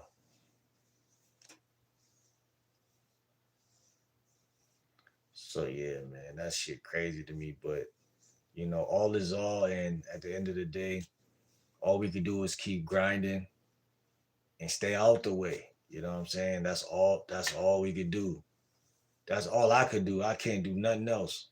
Ain't nothing else to do because if it ain't him, it's something else. Like he could sit there and be quiet, and then something else gonna happen, and you gonna be like, damn. So I don't know if it's him or if it's just reality, like the universe. But I'm telling you, it's distractions all over this motherfucker. Like you can't even. Like y'all see, I'm filming through the night because if I'm filming through the day, it's distractions. It's shit going on, and so y'all catch me filming through the night. Like I had to form strategies around this shit. Cause just working through that shit is not feasible.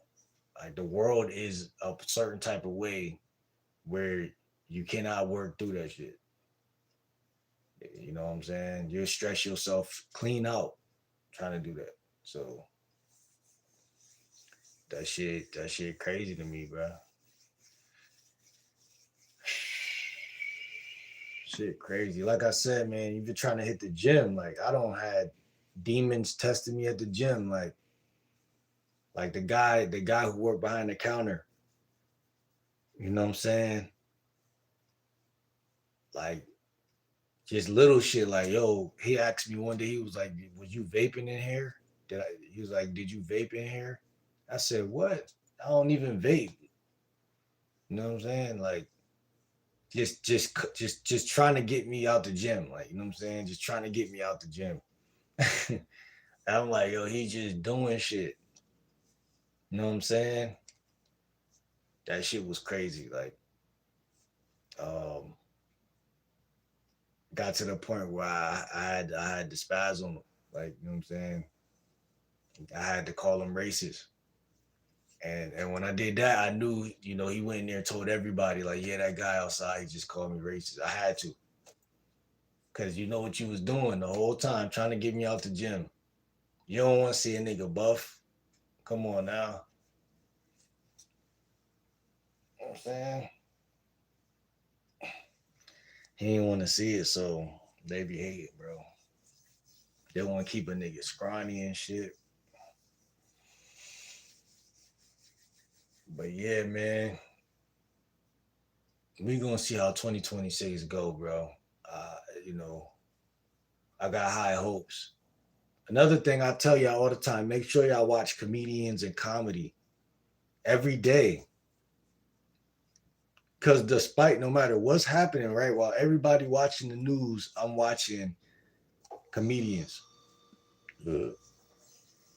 Because I'm gonna tell you how the devil really works. The devil come for your soul first, like because the devil can't really attack you straight up like a man. So the devil will get you in through fear tactics, and the devil will attack your mind and your soul. But if you distract yourself in a healthy way, obviously the evil got to perish. But it's not so obvious, right? If you haven't been doing that all your life, but you gotta really put your focus in the right spot because, like I said, these notifications just pop up on this phone, and I know it's the devil. I know it's the devil, And I ain't trying to get religious, but I know what's going on. Cause here's the truth, right? Here's the truth. If some evil gonna happen, it's just gonna happen. It ain't gonna be no phone, nothing. You ain't gonna be able to grab a phone. But what I'm saying is the devil try to get you. I don't know. You gotta be careful, y'all. You gotta watch out. Cause it start here first. This is all through the eyes, through the ears. You know what I'm saying? All your senses. The devil try to keep you off balance as long and as frequently as possible. The devil don't like no grounded individual, period. If you grounded, then you technically a threat. Even if you're not even a threat, but you just, technically.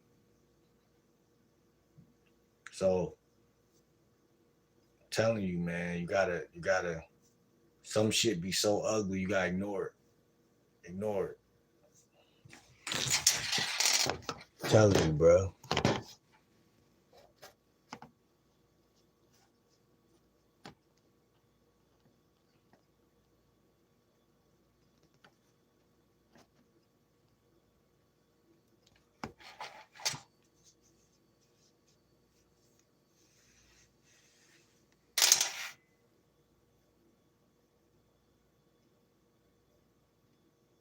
He a businessman, you know how to smooth talk to motherfuckers for anything. We are in a simulation. No facts. This shit crazy.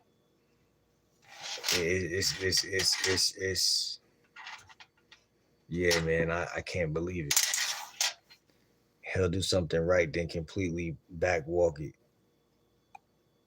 Man, I don't even know how to start talking about this guy. I don't even know how to continue the conversation. Like, I don't even understand how he got. I don't even understand how he became the president. I don't understand anything. I don't understand why he bonded Kodak Black and Lil Wayne out of jail. I don't understand that. I mean, I don't understand nothing. It's just sheer bull. It's like bullshit. Like, it's like some shit I refuse to really even, like, if that ain't pop up, I would never knew. But see, I noticed like that's the second time. That's the second time, like that, like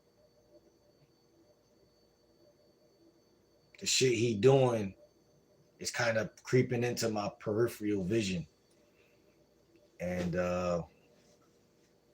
like I said, I'm the type of person to ignore certain shit because I know certain shit be bullshit. But it's like, bruh, like, what the fuck is you on?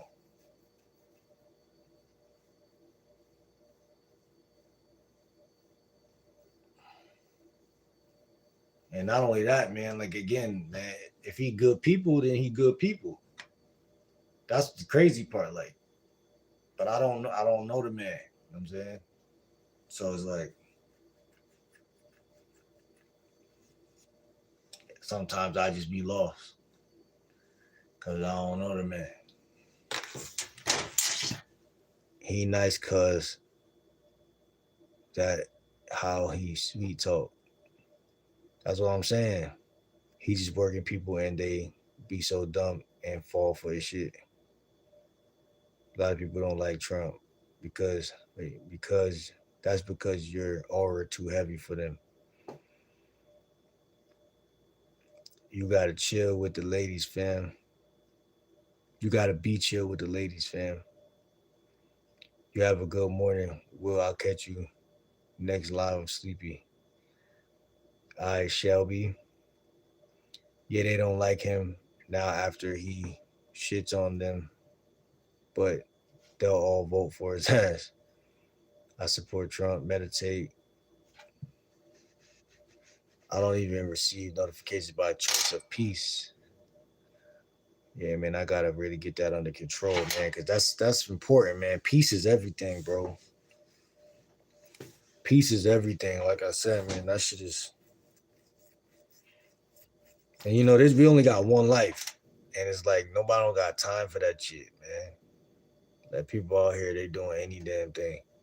Yup, like how dudes walk up on you in the gym because you a threat is your energy.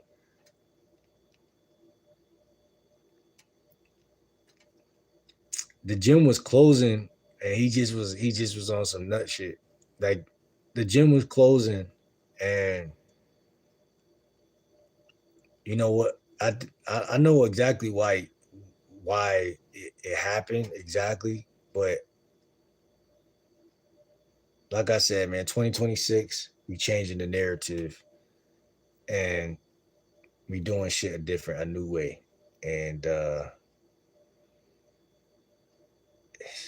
that's again, that's why I say like new levels, new devils. That's what it feel like to me. Whenever I see some shit that's out of my control.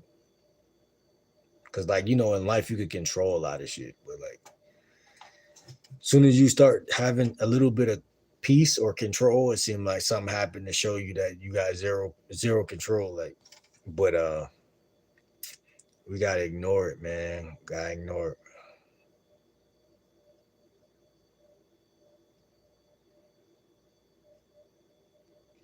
You gotta ignore shit. And I'm sleepy, so that shit hit different when you sleepy. I only boot you for 3 reasons: no cursing at the woman, no disrespecting, no trolling. Facts, bro. We could say because they do what he says.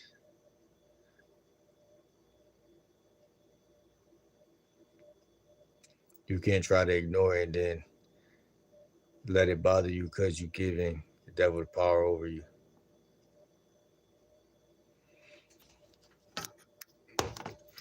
I'm just saying, man. That should be crazy, man.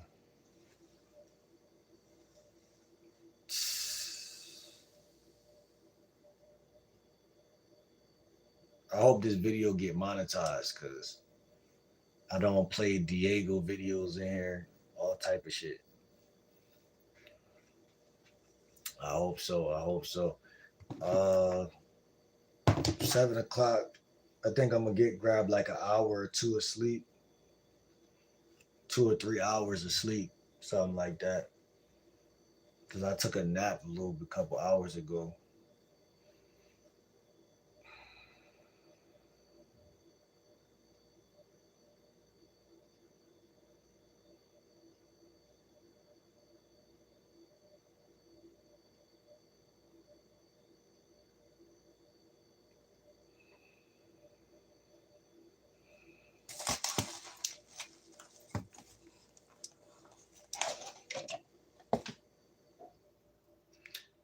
I'll just be looking at life like it's just a maze, bro. That's what it be. It's a maze, similar, whatever you want to call it, simulation.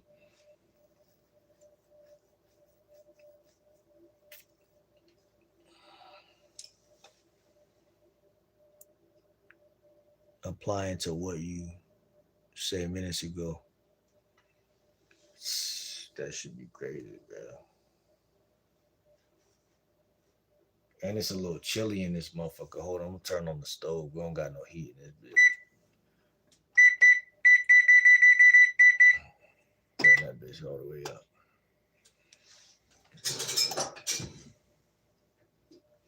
Yeah, man. No kizzy, no cap. Let me see.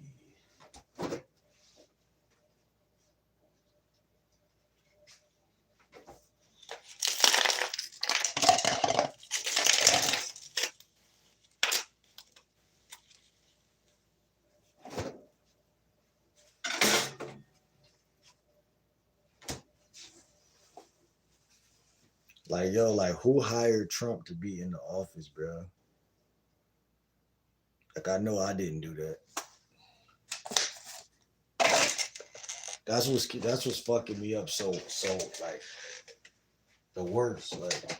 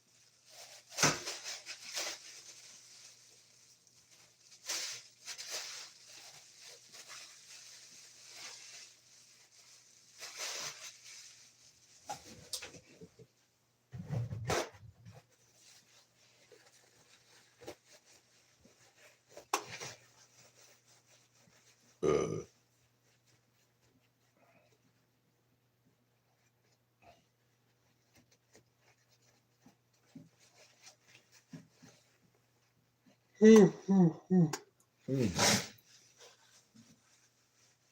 this life shit, I thought this shit was supposed to be easy, bro. This shit really wasn't easy.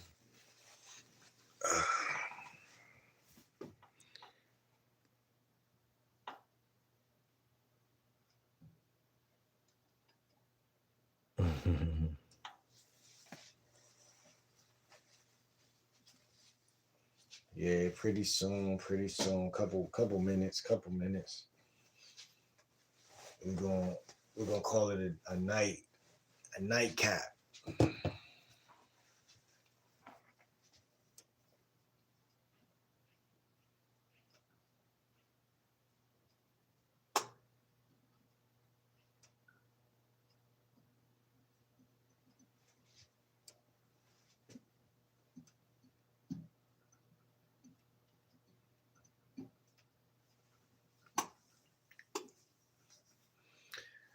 We live in a world full of distractions, bro. It's either like it's a distraction or it's like you weak-minded, but it could be both.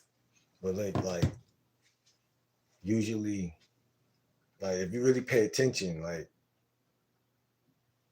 it's so many distractions that whether you weak-minded or strong-minded, of course it matters. But it's just like that shit is like a fucking full, like consistent, very consistent. Because when I look at my life, I'll be like, damn, you always trying to stay, on top of shit. But I started tracking like my attention span more, and it kind of exposed like, damn, it ain't just your attention, it's actually shit that, like you said, assimilation, whatever, actually shit that just be spawning. Like it's basically like tracking whether you focused or not, and then coming in, taking you off focus.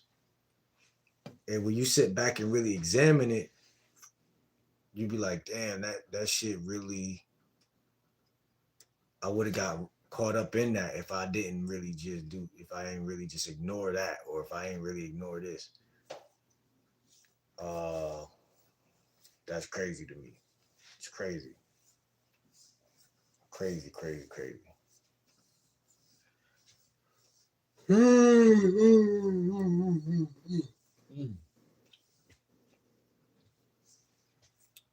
And it's like, for me, I be trying to get elite rest. You know what I'm saying? Like, when you get rest, like not sleep, but rest. Restoration. It's when you restore, everything restores. That's why another thing, how I look at the universe too, sometimes I'll be like, shit that be going on that look crazy, when you see it, you like, wait, hold on, maybe that's just the universe just doing some shit. You know what I'm saying? And it's a lot of different ways to perceive some shit that you ain't ready to perceive, you know what I'm saying? Some catastrophic shit, some traumatizing shit.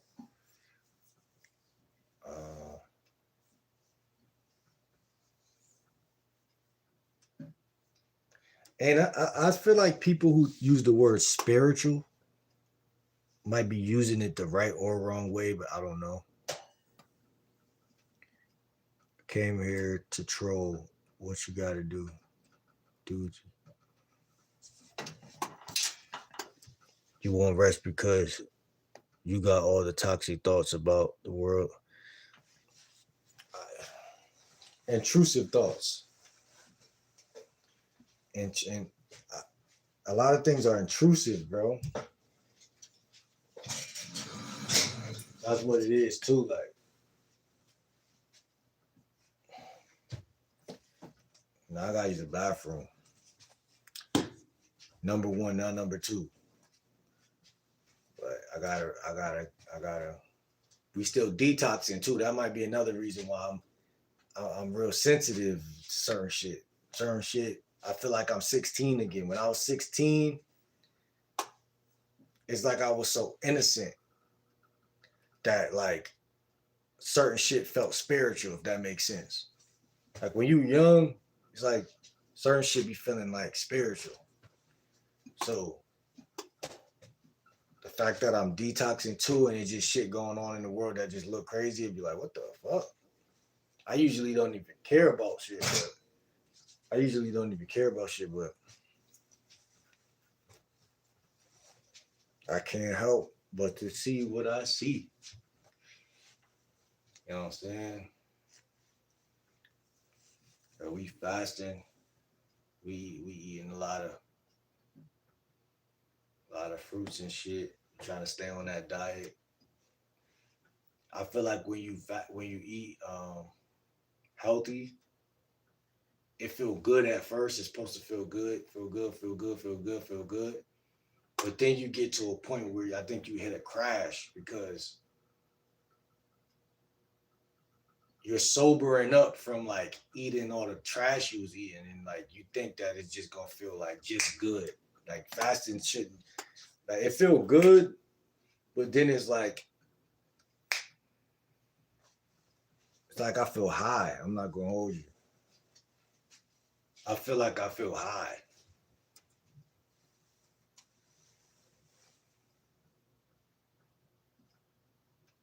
That's another thing. Like I feel like when you're fasting, like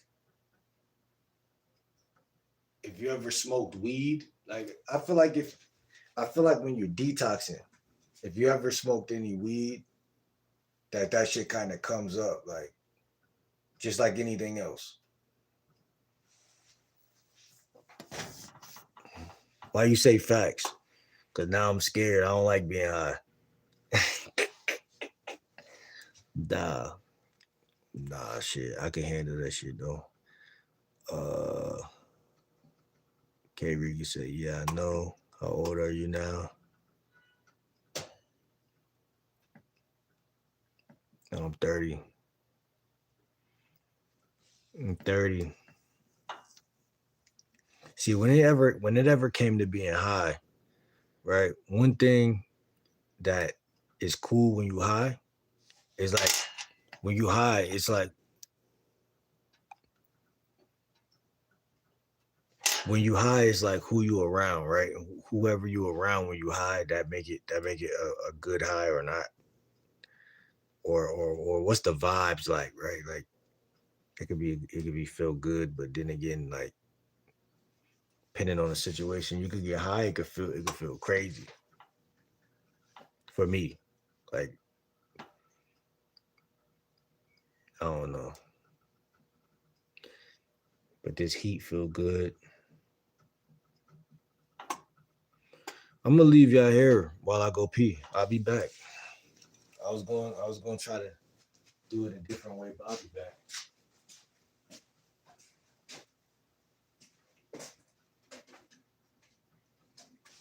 And that snow out there.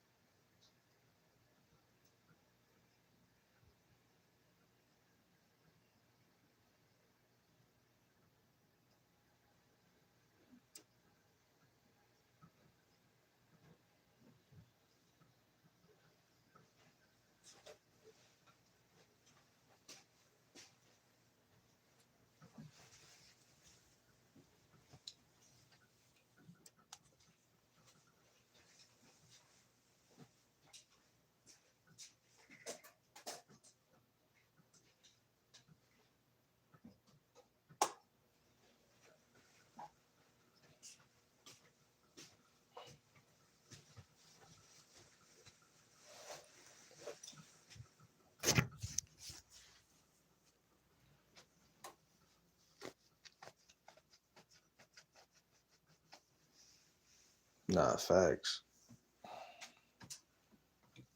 Nah, that's some real shit. But what is a third eye? Cause like people be thinking they know what it is, might not really know what it is. Like,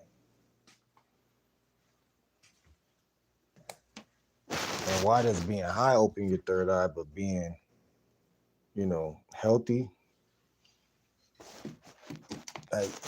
like eating overly healthy should open or activate your third eye too, right?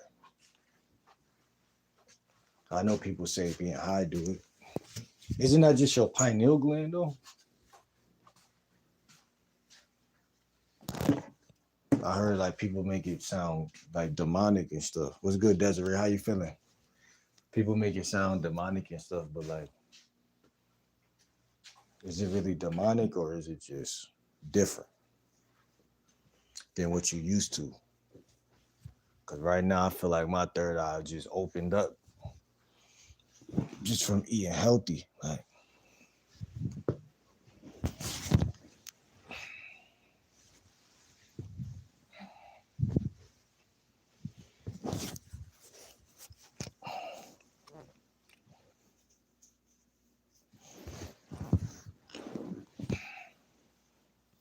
you gotta get some heat, bro. This shit crazy, bro. It's cold as shit.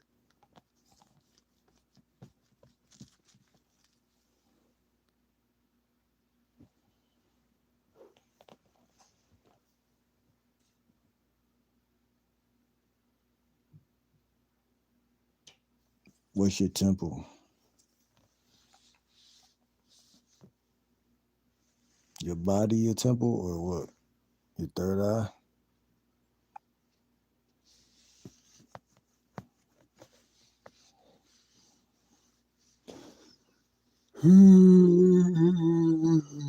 It's not bad or evil. People want us to think that because it's powerful. How is it powerful though?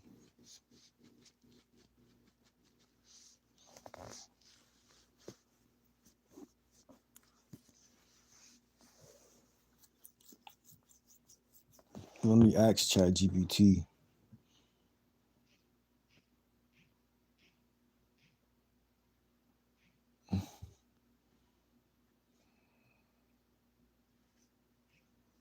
Can eating overly healthy,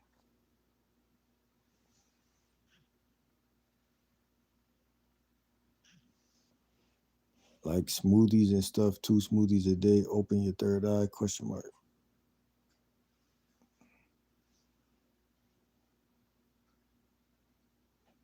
I should say no. Short answer, no. Smoothies don't literally open it. I'm not saying just smoothies. I'm eating all type of shit. But there is a reason people feel clearer. What people mean by third eye. When people say third eye, they're usually talking about mental clarity, intuition, emotional awareness, feeling more present in the body, less mental fog. Like I feel all this shit though.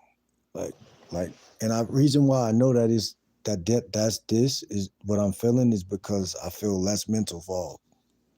Even though I feel high at the same time, but I still feel like I feel smart and I feel grounded. But like,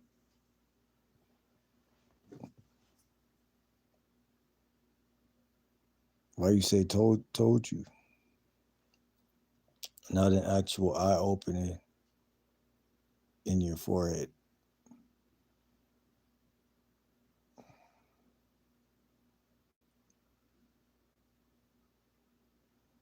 Yeah, I'll definitely be fasting.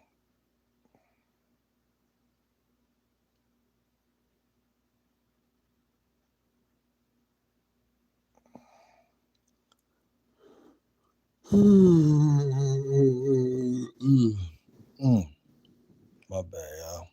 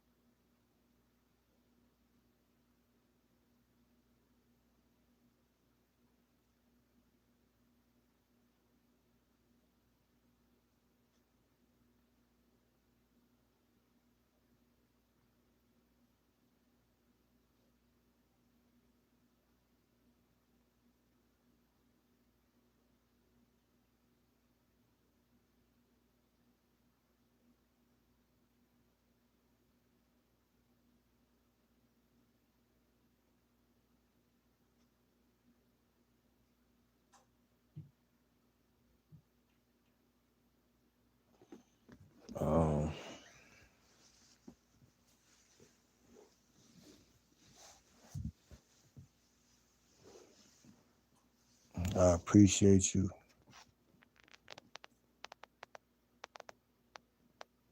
Shout out to Regan with the gifts. I don't know how to thank you.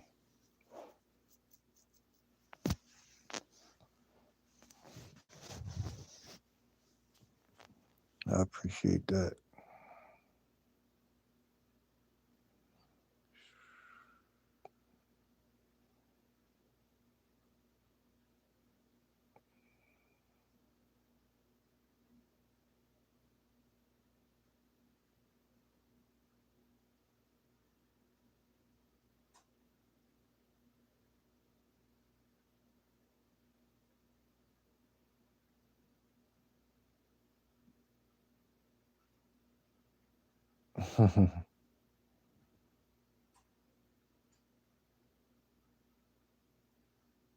Getting your number.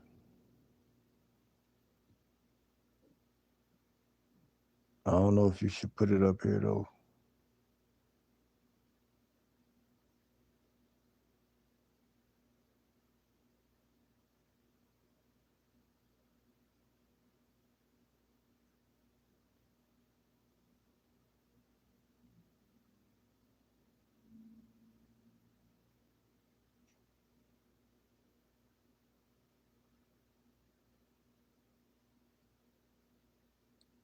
My Instagram, Will the GLW. But I follow a bunch of people. I'm trying to unfollow like 400 people.